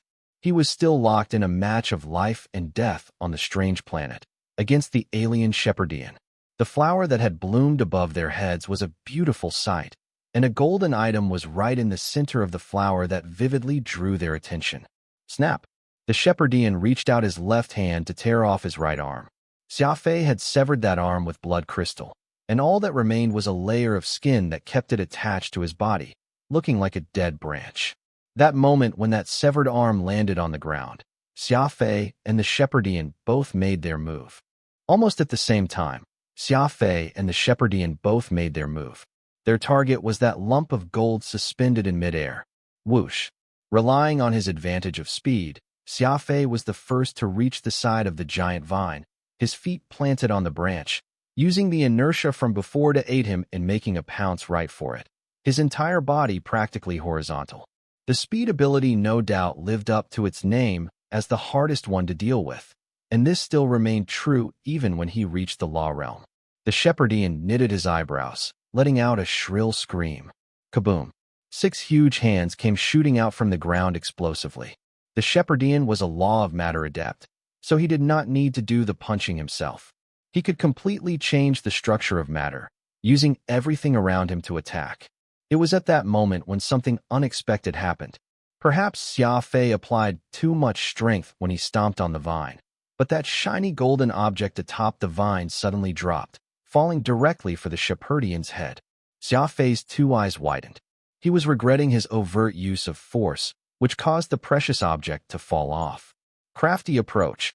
While in midair, Xia Fei did a beautiful pirouette, and relying on the pedal action of his 2 legs, his entire body doing a twist as he went after the falling golden object. The Shepherdian felt very nervous. Xia Fei's speed was extremely fast, and his incredible physical agility was shocking. His display of skills had already surpassed the techniques he learned from Assassin Sect, and it was now a style of his own. It was Xia Fei's crafty approach, a crafty approach that no one could mimic. Whoosh! Even the Shepherdian did not expect that Xia Fei would fail to grasp onto the treasure. It was about 10 centimeters away, yet Xia Fei had actually missed it. This was a huge blow. For a speed ability user with crafty approach, how could he have missed? The Shepherdian was elated, and the soil he had been standing on suddenly surged. This was the power of the law of matter, allowing him to rise with the soil, thereby allowing him to faster close in on the treasure. No matter what that is, it shall ultimately be mine. The Shepherdian was excited. His attention was completely concentrated on the treasure above him, and the excitement he felt for having successfully snatched away a treasure from a speed ability user was indescribable. However, what he failed to notice was how the corners of Xia Fei's lips curled up, sinisterly and strangely. Just as the Shepherdian was relishing the moment, a figure appeared behind him, revealing a murderous look. This was another Xia Fei. There was one in the air while the other was on the ground. Huff huff. This Xia Fei on the ground breathed heavily and had ill intent. Slap slap. 2 arms very lively wrapped around the Shepherdian, just as a glowing circle rose, separating him from the surroundings. The Shepherdian was extremely appalled. He did not understand how he had suddenly been trapped. He wanted to activate his law of matter, yet discovered that he was already separated from the environment. This was a snare of pure energy. The Shepherdian could control everything around him, but lacked the ability to control this cascade of energy. Killing intent pervaded. All the struggle was for naught. When a warrior got restrained by the holy beast Shatterstar, any attempt at escaping would simply be useless. Indeed, that Xia Fei down on the ground was Furball, a clone of Xia Fei's. The supersized vine, which was in the middle of the Shepherdian and Xia Fei, partially blocked the line of vision, and the sparkling golden object high above had drawn the majority of attention from the Shepherdian. When Xia Fei was near the vine, Furball turned into a clone of him, while Peacock Blue wrapped itself around this clone, looking no different from being part of the vine.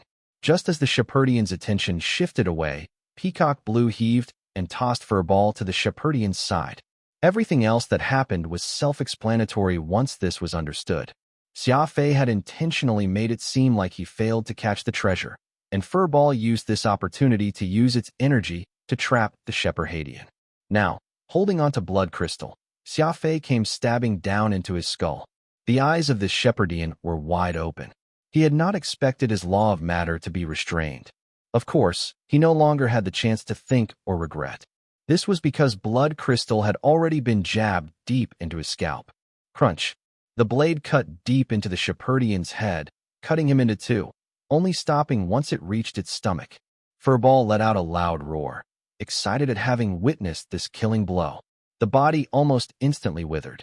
This Shepherdian, who originally looked like a zombie, no longer had a lick of life in him. He had once yearned to drain Xia Fei dry, yet it was him who turned into a desiccated corpse by Xia Fei's hands.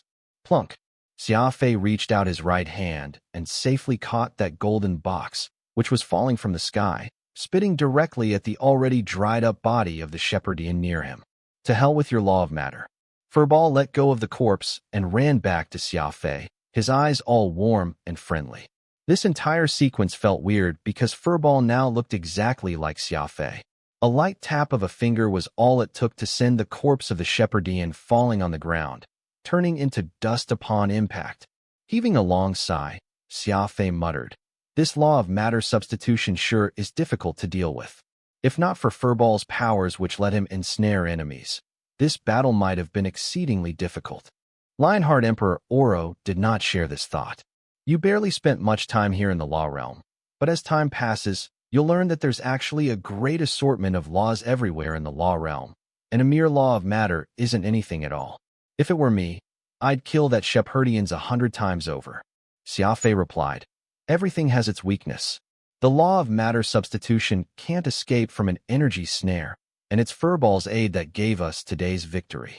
Furball, now back in his original form, hopped up to take his usual spot on Xia Fei's shoulder, staring at his master's ring even as he took credit for this accomplishment. Xia Fei chuckled as he took out an origin crystal from within and fed it to Furball to feast on. "That expression of yours when you missed grabbing the golden box was so subtle and genuine. I think you've quite the talent for acting." Oro laughed. Xia Fei did not give a response. He sat down and lit a cigarette before opening that box. "A spatial compass. It's actually a compass. I can travel freely now that I have this." Xia Fei was elated. Ever since he learned that the spatial compass existed here in the law realm, Xia Fei had been planning to buy one. Unfortunately, the price of this item, which would allow him to travel between the law realm and the Alliance, was too high, and even the cheapest would cost him 1,000 grade 4 origin crystal, an amount that he had yet to save up even until this moment. At this point, everything about this matter had been settled. Xia Fei had no idea what grade this compass was, but if its outer appearance was any indication, it must surely be quite good. Whoosh whoosh whoosh. Several figures landed one after another.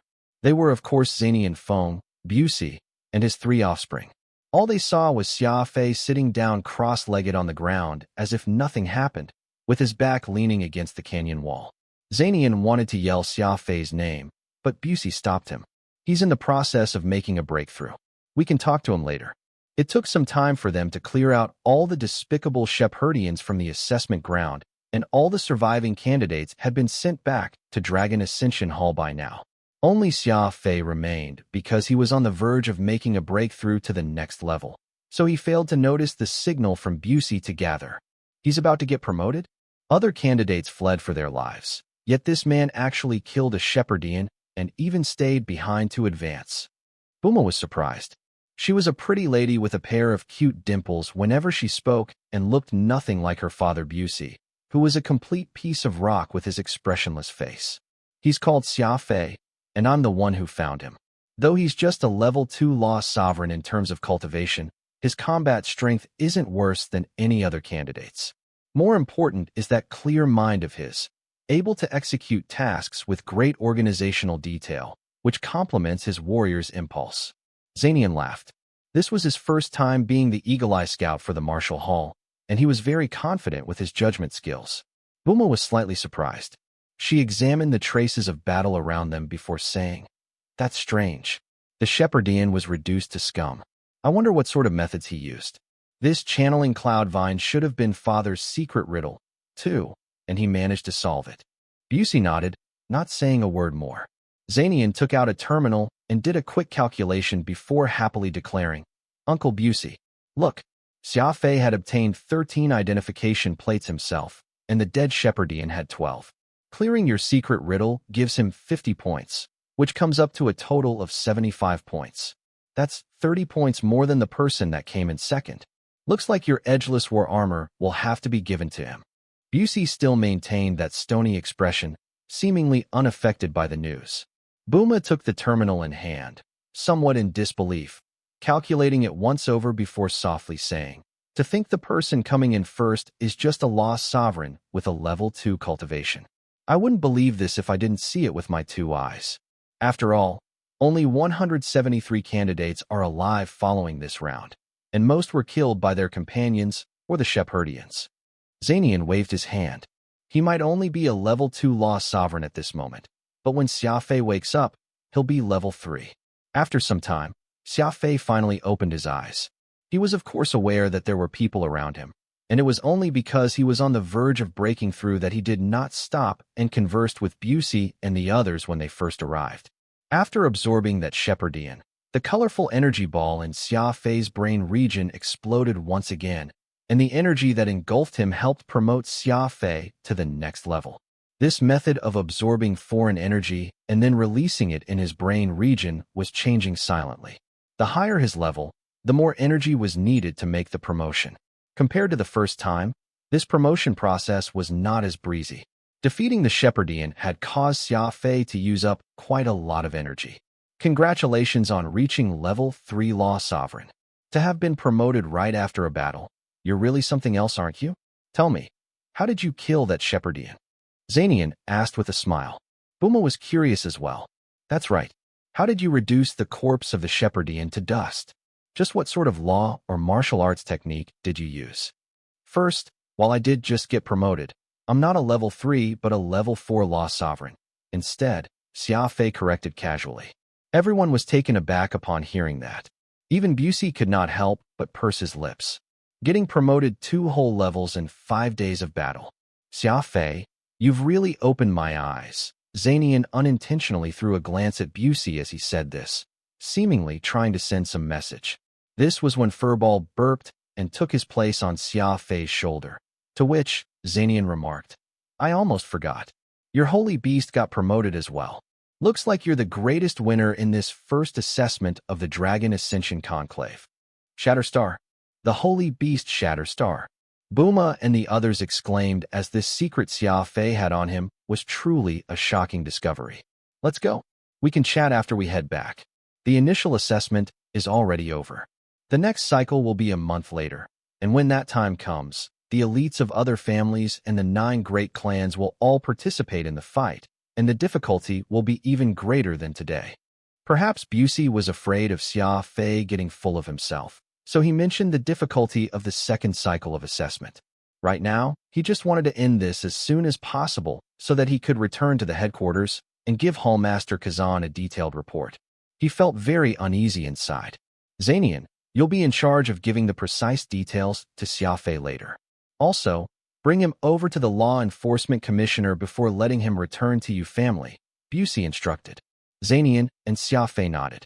Don't forget to work hard and cultivate more after you return to the Yu family. The assessment with the 9 great clans participating is never easy. Do I have to return to Yu family? Xia Fei shrugged. He was thinking to himself, it's been so long, and Yu Hua hasn't sent any word to me. Has old patriarch Yu Jiang not discovered that I killed his friend yet? The Dragon Ascension Conclave. The human species' initial assessment had ended. The first 100 candidates were awarded the chance to participate in the overall examination and compete with the elites of the 9 great clans. After that would be the second stage examination against the elites of other species before one could finally officially be admitted to join the Dragon Ascension Martial Hall, the Holy Land in the hearts of all the warriors of the Law Realm. Never had anyone been clear about the criteria for choosing the new members of the Dragon Ascension Martial Hall, and the result of this time made it even more confusing, since the one who came in first for the initial assessment was actually Xia Fei, an insignificant level 4 Law Sovereign. When the final leaderboard was posted on that day, it caused quite a stir in the entire circle. This was the first time in who knew how many years that a mere Law Sovereign came in first.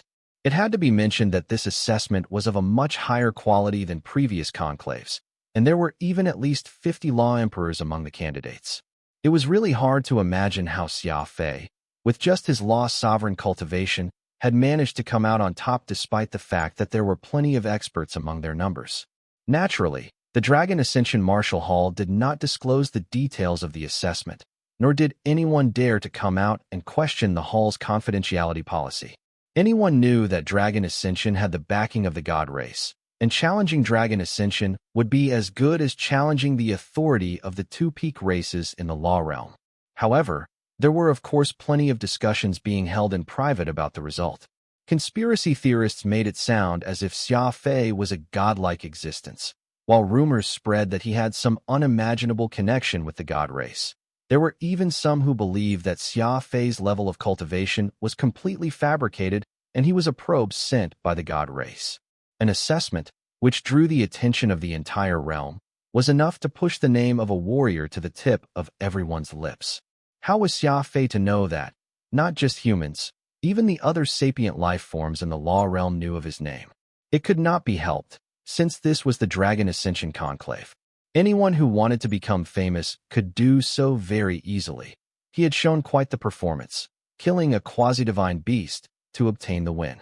Any warrior able to achieve these feats could forget about keeping a low profile afterward.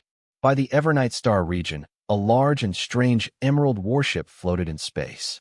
Though they had never officially met, Autumn Cicada and Xiaoyu were so excited that they could hardly sleep. The two had already heard about someone by the name of Xia Fei participating in the initial assessment of the Dragon Ascension Conclave, and today, after the assessment ended, his name once more spread across the law realm, so even his background had been uncovered. Both Autumn Cicada and Xiaoyu were finally convinced that this Xia Fei was none other than the person whom the two had been preoccupied with. Xiaoyu's attachment to Xia Fei was understandable, given the heartbreaking history that they shared, but few could have imagined that someone like Autumn Cicada, who was not privy to mortal concerns or woes, would also be moved. Don't be so anxious. We of the Snowdrift clan will be participating in the second stage examinations. When that time comes, you can see Xia Fei again, Autumn Cicada softly reassured. Xiaoyu was lying beside Autumn Cicada, using the latter's white cotton skirt to dab at her tears. Her small face had already turned red from crying, looking extremely pitiful.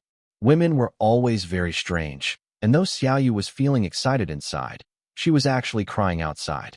Unhappiness caused her to cry, yet happiness would also cause her to cry as well. Xiaoyu nodded. Yes, I'll be able to see Big Brother Xia Fei in a month's time.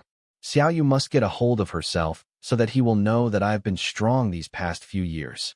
Autumn Cicada's lips slightly twitched, somewhat hesitantly saying, Would your big brother Xia Fei blame us for taking you away from the alliance back then? Xiaoyu paled, before lowering her head. Going by his personality, he would definitely. Oh, Autumn Cicada softly said. I still wish to ask him questions about love. It won't be good if conflict arises between us. Xiaoyu's face paled further, and her head was practically buried in her own bosom. Big brother Xia Fei, actually, he is sometimes quite unreasonable. Unreasonable. Two creases appeared on Autumn Cicada's forehead. To a woman of such fairy-like beauty, even when she was in deep contemplation, she would also exude an irresistible charm. I'll explain to Big Brother Xia Fei that the lady is a good person. If not for you, Xiaoyu would really have no idea how I could survive in the Snowdrift clan, Xiaoyu said with two clenched fists. When the two innocent ladies were together, they always had plenty to talk about, and it would of course often be about Xia Fei. With only a month until they met again, the two chatted about all the old stories they knew of the man, culminating into an enthusiastic discussion.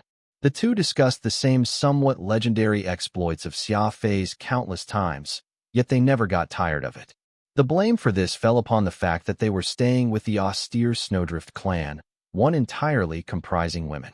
Their days spent were extremely plain and boring, which caused Xia Fei to become a source of essential flavoring.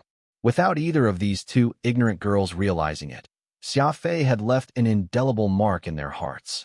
Achoo, achoo, achoo. Xia Fei back in White Horse Constellation sneezed thrice in rapid succession. Zany and Feng patted him on the arm and chuckled. Who's thinking about you? Your girlfriend.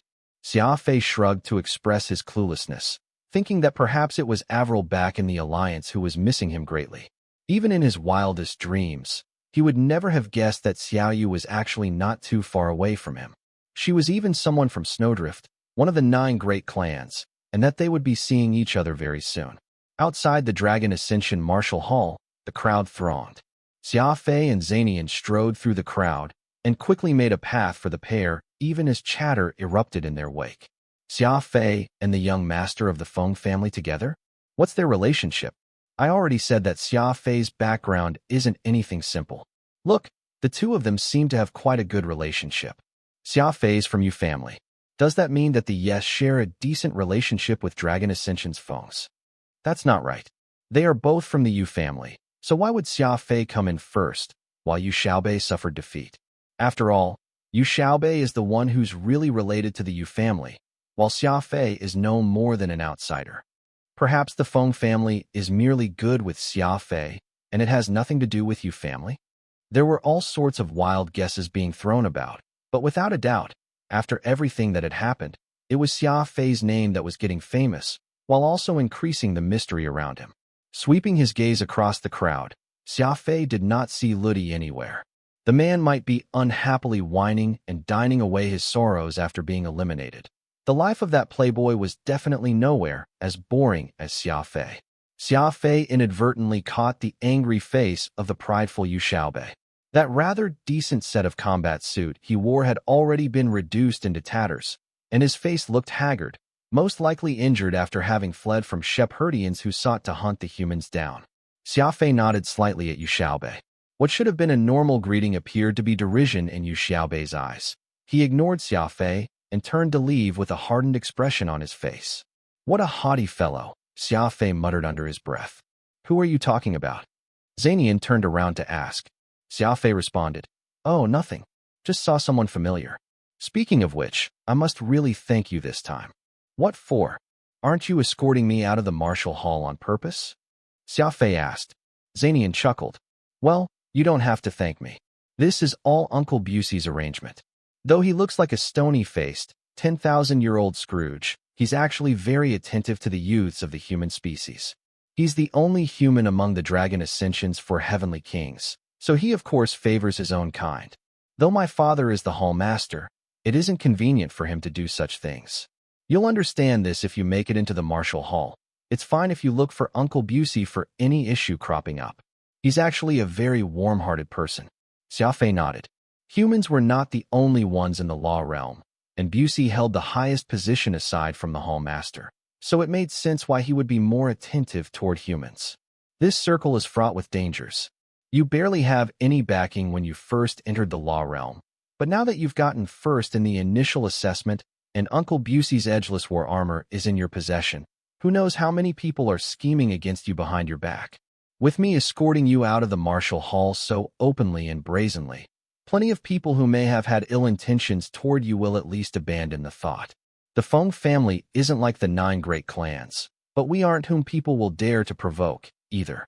Sensible people won't dare plot anything toward you, though of course, you still can't be too careless. It's as the old saying goes, humans fear fame, while pigs fear getting fat. This is the extent of help the martial hall can give you. Everything else, you're on your own, Zanian said. Xia Fei nodded. Busey, who was a formidable human, showed great consideration in his gesture. He had even thought ahead of matters after the assessment ended.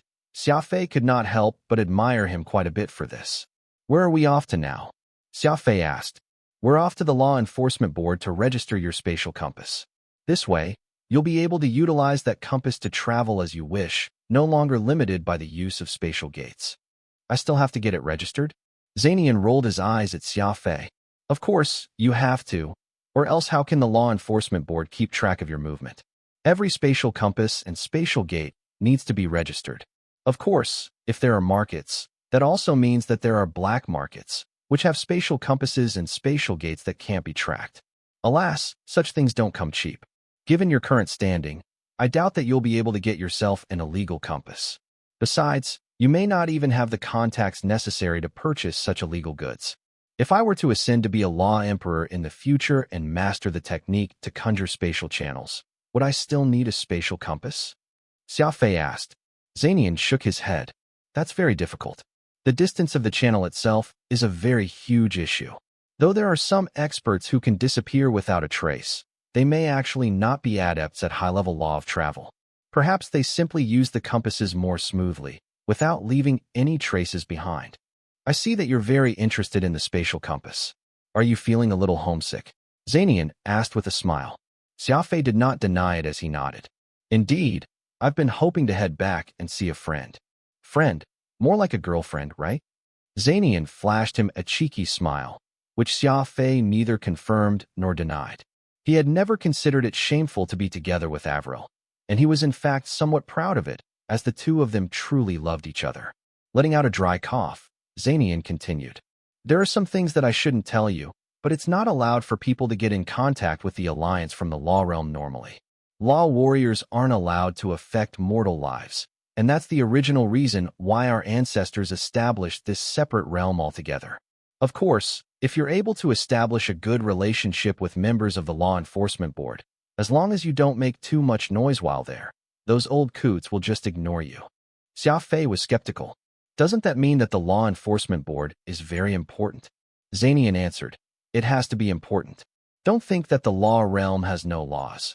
While there's no penalty for killing people, there are still some things strictly forbidden, such as private contact with the demon race. There's a heavy punishment for that, where the offender will be hunted down. The same goes for sellers of hormones. You'll slowly understand that the law realm is a very simple place. As long as you don't infringe on the taboo, the Law Enforcement Board won't impinge upon your freedom too much. Xia Fei was breaking out in cold sweats. His spatial ring actually contained someone of the demon race, and it was even a great demon lord. Yet here he was swaggering on the streets of White Horse Constellation, all bold and such. That's right. What grade is this spatial compass that Busey awarded me with? How far can I travel with it? Xia Fei asked. What grade is this spatial compass that Busey awarded me with? How far can I travel with it? Xia Fei asked. Zanian Phone laughed. That's a ZR-10, one of the best spatial compasses available in our circle. How could anything the Dragon Ascension Marshall Hall awarded be subpar? With White Horse Constellation as its center, you can travel 1 billion light years all around. 8 billion light years. Xia Fei was shocked. Just this small compass provided him with a spatial channel that could cross 1 billion light years. Just how shocking was this? Don't be so happy just yet. Using a spatial compass like this will cost you, and the price is roughly 1 origin crystal every 100 light years. That is to say, 100 light years will cost you a grade 1 origin crystal, 10,000 light years a grade 2 origin crystal, 1 million light years a grade 3 origin crystal, and 1 billion light years a single grade 4 origin crystal. Plus, this is just the cost for a one-way trip. A trip back and forth of 1 billion light years will cost you 2 grade 4 origin crystals. Zanian explained with a smile. Xia Fei nodded. He did some mental calculations and realized that for a ball, and he had consumed several dozen grade 4 origin crystals in this assessment. He still had 1023 crystals left, and that was enough for 100 trips, and if he were to use it sparingly, that would be enough to last him quite some time. Could I reach the Alliance in 1 billion light years? Xia Fei asked. Zanian laughed. The Alliance is roughly 8.7 billion light years away from here. A ZR-10 is of course not enough. You'll have to at least get a ZR-90 model, and the price of a ZR-10 is already 1,000 grade 4 origin crystals, so you can forget about getting the ZR-90 without at least 20,000 grade 4 origin crystals. Plus, spatial compasses of models 90 and above require a super long-range transition qualification from the Law Enforcement Board, and such a qualification certificate would only be given to warriors at the rank of Law Emperors and above. At present, aside from begging for the black market, there's practically no way for you to get hold of one. Besides, those SSHLs in the black market are really shady and unscrupulous. You can forget about getting hold of a ZR-90 without forking over 60,000 origin crystals in the least. Xia Fei nearly gagged.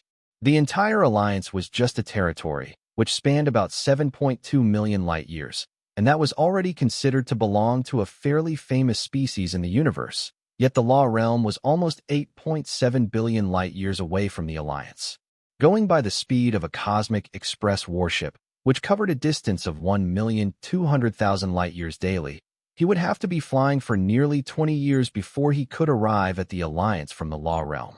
This was assuming that there were no mishaps while on board. Would he not just end up dying in the vast space in some place unknown if anything untoward happened during this journey?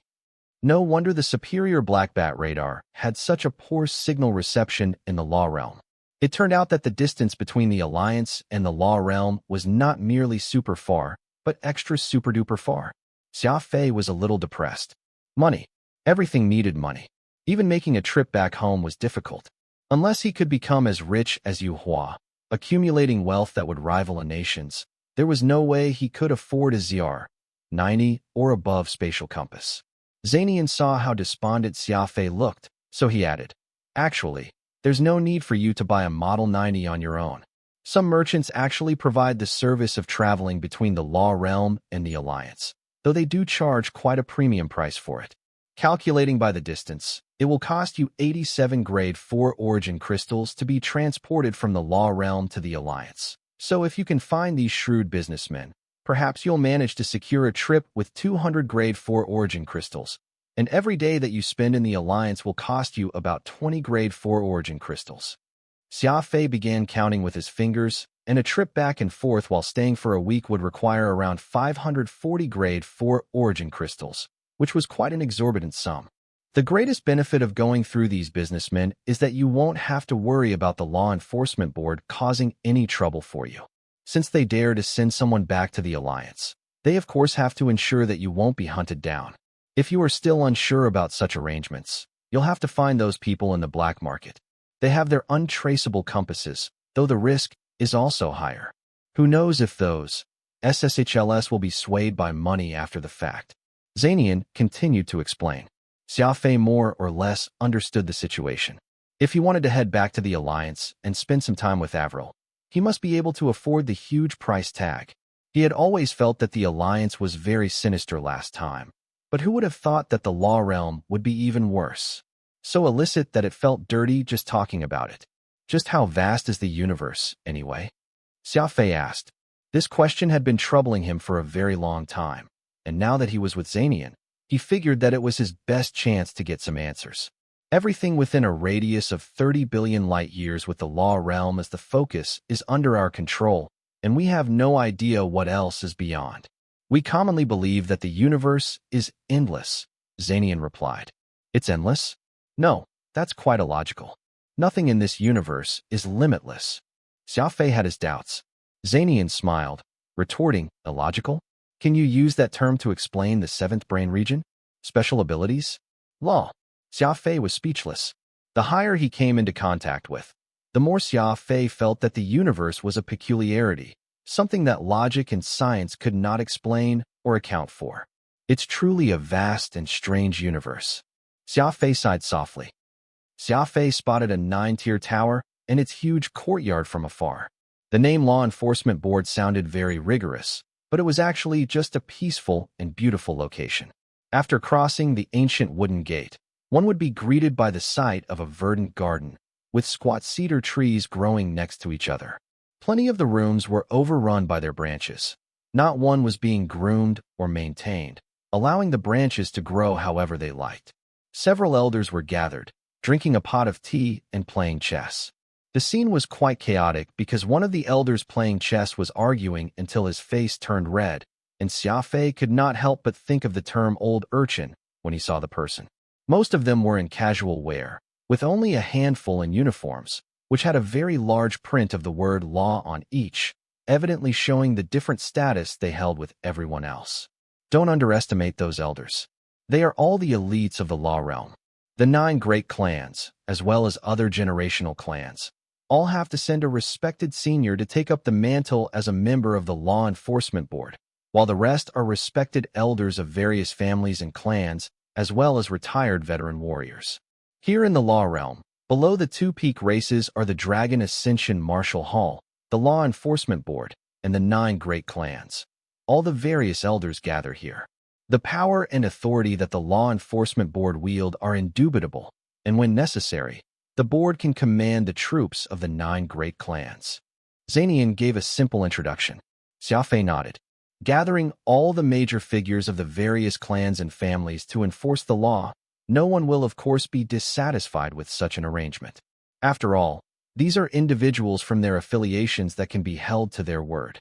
That's indeed the case, which is why you'd best not provoke any one of these elders for no reason whatsoever, or else things can get very messy, Zanian said with a hint of fear as if he had personally experienced this himself. The two of them continued chatting as they entered the hall. There was a large marcescent plaque hanging above the entrance, indicating that this was the place where high-grade spatial compasses could be registered.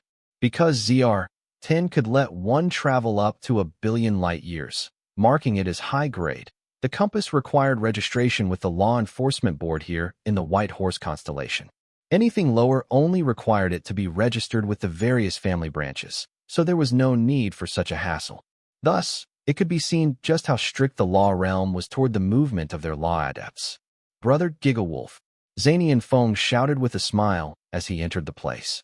Behind the long workbench was a young man with a full beard covering even his cheeks. He was napping, but upon hearing the call, he raised his head impatiently. "Who's there? Sleeping on your job in broad daylight? Aren't you afraid those old coots outside giving you trouble?" Zanian teased. "Zanian," the bearded youth shouted in glee. He stepped away from the workbench and brought over 3 chairs, even serving some tea for the newcomers. "This here is my good friend, from the Cruel Wolf clan of the 9 great clans, Wolf Shunai. Don't be fooled by that bushy beard of his. Gigawolf is actually younger than me by 2 years. Zanian made the introduction. Wolf Shunai awkwardly rubbed his head. "I can't help it. The men of the Cruel Wolf clan always have had bushy beards. It's a genetic trait we got from our ancestors and can't be changed even if I want to." Wolf Shunai was fairly honest, seemingly unaware that Zanian was merely joking with him. However, it was true that his countenance was somewhat unexpected. With his upturned nose and a full beard, Xia Fei would mistake him for a middle-aged man if not for Zanian's introduction. "This young man here's Xia Fei, a friend I met in the Dragon Ascension Conclave. I brought him here to register his spatial compass." Zanian did the introductions for Xia Fei for Wolf Shunai's benefit. "Xia Fei, the one who placed first in the initial assessment." Wolf Shunai was surprised. "That's right. The very same," Zanian said. His shocked eyes did a once-over of Xia Fei's body before bursting into uproarious laughter. "Great. It's going to be the 2nd cycle in another month. When that time comes, you must teach me a few pointers. Don't you hold back on me when we meet, too." Xia Fei humbly replied. "I wouldn't dare presume that I could teach you, but I'm sure that we can spar." Wolf Shunai was a straightforward person, so he registered Xia Fei's compass without another word. The price for registration was 5 grade 4 origin crystals, which was still acceptable, and Xia Fei was also provided with a card from the bank. Every month, the cost of traveling could be deposited into the bank, and he could also do so in advance, saving him the hassle of payment, since the bank card was directly linked to the compass. Ahem, what a terrible life I lead. You've been made a scout of your family, which is a very interesting job, yet here I am, forced to join the law enforcement board. I'm bored to death working here daily." Hearing Zanian's experience, Wolf Shunai could not help but complain about his lot in life. Zanian chuckled. "That can't be helped. You're from one of the 9 great clans, so of course you'd be sent to gain some expatriate experience. Do you think the law enforcement board is something that most people can just join? Small families will be fighting for a chance to do what you do, and the board won't even take them. Let's not compare anymore. The patriarch of your Feng family leads Dragon Ascension, and that name itself is far greater than my family," Wolf Shunai said. Like Zanian, Wolf Shunai was also a descendant of a known generational clan in the law realm, with plenty of ties to each other. Xia Fei, who did not really get the conversation that these two were having, fiddled with his spatial compass, feeling bored. Zanian glanced around the place and said, "Hey, has that elder, Xia Zonghai, been looking for me recently?" Upon hearing the name Xia Zonghai, Wolf Shunai looked completely unnerved as he said with a glum face, "Don't even say that. Why did you end up provoking him out of all the elders here? That old monster beat me up good all just so he could find you. But it's a good thing that your brother here is loyal, so I didn't say a word about you being with Dragon Ascension." Zanian furtively observed Xia Fei's reaction when the conversation reached this point. There were plenty of people who went by the surname of Xia, and Xia Fei did not react any differently. But hearing an elder by the name of Xia Zonghai bold enough to beat up Wolf Shunai of the 9 great clans did pique his interest. Further seeing how Wolf Shunai was practically shivering in his boots at the mention of the name, there was no doubt that this Xia Zonghai lived up to his name as an old monster, and his temper was nothing to be scoffed at. Xia Fei did not have any special reaction, and Zanian could not help but be slightly disappointed. Could Xia Fei really have nothing to do with the Skywing clan? Is it impossible? Zanian thought to himself. With a smile, he said, I remember that today's the 1st, which means it's the date of the Law Enforcement Board's internal auction. Brother Gigawolf, why don't you bring me and Xia Fei along, so we can enrich ourselves from the experience? Wolf Shunai slapped his thigh. I nearly forgot about that if you didn't mention it. This is one of the perks of joining the Law Enforcement Board. Come, let's go and take a look. You two may not be aware of this, but those old monsters have plenty of fun trinkets. Don't be dazzled by those when you see them later. Hearing that the Law Enforcement Board would have an internal auction once every month, Xia Fei and Zanian Feng were both very interested. Wolf Shunai was just presently wasting his time in the office, and since they all hit it off, the three decided to head over and have a look. Past the mysterious 9-tier tower was a bamboo garden, and the so-called internal auction was being held in one corner of this bamboo garden. There were guards stationed around the venue, and all it took was an exchange of a few words from the two young scions of the generational clans, and the three were allowed entry without further question. Though he did not belong to the Law Enforcement Board, Zanian was ultimately someone from Dragon Ascension's Feng family.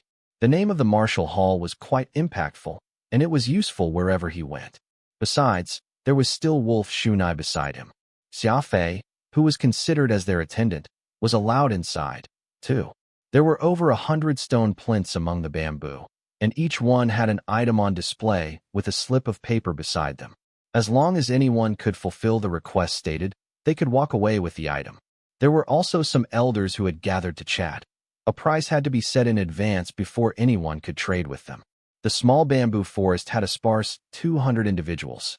Even if anyone added the people buying and selling, the entire forest could hardly be filled, which contributed to the impression of the place being somewhat quiet and empty. Generational clans would often have plenty of interaction with one another, so many called Zanian Feng and Wolf Shunai to chat with them. Xia Fei knew no one, so he casually strolled through the venue. A grade 6 origin crystal, Phantom exclaimed. On a stone plinth lay a glimmering blue crystal, a clear indication that it was a grade 6 origin crystal. Going by the conventional exchange rate, a grade 6 origin crystal was worth 10,000 grade 4 origin crystals, and Xia Fei could only afford 10% of the crystals even if he offered the entirety of his net worth. What made it all the more precious was the fact that the hierarchical policy of the Law Realm had designated grade 6 and above origin crystals as the common currency used by the god race. The highest Xia Fei could use among the small families and clans was just grade 4, while White Horse Constellation used as high as grade 5. A grade 6 crystal was practically nowhere to be found in the market. After all, it required a level 6 energy master to purify a level 6 origin crystal.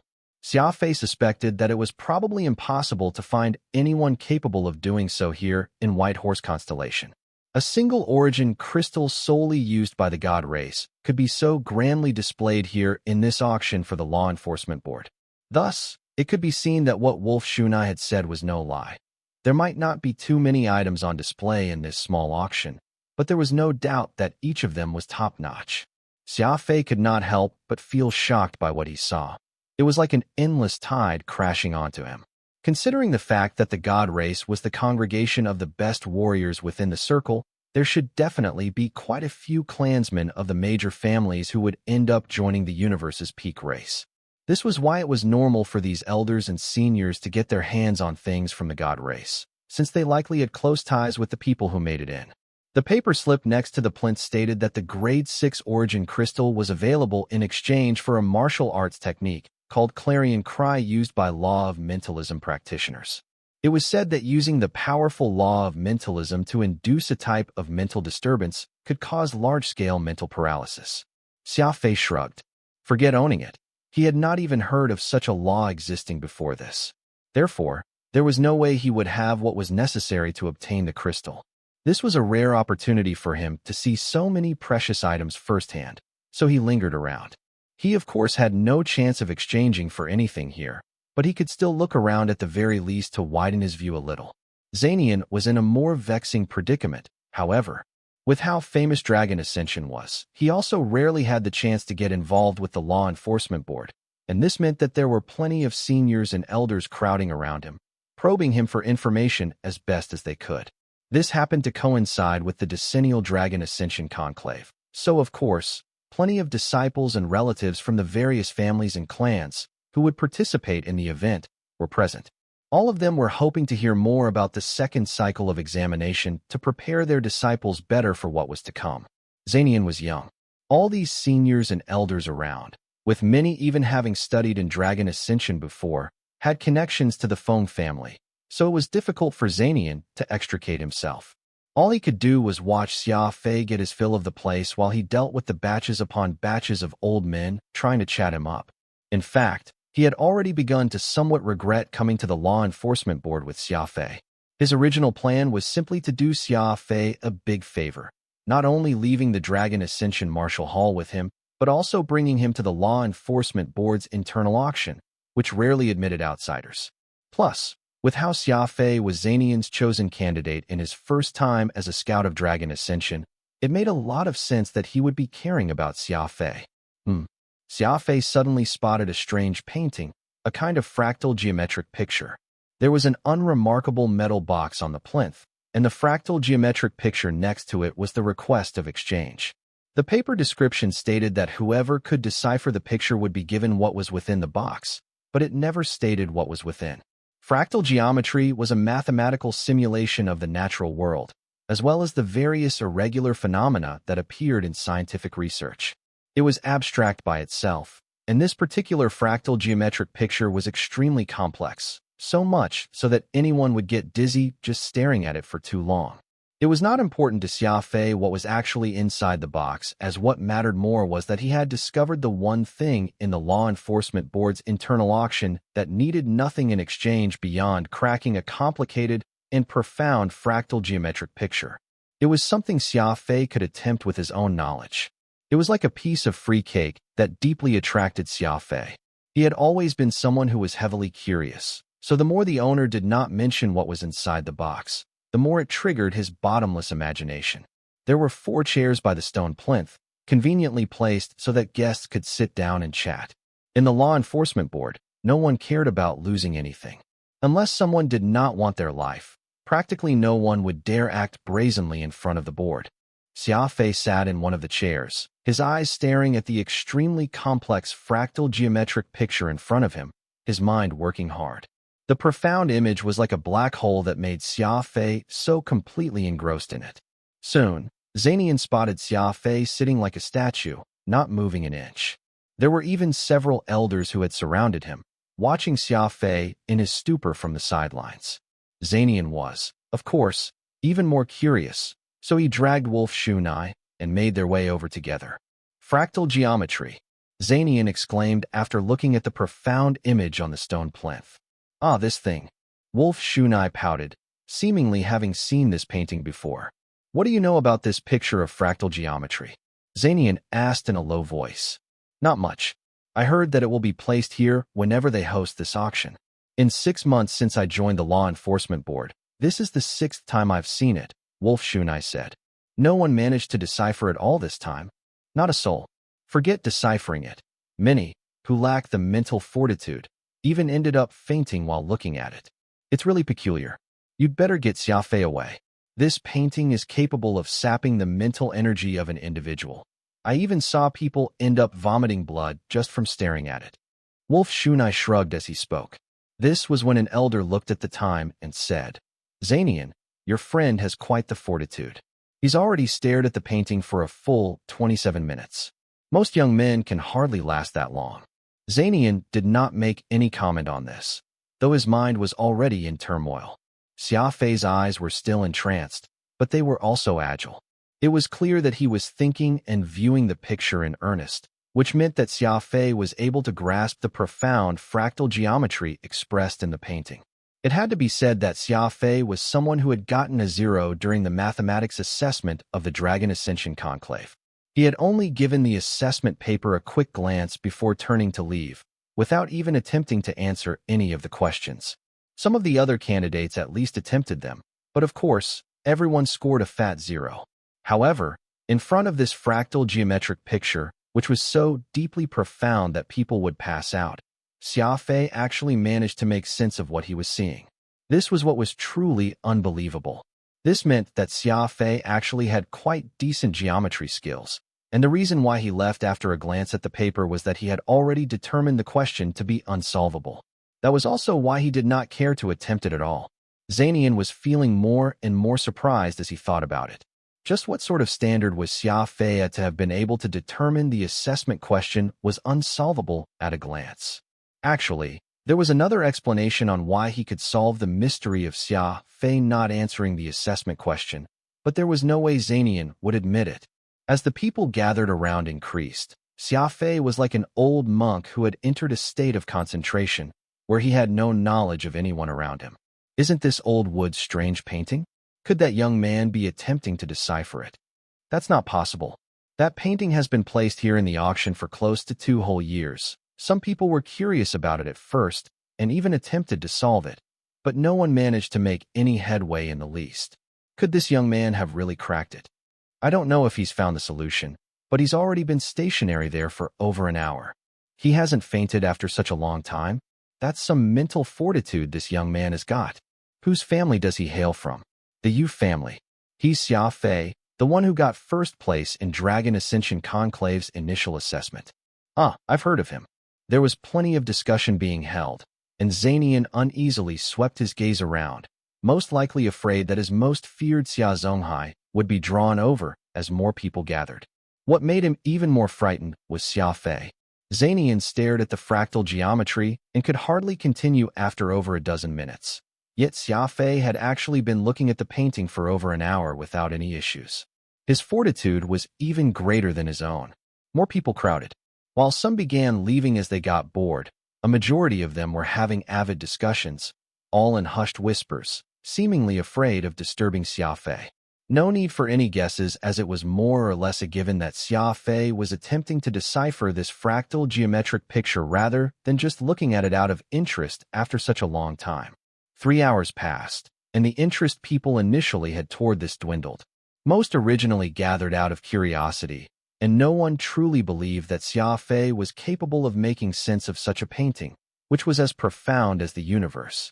Countless experts had tried but failed, so it would be strange if the young Xia Fei really did decipher it. I'm done. I doubt that this young man has a chance, or else he will have already solved it. No reason for him to have sat here for over 3 hours. Let's wait a bit longer. I heard that Old Woods is coming over personally, so having a chat with him won't be too bad. I see. The death of Wood's daughter has shaken him deeply. It's been a long time since I saw him as well, so I guess that it's fine waiting a bit longer. Just as everyone was beginning to get impatient, the statue-like Xia Fei suddenly moved. Xia Fei quickly turned on his terminal and began lightly tapping on the screen. A complex waveform then began to appear. Spending some time to think, Xia Fei then erased the waveform he had just finished drawing before restarting from scratch. His eyes were filled with passion and interest. He had begun deciphering the fractal geometric picture with 100% fervor. This is a coded waveform.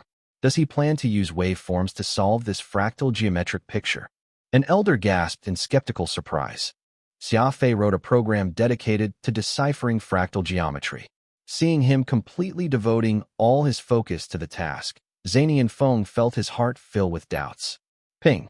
Xia Fei pushed a button, and the visually overwhelming interpretation program he wrote began to activate in his terminal.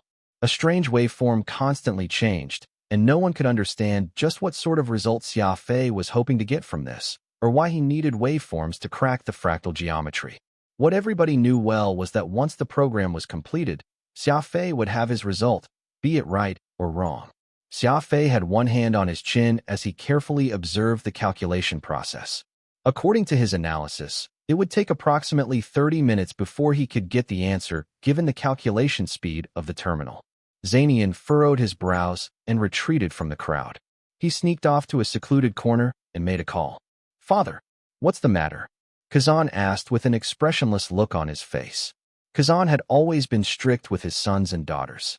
Though Zanian was his favorite son, the latter had hardly ever seen his father smile. In all the years he could recall, his father was always an impressive and stern existence. "There's something I need to report to you." Zanian was speaking with decorum, completely unlike what an affectionate dialogue between a father and son should be, and more like that between a subordinate and a superior. Speak, Kazan offered. The human candidate who placed first in our initial assessment today, Xia Fei, is very strange. Busey already filled me in about Xia Fei belonging to the Skywing. Is there anything else? What I'm speaking about isn't concerning rumors, rather geometry. Geometry. That's right. Zanian nodded severely. You should be very familiar with that question in the initial assessment. Only Xia Fei handed in a blank slip while the others attempted to solve the question. He even turned to leave after a single glance at the question. Kazan wrinkled his brows. It's very normal for warriors not to know geometry. Besides, I wasn't even hoping that anyone would be able to answer it. But Xia Fei knows geometry, Zanian solemnly corrected. He not only knows it, but also very proficient with it. Take a look. Turning the screen, he showed Kazan how Xia Fei presently had his face all scrunched up in concentration as he contemplated on the answer. Father, right now, Xia Fei is attempting to decipher a very complex fractal geometry question, one that plenty of members from the law enforcement board had been unable to solve. I believe that, even if the ultimate answer is incorrect, the knowledge that Xia Fei has toward mathematics and geometry is astounding. Kazan showed no expression to this, an indication for his son to continue his elaboration. Since he has quite the deep foundation toward fractal geometry but didn't answer the question, don't you think that it's very strange? It's somewhat peculiar. Any normal candidate wouldn't have any reason not to attempt solving it. Kazan muttered to himself deeply. What do you think? I think that there are two possibilities. First, Xia Fei read the question and realized that there's no solution, so he didn't waste any time solving it. That makes sense. Kazan nodded. That scenario shows that Xia Fei knows his limits and isn't a fool. He's aware that there's no answer with just a slight calculation. What's the second possibility? Zanian answered. The second possibility is even more shocking. We actually have no clue whether there's an answer to the question or not, which is why it's bothered us for so many years. If Xia Fei has seen the question and knows the answer to it. Kazan was slightly startled, though he quickly regained composure. This slight motion had not failed to register in Zanian's eyes, a clear indication of just how surprised his father was. If Xia Fei knew the answer but chose to give up rather than writing it down, the only conclusion we could draw was that he just wouldn't answer it then. He wouldn't answer? The difference between could not answer and would not answer was merely one word, yet it was also a world of difference. The father and son of the Feng family knew this point very well. If Xia Fei answered the question, then we would know it. However, if Xia Fei holds some unspeakable secret, which made him unwilling to share the answer, all he could do was give up on the test to keep his secret. There's no other possibility besides these two. The former means that Xia Fei is a brilliant and intelligent person, while the latter means he's involved in a major secret. If I were in his shoes, I would also choose to give up on the test, Zanian said. Kazan was quiet for a good while. This matter was huge, and he had to consider all aspects of this revelation carefully. Don't mention a word about this to anyone else after today. I'll take care of this personally, Kazan said softly. Remember, no one must know about this. Also, assign someone to keep an eye on Xia Fei in secret. Click. The screen was turned off, and Zanian Feng heaved a long sigh. He had no idea why he would feel so uneasy every time he talked to his father. Perhaps it was Kazan's overly demanding expectation toward him that caused this. The result's out. Isn't this result too strange? What even is it? A waveform? The answer you got is a waveform. As the crowd was reeling from the revelation, Zanian hurried over. All he saw was Xia Fei flexing his stiff neck and shoulders, copying the result from the terminal and storing it in a button-sized storage device. He proceeded to place it on the stone plinth before reaching out to retrieve the reward. Hold it. We don't know if it's the correct answer yet. We'll need to wait till the owner comes and verify this. An elder reached out and stopped Xia Fei. Besides, I refuse to believe that this complex fractal geometric picture can be interpreted as a waveform. Are you trying to take advantage of the confusion and abscond away with the item while Old Woods isn't around? Yes, that's very likely. He hasn't even grown a beard, yet he could already decipher that fractal geometric picture. What sort of nonsense is this? Even Eddie Johnson, Someone who is proficient in fractal geometry failed in this. Hell would freeze over if he could actually do it. Facing the crowd's questioning and cynicism, Xia Fei lit a cigarette and softly said, "It's true that my word holds no weight, but none of you has the qualifications to say a word, either, or else why don't you all solve this and see for yourself?" Xia Fei's words had stabbed into the very nerve of plenty of those gathered. If any of them possessed the ability to solve this, would they even wait until today?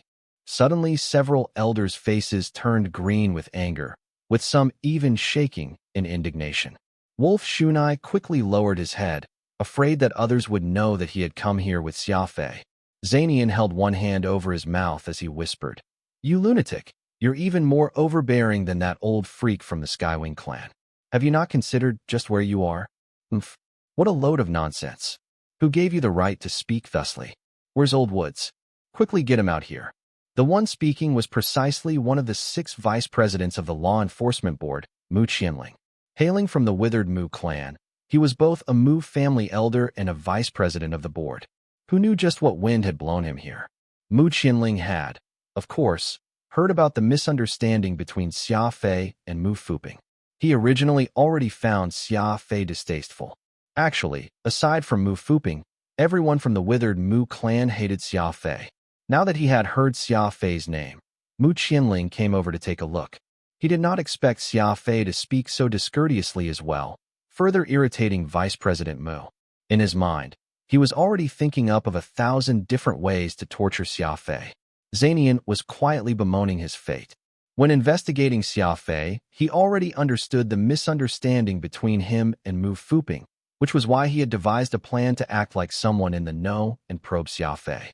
This was truly a case of a house with a leaky roof facing heavy rain every day and night. Xia Fei and the Mu family had not even resolved their differences when he ended up offending Mu Qianling. This was truly a troublesome situation to be in. He really regretted bringing Xia Fei to the Law Enforcement Board. Even in Zanian's wildest dream would he have imagined that Xia Fei would not give any face to anyone, even being bold enough to offend the old demons of the board. He must truly be tired of living. The crowd soon parted, and in walked an old man with a gaunt face. He had a head of disheveled white hair and soulless eyes, while the Law Enforcement Board's uniform he was wearing seemed to have not been washed for a very long time, with plenty of stains all over it. "Woods. Old Woods is here. It's been so long. Are you still doing okay? Hey, what's past is past. All of us are very worried seeing the haggard state you're in now." Everyone was very respectful to this disheveled old man, all of them offering words of consolation and care as they greeted him. It seemed like Old Woods was fairly popular to the members of the Law Enforcement Board. Old Woods returned words of courtesy to everyone with a wry smile, half jogging and half walking as he hurried over to Xia Fei's side, evidently very urgent. "Who managed to solve this fractal geometry?" Old Woods asked from far away. Xia Fei stood up and bowed. This young one found the answer. Old Woods did not care about his self-image as he came running over, looking extremely agitated. "Answer? What's the answer?" The crowd pricked their ears and listened. Plenty in the crowd had been stumped by this fractal geometry picture that Old Woods had set up, and it was even known to be one of the unsolvable mysteries of the Law Enforcement Board. Everyone was keen to learn whether Xia Fei's answer was right or wrong. Sweeping his gaze across all these elders and men who ridiculed him, Xia Fei flashed a crooked smile as he softly offered, "Elder, let's walk and talk." "Yes, yes, yes." Woods nodded his head repeatedly. Everyone was very disappointed. Xia Fei was intentionally not letting them hear the answer, not giving any face to these elders at all. Picking up the things, Xia Fei found a quiet room with Old Woods, while everyone else crowded outside. All of them were men of status, so no matter how curious they were, they would not stoop so low as to eavesdrop on them through the door seams, and all they could do was hold on to their burgeoning curiosity and wait outside. Zanian sighed. His eyes looked around uneasily, pondering to himself, "More and more people have gathered. Please don't lure that old coot of the Xia family here." Closing the door behind him, Xia Fei carefully looked around once more.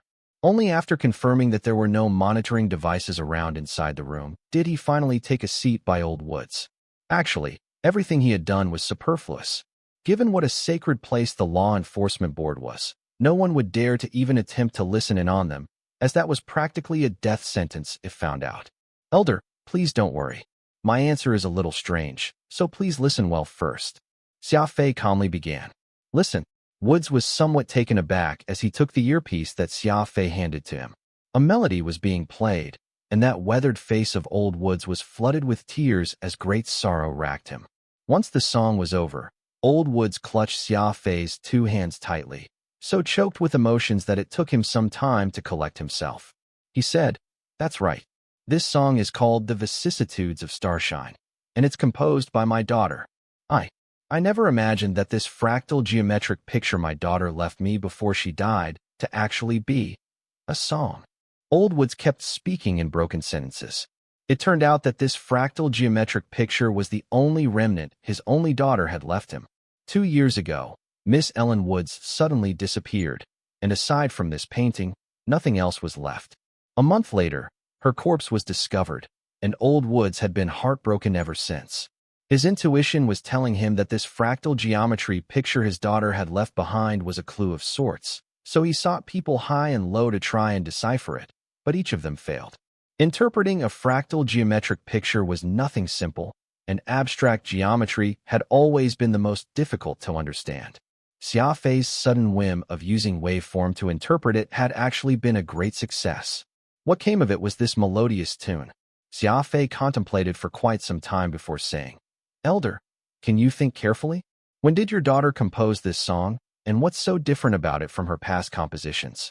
If it's merely just a song, there's no reason for her to use a complex fractal geometry to hide it. If you wish to find the answer, you'll have to start from this song," Xia Fei said solemnly. Old Woods thanked Xia Fei profusely as he escorted him out of the room. Though no one had any clue about the result, everyone knew at that moment that Xia Fei had truly succeeded in solving the fractal geometry and that the answer he got had been accepted by Old Woods. This was a mystery that had stumped countless experts, with plenty of sleepless nights burned up, yet it took the young Xia Fei a handful of hours to solve it. It was simply unbelievable. Mu Qianling spat at the side. He had come up with thousands of ways to deal with Xia Fei, but never had he thought that Xia Fei's answer would actually be correct.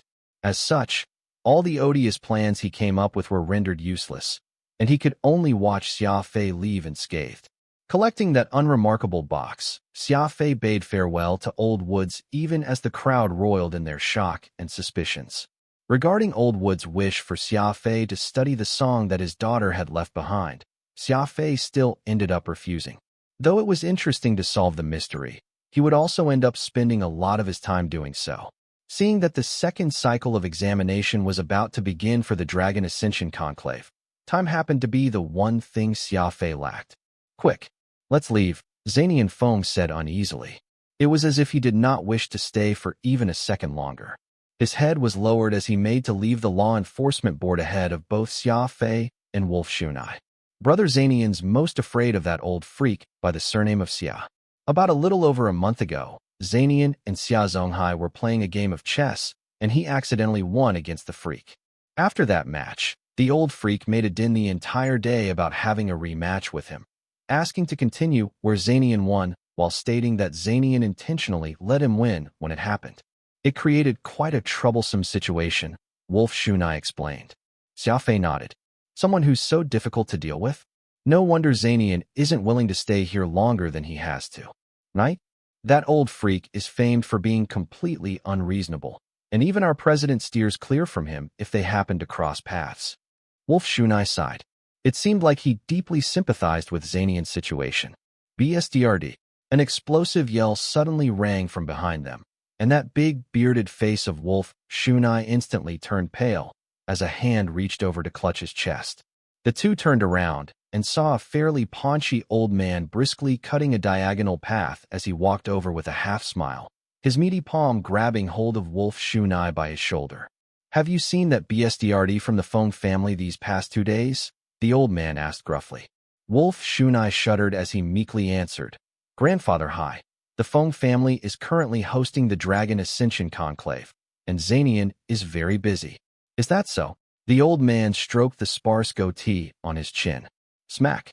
Without another word, Xia Zonghai immediately slapped Wolf Shunai's head. This caused the tall and robust young man to stagger from the blow, nearly falling flat on the ground. Do you take this old man as a fool? The initial assessment of the Dragon Ascension Conclave ended today. How dare you try to pull a fast one on me? Smack, smack, smack, smack. The old man treated Wolf Shunny's head like a basketball, slapping the latter as if he were dribbling a ball. When done, he gave Wolf Shunny's big bushy beard under his chin a good tug, the pain squeezing out tears from the Giga-Wolf. Xia Fei gulped. This old man in front of him was truly rude and unreasonable. I heard that Woods came, so I'll go and catch up with him first today. Tomorrow afternoon, you'd better find that friend of yours for me, or else. Throwing Xia Fei a side-eye, Xia Zonghai asked, Why do you look familiar, kid? Whose family's BSDRD are you? I'm from you family, and you must be mistaken, elder. We've never met before.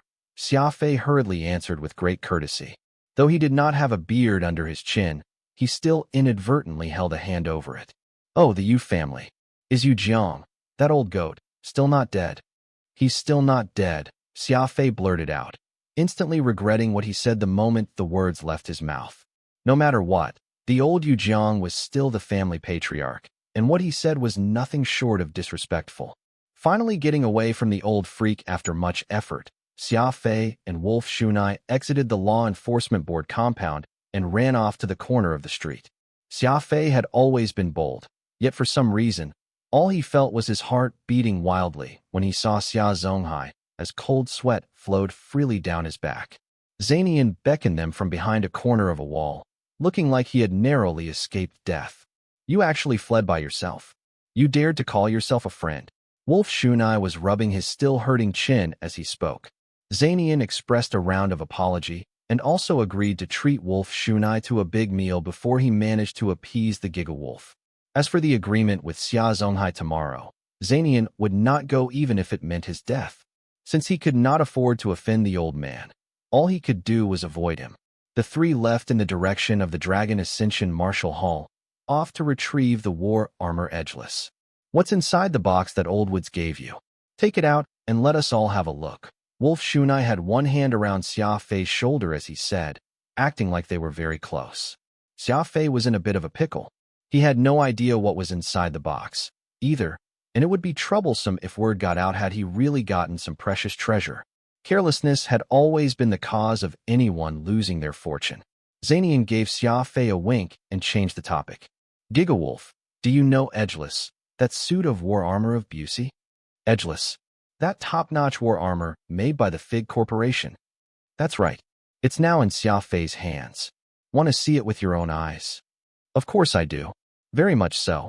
My family also has armor from Fig Corporation, but it's too bad that the DMN, old fogey, won't let me even look at it, Wolf Shunai said in frustration. The three chatted idly as they walked down the main street, while attentive individuals around could not help begin hypothesizing what relation Xia Fei shared with the Wolf family. Just what sort of animosity have you bred with the Mu family? It looks like Vice President Mu was picking on you especially, Wolf Shunai asked curiously. I don't know either. Xia Fei shrugged. This matter has vexed me for a very long time. Previously, I gave the young lady Mu Fuping a hand, and that caused them to roll their eyes at me everywhere I went. If I knew that this would happen, I wouldn't even care about them. Zanian Feng burst into laughter. Do you really not know? Xia Fei frowned. Not at all. Zanian straightened his face as he whispered. It's like this. After you saved Mu Fuping and disappeared, she went back to bug her family about looking for you. Relationships in this circle are very superficial, so the Mu family doesn't really care about your disappearance. That's why she ended up mentioning how she has feelings for you due to the urgency of the matter. So now you're in this situation. Actually, you can't really blame Miss Mu. She hasn't experienced much of the world, so she didn't weigh the pros and cons of her actions. Strictly speaking, what she said had benefited you in the short term, but it actually ended up hurting you for the long term. Forget the Mu family. There are even more members of the other great clans who harbor animosity toward you.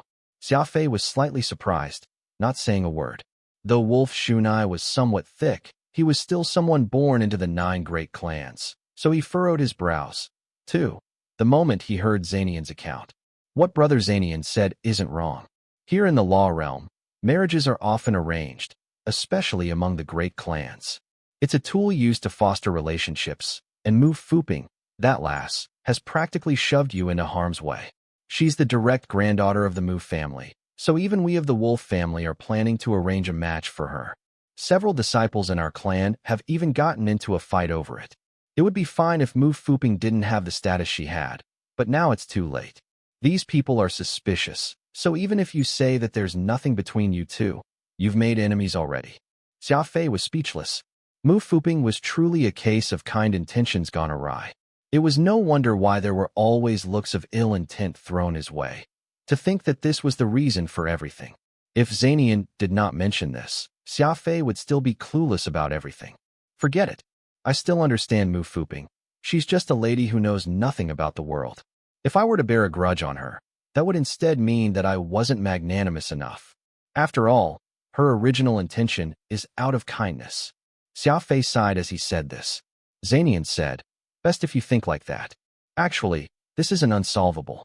Once you join the Dragon Ascension, I dare to guarantee that no one will dare have any funny ideas toward you.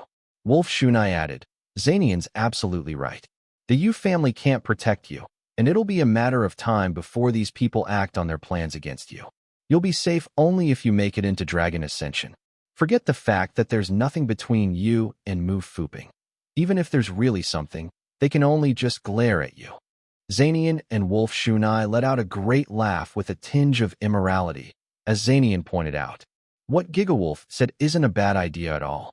Mu Fuping has taken the initiative to look for you many times and has shown a fondness for you. Why don't you just take her in once you join the Martial Hall? Dragon Ascension Martial Hall's backyard, North Ridge Warzone. This warzone was the area where the warriors would be practicing their martial arts techniques daily. A set of approximately 2-meter-tall war armor slowly rose from the thick metal alloy ground, and it was none other than the edgeless war armor. Wolf Shunny's eyes turned green, a silly grin plastered across his face as if he was over the moon. He could not stop himself from walking over and running his finger on the cold metal surface. Edgeless. It really is edgeless. You've definitely hit the jackpot this time. To think the war armor belonging to one of the 4 heavenly kings of Dragon Ascension would end up in your hands. Had I known that this was the prize, I would definitely have joined in the assessment as well and fight it out with you. Wolf Shunai said with great excitement. Zanian said, Great Clan's not needing to join the initial assessment is our way of showing care to you all. Honestly speaking, Xia Fei really risked his life to obtain Uncle Busey's edgeless. Had you joined, there's no guarantee that you would have cleared it. Besides, the prize for the second cycle won't be anything less than edgeless, so you've still got a chance. Wolf Shunai did not care for that, though, vehemently complaining about the rule that great clans did not require to participate in the initial assessment. Xia Fei made his way over to edgeless and pushed a button on the war armor's arm. Ping ping ping. Edgeless armor plates, thin like a cicada's wings, automatically changed shape and instantly enveloped Xia Fei in its protective embrace. Though it was hard war armor, edgeless did not give the slightest cumbersome feeling when worn. The ergonomic design of the armor was so perfect that it felt like none of Xia Fei's movements was restricted in the least. Testing the armor by moving his arms, Xia Fei marveled. Not bad. It's even stronger than the liquid war armor I have, and can even feel a measure of assistance with every move I make. Zanian nodded. The engine on the back of the war armor is very powerful. It not only grants you the ability of spaceflight, but also increases the power of your attacks. A single move of your arm and the mechanical frame will move accordingly, able to boost your strength by approximately 30%. Xia Fei squatted, and the twin quantum engine behind him blasted into activation. Whoosh! Xia Fei penetrated through the clouds like a rocket, going past the atmosphere and right into the stars. This was edgeless. A top-notch set of war armor, which allowed its user to achieve space flight like a warship by itself. Spending about an hour to get used to edgeless, Xia Fei's psychomotor skills were excellent, and the armor hardly wasted much of his strength. The 2 quantum engines, edgeless contained allowed him flight in addition to what the average war armor provided. This was no ordinary flight, either, but true space flight like that of a spacefaring warship.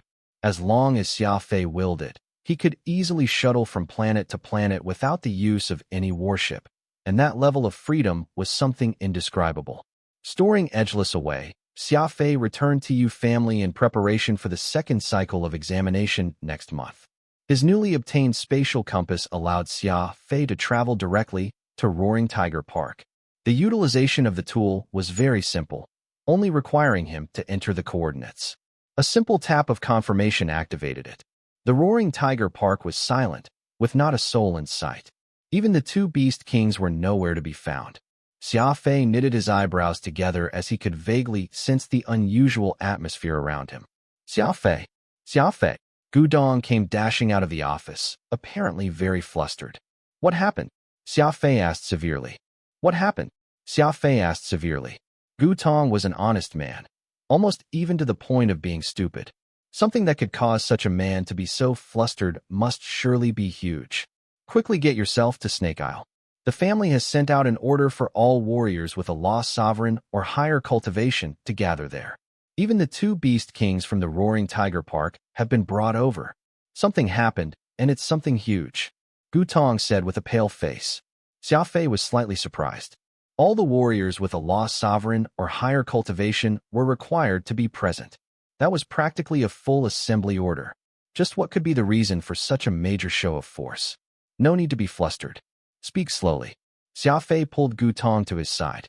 Gu Tong was of course not in the mood to sit down, constantly pacing back and forth, worry written all over his face. Why don't you first calm down? I haven't been in the clan these last handful of days, so I have no clue what transpired here.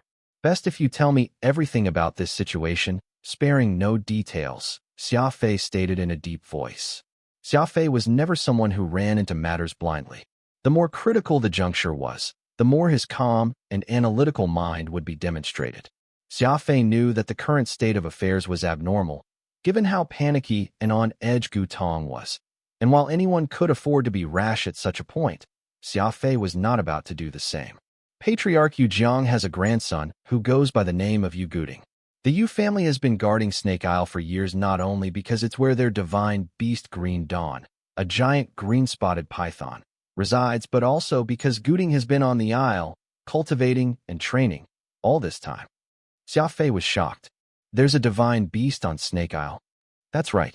Green Dawn is Yu family's guardian divine beast, and it's been residing on the Isle for thousands of years, fighting for the family patriarchs, protecting the clan through ages.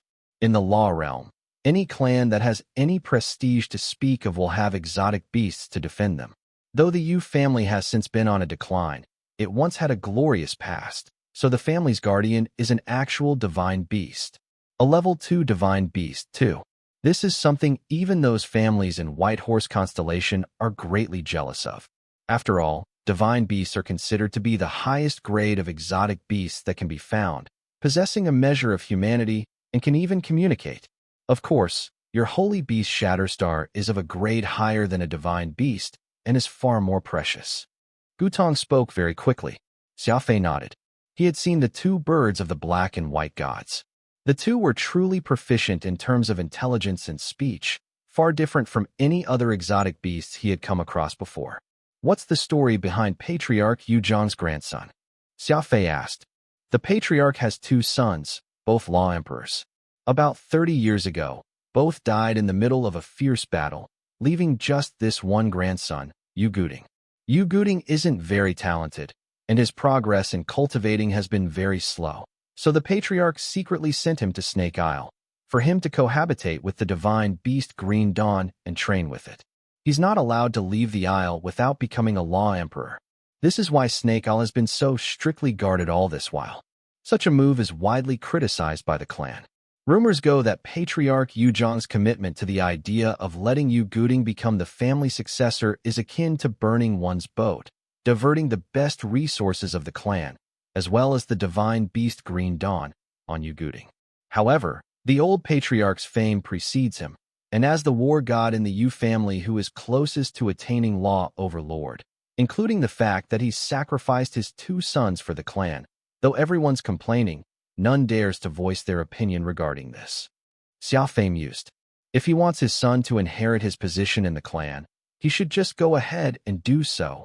Why resort to such harsh means like throwing his grandson to Snake Isle?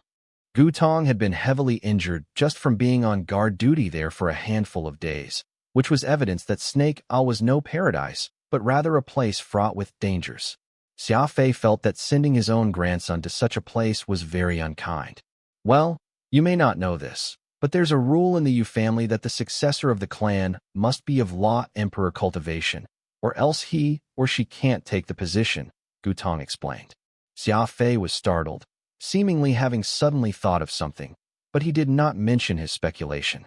Instead, he chose to bury it deep in his heart. Some time ago, we received news that Yu Guding had managed to ascend to law emperor. He is about to be released, so Patriarch Yu Jiang is of course elated.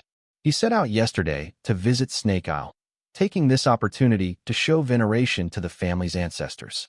Unfortunately, as the patriarch led his men into the isle, a sky curtain got erected, trapping them within. That's why the chief custodian, Eugene, urgently called for all the elites of the clan to gather at Snake Isle and deal with whatever unexpected event is happening there. Xia Fei heaved a long sigh and asked, "What's a sky curtain?"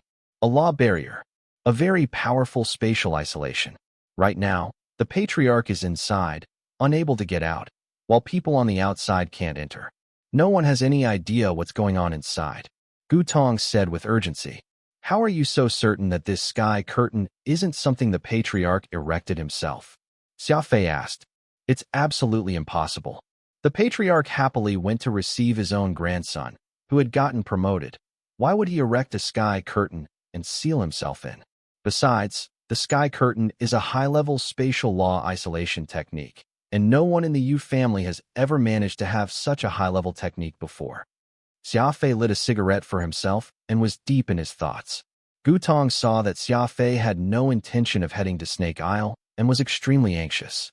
He lacked the cultivation himself, or else he would have been among the first to rush over when the call first went out. The patriarch is the pillar of the Yu family. If anything were to happen to him, the clan would be doomed, Gu Tong hastily pleaded. Xia Fei smiled. "Your anxiety isn't helping anyone either way. Let me ask you, where's Yu Hua?" "He's on Snake Isle, of course. Though Eugene doesn't see eye to eye with him, he's still the only law emperor in the clan aside from the patriarch. Eugene personally showed up to request Yu Hua's presence on Snake Isle," Gu Tong said. Xia Fei frowned. "Yu Hua didn't leave for Snake Isle with the patriarch?" "Of course he didn't. Snake Isle is the holy ground of the clan, where the ancestors are laid to rest. Since Yu Hua left the family many years ago, even his name can't appear on the clan tree. Though he's still living here, he isn't considered a member of the clan. Yu Hua simply has no qualifications to join the patriarch on his trip to venerate the ancestors," Gu Tong said. "He didn't go?" Xia Fei muttered to himself as he rubbed his chin. "Are you suspecting that Yu Hua is behind this?" Gu Tong was puzzled. Xia Fei chuckled. "You said that only a law emperor can succeed the post of the family patriarch, and now that Guding has achieved just that, this happened, so?" "You're wrong," Gu Tong sighed as he explained. "Others may have such ambitions, but not Yu Hua. He's a gentlemanly and amicable person, preferring business and pleasure than such worldly concerns. Back when the patriarch's two sons died, he personally sought Yu Hua and requested his return to the clan, even offering the position of the patriarch to him, but the latter refused it. All the elders of the family also showed up then. He would get the position if he only wanted it. There's no reason for him to wait till today. Everyone in the clan knows this, so you shouldn't suspect him," Gu Tong said. Xia Fei nodded and did not say a word.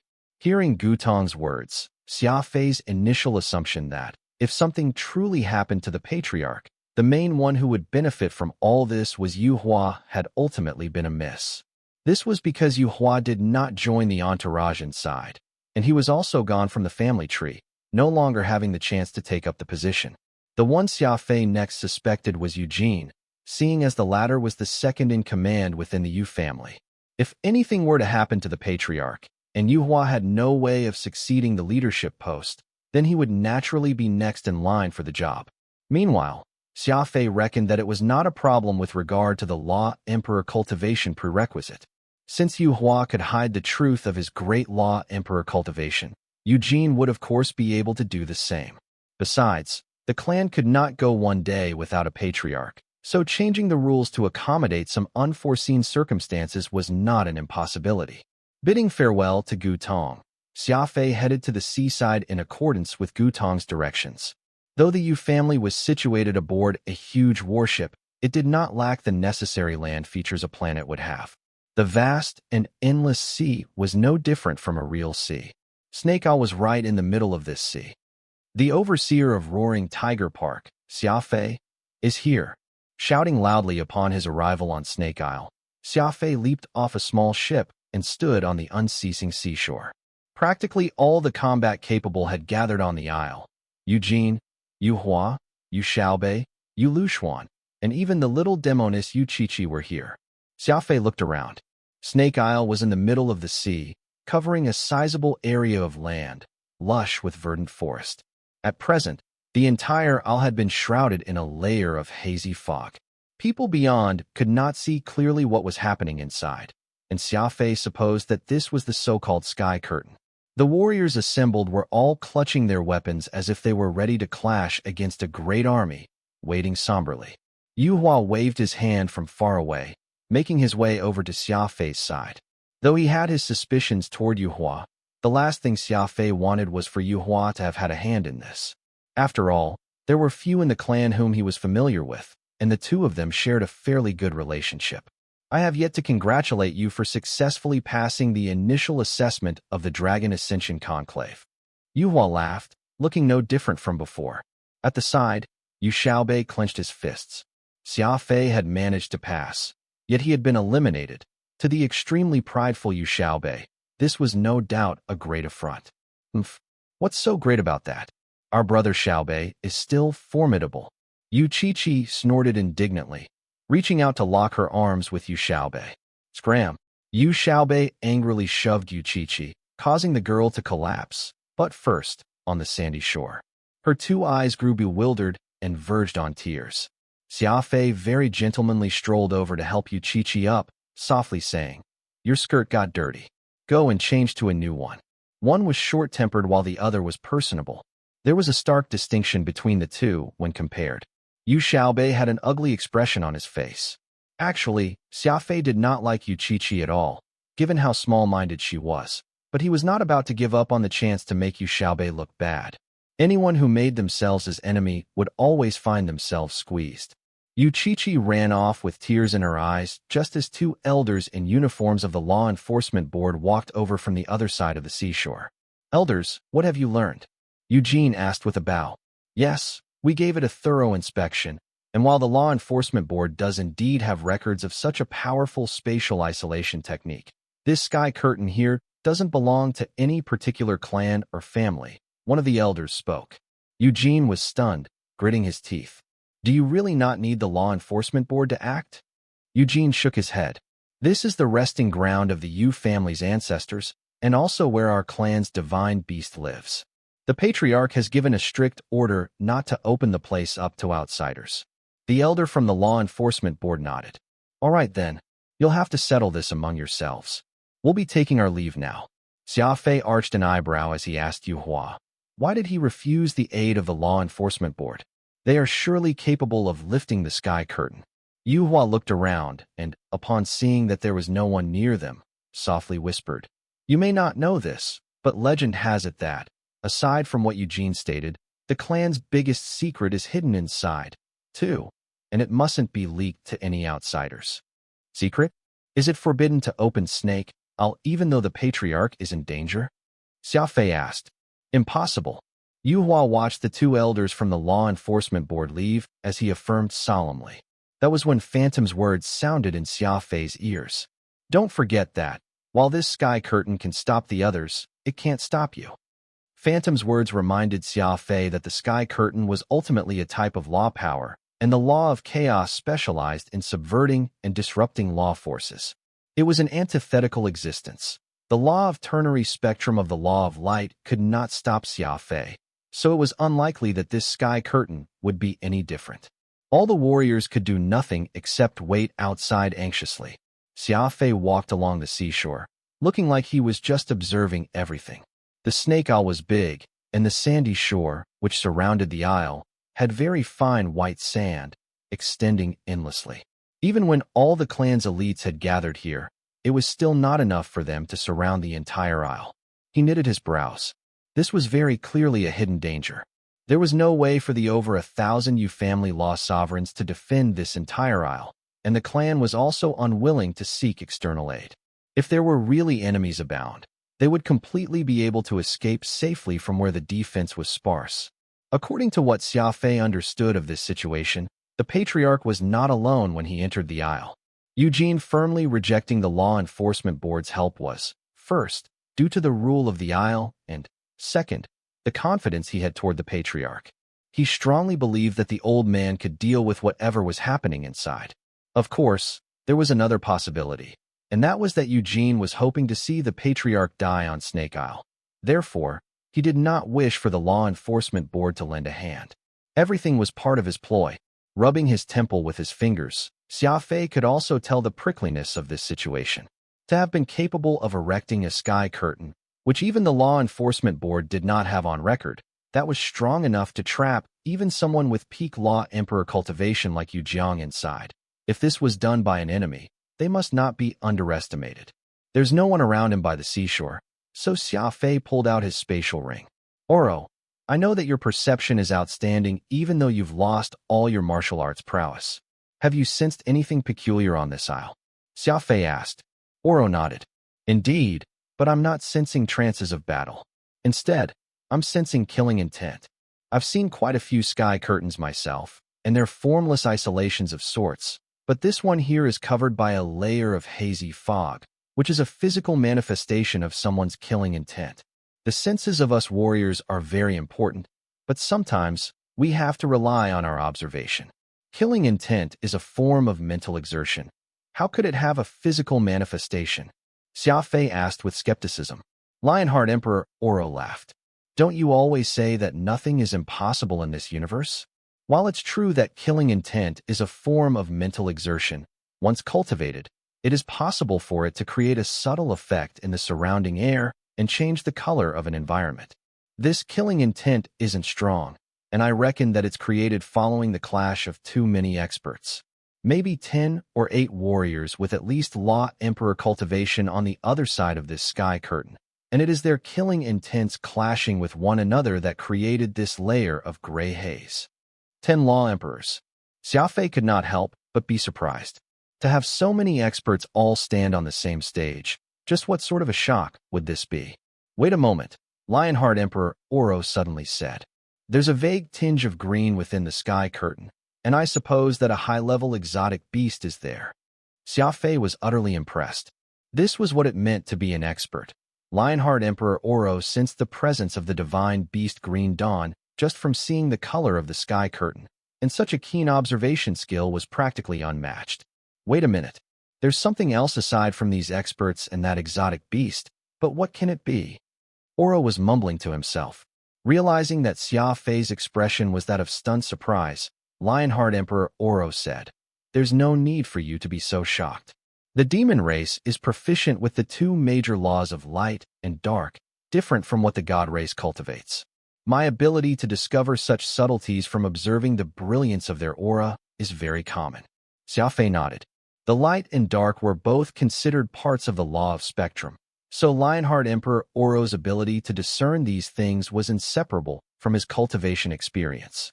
Without realizing it, the shore of the isle was now void of people as Xia Fei had already circled around to the back of the isle. As Oro stayed quiet, Phantom took this chance to express his nervousness. There are plenty of experts on Snake Isle, so what use is there for you to enter it yourself? Why not just shatter the sky curtain so that all the warriors of the Yu family can be let in? Xia Fei shook his head. Do you want everyone to know that I have the ability to subvert laws? Phantom was speechless. Xia Fei could live peacefully up until today had all been because he had kept himself hidden. A man with no guilt can harbor no suspicion. This was a saying that Xia Fei had carved into his mind to live by, and never did he reveal his true strength in front of anyone. He always made sure to leave a trump card face down. Besides, I don't trust a single one of those people, Xia Fei said solemnly. Whoosh. Xia Fei hardly had any trouble passing through the sky curtain.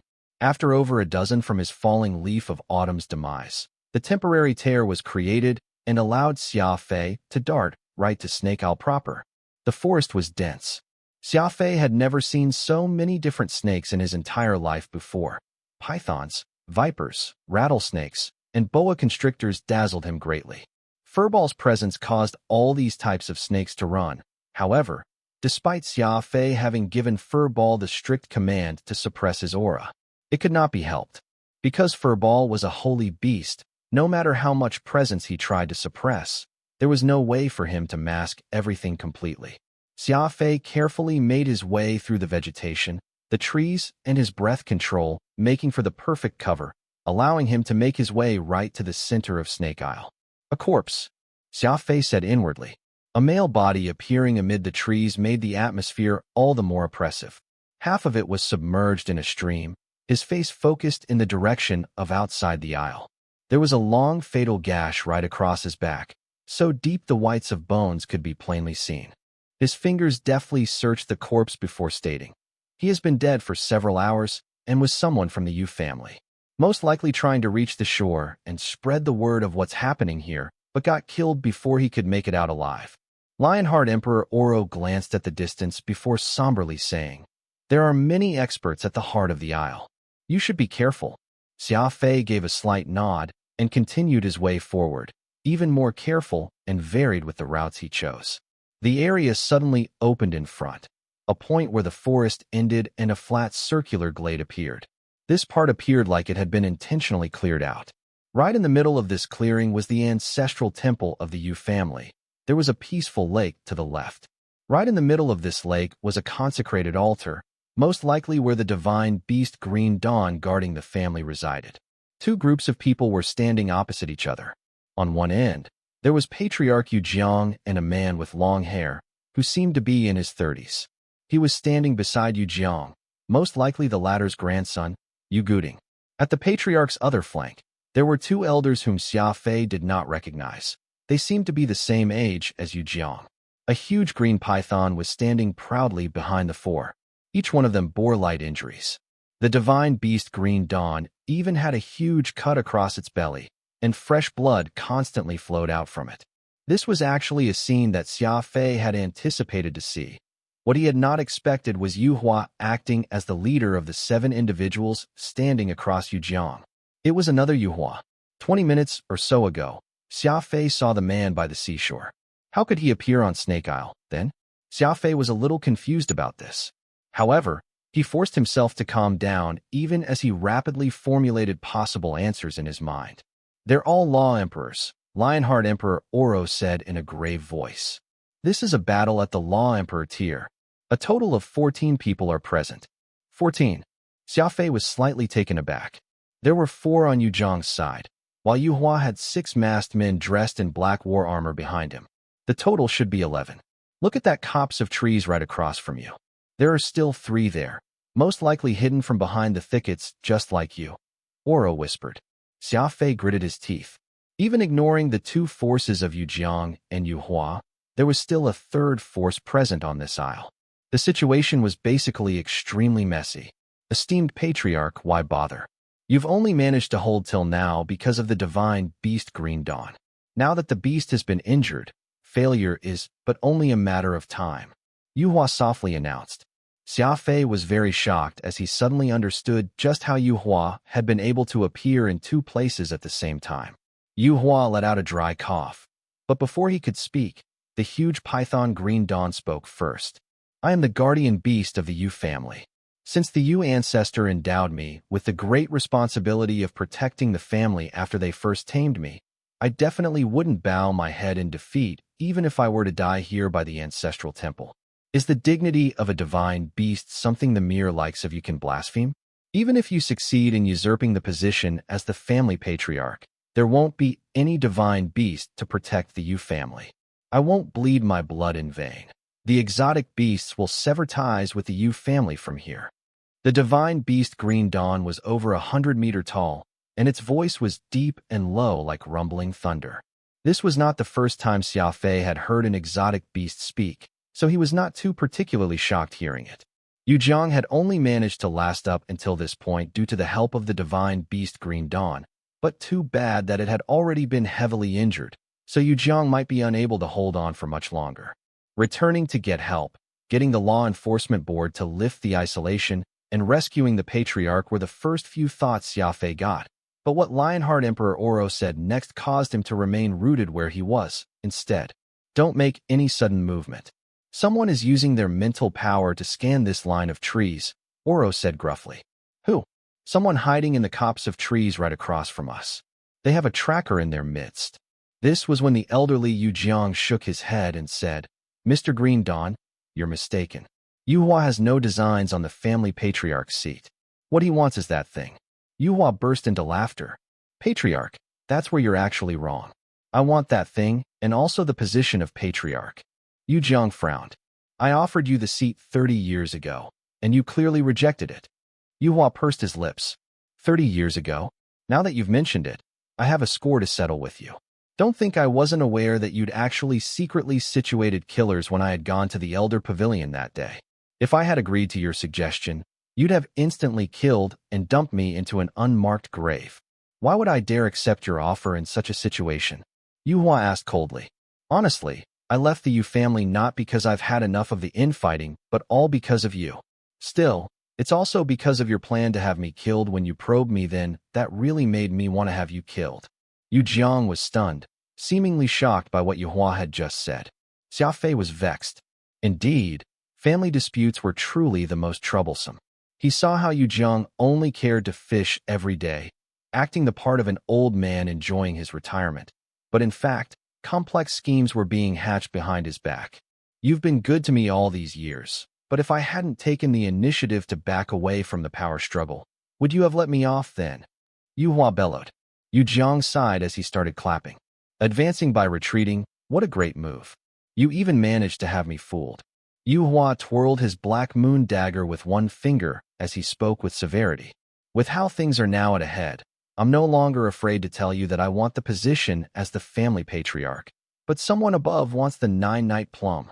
If you don't hand it over, you can forget about taking a step off Snake Isle alive. Shock. Extreme shock. There were 30 immemorial mystical armaments, and 7 among them were nature type, namely the fringe mountain leaf, unparting pine, warp sea lotus, scattered star chrysanthemum, 9-night plum, whistling moon willow, and peacock blue. All 7 were known as the 7 plants of the cloud sea. Xia Fei would never have dreamed that the Yu family actually had another immemorial mystical armament hidden here. One of the immemorial mystical armaments. Xia Fei practically blurted out these words loud. Peacock blue was present in Xia Fei's hands, and if what Yu Hua said was true, then there was another immemorial mystical armament on Snake Isle. A nature-type weapon considered top-notch in this universe. Yu Guding's expression changed immensely as he rumbled. Yu Hua, you actually colluded with people from other clans, hatching a conspiracy, just to obtain the family's heirloom. How truly despicable of you. Yu Hua let out a mirthless laughter. This is the law realm, where the weak are meat for the strong to eat. We of the Yu family holding onto the 9-night plum is no more than inviting death to our doorsteps. Use your heads and think about it. Why has the Yu family been struggling these years, being restricted by so many in every way? Isn't it all because of the 9-night plum? It's a treasure in name when really it's a curse. Every day that we don't hand it over is another day that our clan can't get back on its feet. Xia Fei actually very much agreed with Yu Hua's theory. Anyone possessing something that did not commensurate with their strength could only be bad. It would only result in others hunting them down in an effort to obtain that precious object. Thinking of this, Xia Fei could not help but feel up his right arm. Peacock blue was here right now, and it was also a treasure that plenty coveted. Yu Jiang spat to the side as he coldly remarked, "Is this what your shrewdness as a merchant tells you? Haven't you considered that if someone from our clan manages to subdue the 9-night plum, it will be us who will rise like a phoenix?" Yu Hua was unconvinced. That's easy for you to say, but aside from you and your own blood, who else has the opportunity to attempt subduing it? Since I, Yu Hua, won't ever have that chance, then it's good for us not to have it at all. Yu Jiang was indeed being selfish. The 9-night plum was an immemorial mystical armament, yet he did not plan to let anyone aside from his family laying their hands on it, which was why there was no difference to Yu Hua whether the clan had the 9-night plum or not. This was such a mess. An utter mess. What appeared to be a harmonious clan actually had plenty of unseen twists and turns. What made Xia Fei feel a headache was how true the statement was that the law realm was a land where peace could not exist. Struggles both obvious and unseen were everywhere, and relationships were as fragile as a piece of paper. What made Xia Fei feel even worse was the fact that Yu Hua had lied to him. The man being indifferent like calm water, not competing for fame. It all had been his ploy. Yu Zhang's old face was pale as he coldly said, "I believe that you've spent plenty of effort setting up everything today. Unfortunately, the 9-night plum isn't on Snake Isle, so you can forget about getting away with it today." Yu Hua smirked. "Old patriarch, would I act with such haste if I didn't have accurate intel? I already know. Today, not only do you plan on bringing back Yuguding to the family, you're even looking forward to him subduing the 9-night plum. It's actually on your person right now."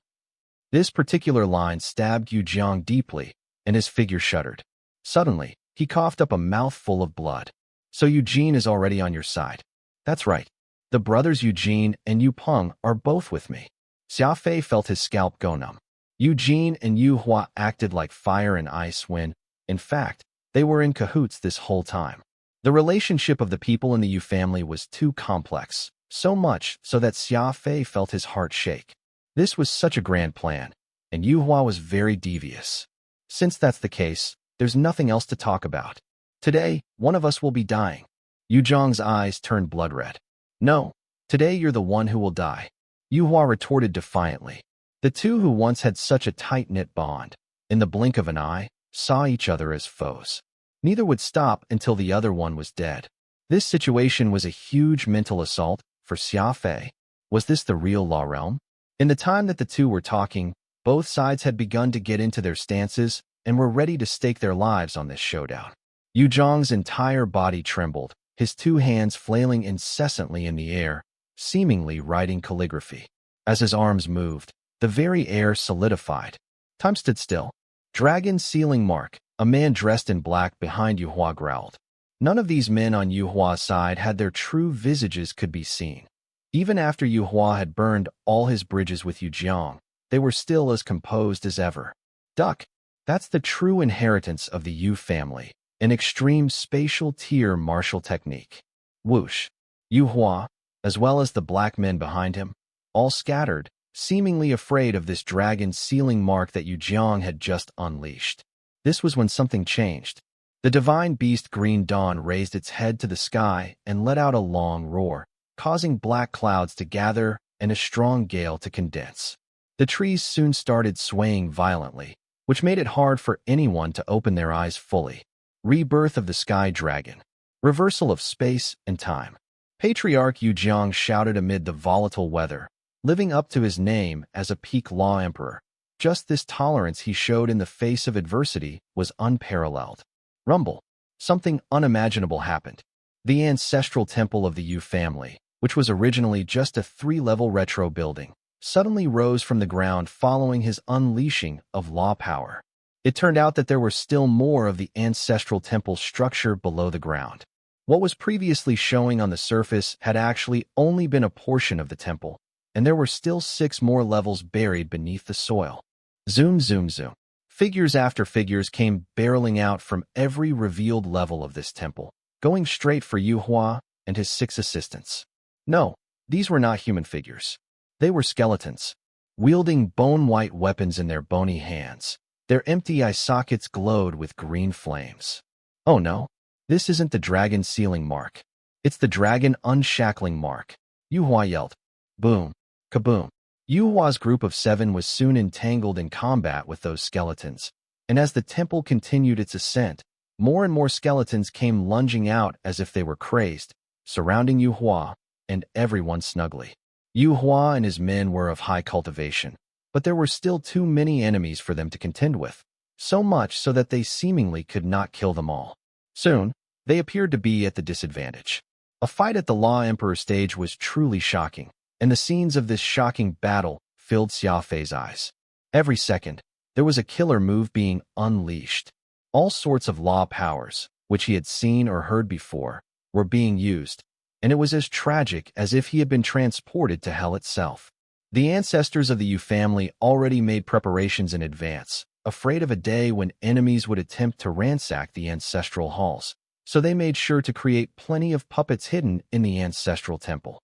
The dragon unshackling seal has been activated. You may all await your deaths. Yu Zhang's 2 eyes were wide open as he shouted, while the divine beast Green Dawn behind him, as well as the other Law Emperor Yu Guding, Law Emperor Guayu, and Great Law Emperor Signs, appeared invigorated. To think that the Yu family had such a trump card to play, victory was well in their sights. Dragon Sealing Mark and Dragon Unshackling Mark were the ultimate martial arts techniques of the clan. The former used the law of space to seal life, while the latter was responsible for releasing life whenever it was used. The countless skeleton puppets were all ex-warriors for the Yu family, sealed by the Dragon Sealing Mark before they died, thereby retaining a portion of each of their life forces within. Once unshackled, even if they were reduced to mere bones, they would retain a portion of their fighting prowess. With Yu Hua now at the disadvantage, the 3 Law Emperors behind Yu Jiang, as well as the divine beast Green Dawn, began their assault to annihilate Yu Hua's men in one fell swoop. However, this was when the slowly rising ancestral temple actually came to a halt. It even began to sink back down. Yu Jiang kept trying to raise it back up with his 2 arms, trembling as he persevered, but he eventually said with disappointment, "What a wondrous 5 clouds overcast. Dare I ask who from the Shattered Wu clan is this?" Cough. Just as he said that, Yu Jiang spat yet another mouthful of blood. His expression was so poor that it seemed like he had been pushed to his utmost limit. Whoosh, whoosh, whoosh. 3 figures leaped out from trees. None of the 3 had their faces covered, though, and not one looked too advanced in their years. Each of them looked to be around their 30s or 40s, each equipped with their war armor. The most obvious feature they had was their wide mouths, parting from ear to ear. They had very thin, blood-red lips, which was the unique appearance inherent to people from the Shattered Wu clan. Yu Jiang could feel a slight faintness. The Wu family was one of the 9 great clans in the Law Realm. Since they had infiltrated Snake Isle at this time, they should be the people manipulating things behind Yu Hua, and this was quite a sizable backing. Kaboom! The Yu family's ancestral temple was slowly descending. The Dragon Unshackling Mark had failed. Good move, Senior. Originally, none of us wanted to interfere with your familial affairs, yet you ended up forcing our hands. A short-haired man among this party of 3 flashed an unfriendly smile as he spoke. Yu Hua, you're far too disappointing. To think you didn't know that there's a trap beneath the Yu family's ancestral temple. The 3 from the Shattered Wu clan looked in unison at Yu Hua. Yu Hua was nearly done with the fighting by his side. Without those unsealed skeleton puppets' additional support, his opponents were no match for him and his men. Yu Hua wordlessly stood behind the 3 from the Shattered Wu clan before saying with a steely expression, "There are many things only privy to the family patriarch." The aura of disappointment still lingered. Yu Jiang and his men felt unprecedented pressure. Since men from one of the 9 great clans had descended, Yu Hua's side was bound to win this fight. The one over there should come out, too. There's no use hiding anymore, the man with short hair called enigmatically. He seemed to be the leader of these 3. Crap, they noticed me. Xia Fei was mortified deep down. Run. This was Xia Fei's immediate reaction. A battle at the Law Emperor stage was not something he could participate in.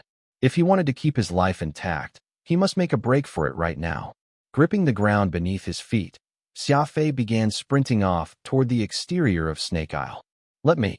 Seeing Xia Fei's figure, Yu Hua turned to the 3 experts from the Shattered Wu clan and nodded. He then led another man in black to hunt down Xia Fei. So it's Xia Fei.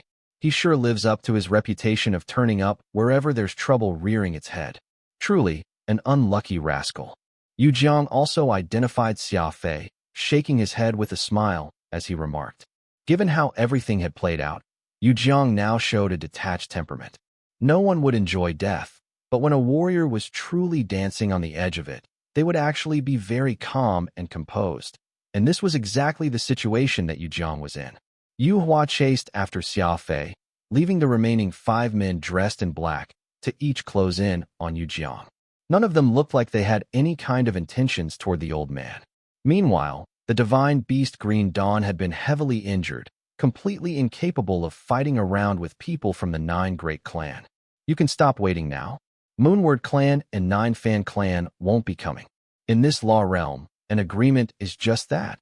As long as there are enough benefits, any agreement can be overturned. You're nothing but a small family, yet you're hiding an immemorial mystical armament. You're practically asking for your own demise. Then there are your people, Yu and Signs. It's not easy to attain law emperor cultivation. If you want to cut your losses, I'll grant you one last chance. Stand with the Shattered Wu clan or accompany the Yu family's grandfather and grandson to hell. The two law emperors standing behind Yu Jiang were startled before turning to bow to Yu Jiang. I'm sorry, but neither of us can really be of any help to you this time. With that said, the two joined the Shattered Wu clan's numbers without a trace of shame on their faces. In this circle, people flipped sides faster than one could flip a page in a book. Yu Jiang knew the rules of the game well and did not say anything extra. Yu Guding was holding on to Yu Jiang, not saying a word. Out of everyone, he was probably the one who had it worst. He had been staying on Snake Isle for 30 years. When he finally managed to attain a law emperor cultivation and could officially return to the known world, there was a high chance of him losing his life even before he could set a single foot off the isle. He had truly led a tragic life.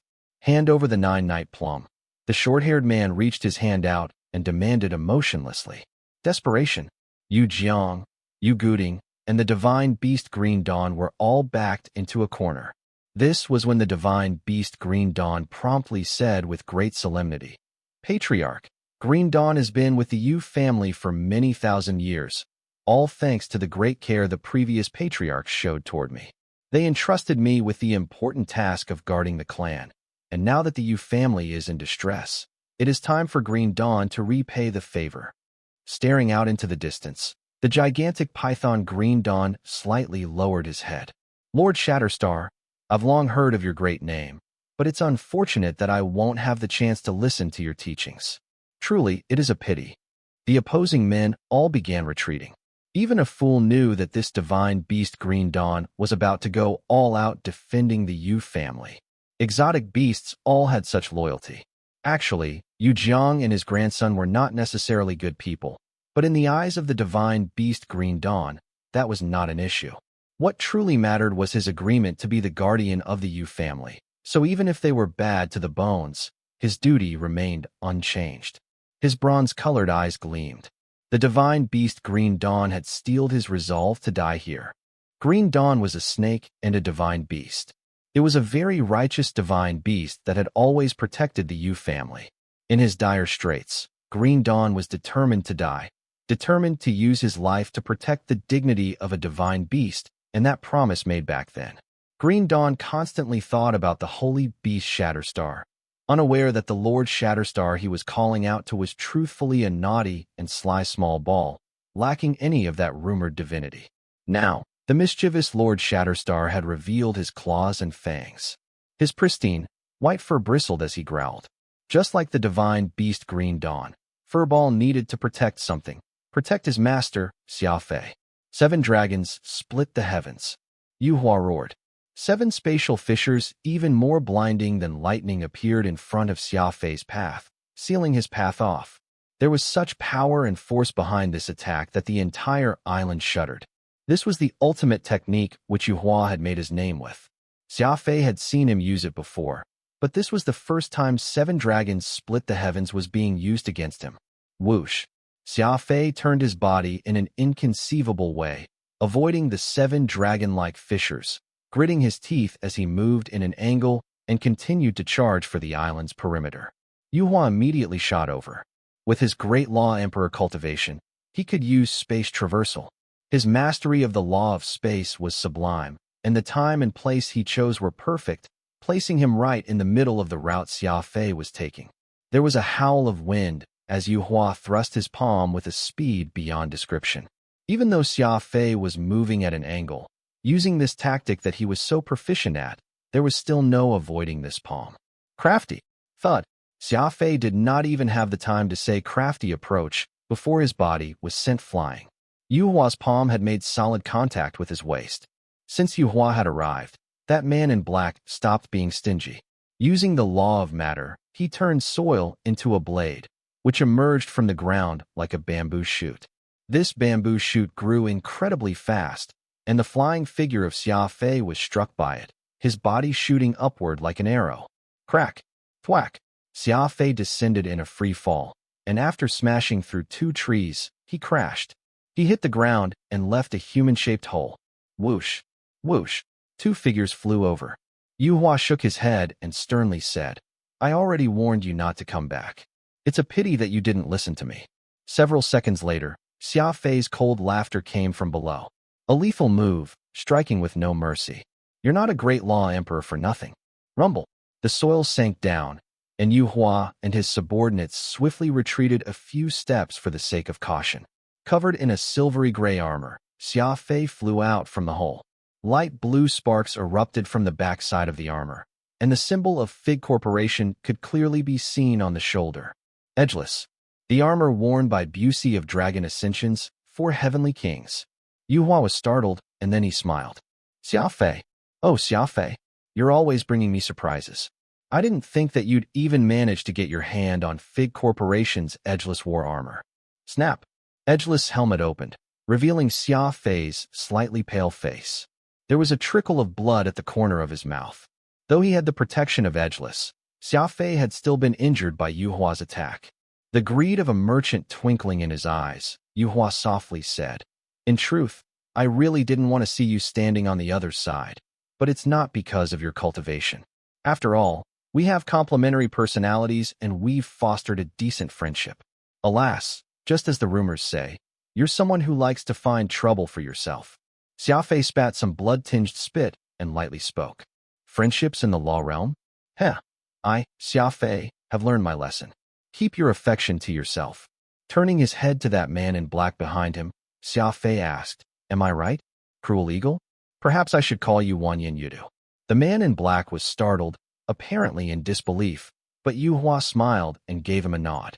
The man pulled off his mask, revealing his face. Xia Fei's guess had been correct. This man was none other than Cruel Eagle, one of Dark Ghost's helpers, possessing the cultivation of a level 5 law emperor. Yu Hua had not killed him. Instead, he subjugated him and made him his subordinate. A conspiracy. Everything from the start had all been a conspiracy, and Xia Fei had accidentally fallen right into it. "Friendship will never be able to best actual benefits," Cruel Eagle coldly said. "Yu Hua, this man can easily turn against his original master, so he will one day betray you," Xia Fei said with a smile just as confident and relaxed as ever, but that bloodstain at the corner of his mouth made everything seem very tragic and sad. "A psychological attack? Xia Fei, I must admit that you're smart. Even on the verge of death, you're still sowing discord between me and my subordinate. Rather than calling you a participant in trouble, it's better to say that you are an architect of trouble," Yu Hua said, placing a hand on his forehead. He held a bitter smile on his face, as with his nonchalant questions, Xia Fei had managed to pick out the weakness in their relationship. In fact, he was already seeing cracks forming between the two of them in Cruel Eagle's eyes. At times, things were just that delicate. A single sentence or glance would be enough to change an entire person's life. Xia Fei was undoubtedly an expert when it came to human psyche. Though he did not speak with a loud voice, all of his words struck true. "A pity, then, that I may not live to see that day," Xia Fei said, professing his weakness. He pulled out blood crystal from his spatial ring while he pressed a button on the Black Bat radar, sending out a signal, but he was unsure if this signal could get past the sky curtain. "When I saw you earlier, I was truly surprised that you could appear within and without the sky curtain, but I get it now. The one outside is Yupeng, while you turned into Yupeng and entered the sky curtain. In this way, no one will discover you, and no one will doubt you. As long as Yu Jiang and Yu Guding die, the clan will definitely put forth a new family patriarch, and when that time comes, you'll be the clan's only law emperor. Chief Steward Eugene will help you along, too. In these years, you've always feigned indifference, gaining the respect of the clan and gathering many talented individuals. I presume that the Elder Court won't have that many objections, so becoming the next patriarch will be as easy as water flowing through a canal for you. It's truly a brilliant scheme, genius. You'd be the only one above suspicion. I even got into a big argument with my subordinate, Gu Tong, because I suspected you. It's clear from that your name truly carries a great deal of weight in the clan. Yu Hua chuckled. Xia Fei, there's no need for you to keep playing games with me. You're saying all this just to try and keep Gu Tong alive. I can promise you this. You will die, and so will Gu Tong. Xia Fei frowned in disappointment. He was a smart man, and he liked doing business with other smart people, but he did not like opponents who were too smart. Yu Hua was right. As Xia Fei's subordinate, Gu Tong would find it hard to escape death. Xia Fei's words had just been him trying to keep the man alive. Alas, Yu Hua had seen through them. I'm very curious. How is it that you managed to see through Yu Peng? How did you recognize him? Yu Hua asked. It's very simple. You're not married, but Yu Peng has a wife. While he is disguised as you, he forgot to remove his ring. Idiocy is an illness that no medicine can cure, and Yu Peng is quite the idiot, Xia Fei said. Yu Hua chuckled. Yet another psychological attack. I'm now convinced that you are someone who will even take vengeance for a sharp glare. Even in death, you won't let your enemies go. On this point, I express my admiration. If you weren't such a glutton for trouble, I truly intended to take you in as a capable subordinate of mine. I wasn't trying to trick you. Saying this, Yu Hua took a strange, black weapon from his ring. It was made of the same darkness metal as the moon blade in his hand, only differing in terms of size. To call it a weapon was not quite right. It was rectangular like a brick and covered with patterns. Like a flute, it had several holes to let out noises, making it seem like a musical instrument. However, there was one thing for certain. Whether it was a brick or a musical instrument, it was incredibly bizarre. Look, this is the Ode of 100 Spirits, made from the darkness metal we got together. It's made by the same artificer who made my waning moon's toll. You know telekinesis, so this item would be perfect for you. Of course, that's what I thought in the past. Yu Hua shrugged. He intentionally threw Ode of 100 Spirits to the ground, appearing very casual about it. This was also a tactic. Xia Fei's words had been very critical and had succeeded in stirring distrust between Yu Hua and his subordinates, Cruel Eagle and Yu Peng. So Yu Hua was doing this to counter his claim. To have Xia Fei die with grievances was his goal. It was a vicious tactic, a clever ploy. With a slight nod, Yu Hua gave Cruel Eagle the signal to attack. He was unwilling to waste too much time on Xia Fei. The two Law Emperors attacked together, from in front and behind. Waning Moon's toll flashed as it sliced through the air. I'd like to see how long Edgeless could last. Rumble. A ball of silver suddenly shot out, covering Xia Fei's head like a shield. This was none other than liquid war armor Silver Desert. The greatest advantage of this strange liquid metal was its ability to freely change forms. It could constantly shift between tough and soft. Now that Xia Fei had Edgeless, he decided to modify Silver Desert into a shield, hoping that it could stop Yu Hua's attack. Break! Yu Hua was still a great Law Emperor, and the blade of his knife tore through the liquid war armor. A whoa! Furball became frantic, and a web of white energy emerged to protect his master. The blade's power had been weakened after cutting through the liquid war armor, but Xia Fei still did not have it easy. Xia Fei once more flew in the air as he was struck by Yu Hua's crescent moonblade. Cruel Eagle was ready and waiting. He swung around his arms in a circle, the surrounding soil, trees, and gravel quickly gathering into a small mountain, which was plummeting down onto Xia Fei. Thud, thud, thud. The two great Law Emperors displayed a startling level of teamwork. Xia Fei was powerless to counterattack, only able to be beaten down. He was knocked down, and then he got back up. He continued to be beaten down, and he continued to stand back up. With the protection of Furball and Edgeless, Xia Fei still lived, but he was severely injured. This can't go on. I have to counterattack, Xia Fei said to himself. However, counterattacking while being pincer-attacked by two great Law Emperors was easier said than done. Phantom was in despair, Furball was doing his best to hold on, Pod was crying, and even Lionheart King Oro did not have much hope in Xia Fei, only able to watch as the young man was beaten down. Rumble. Xia Fei drifted down from the air like a loose kite.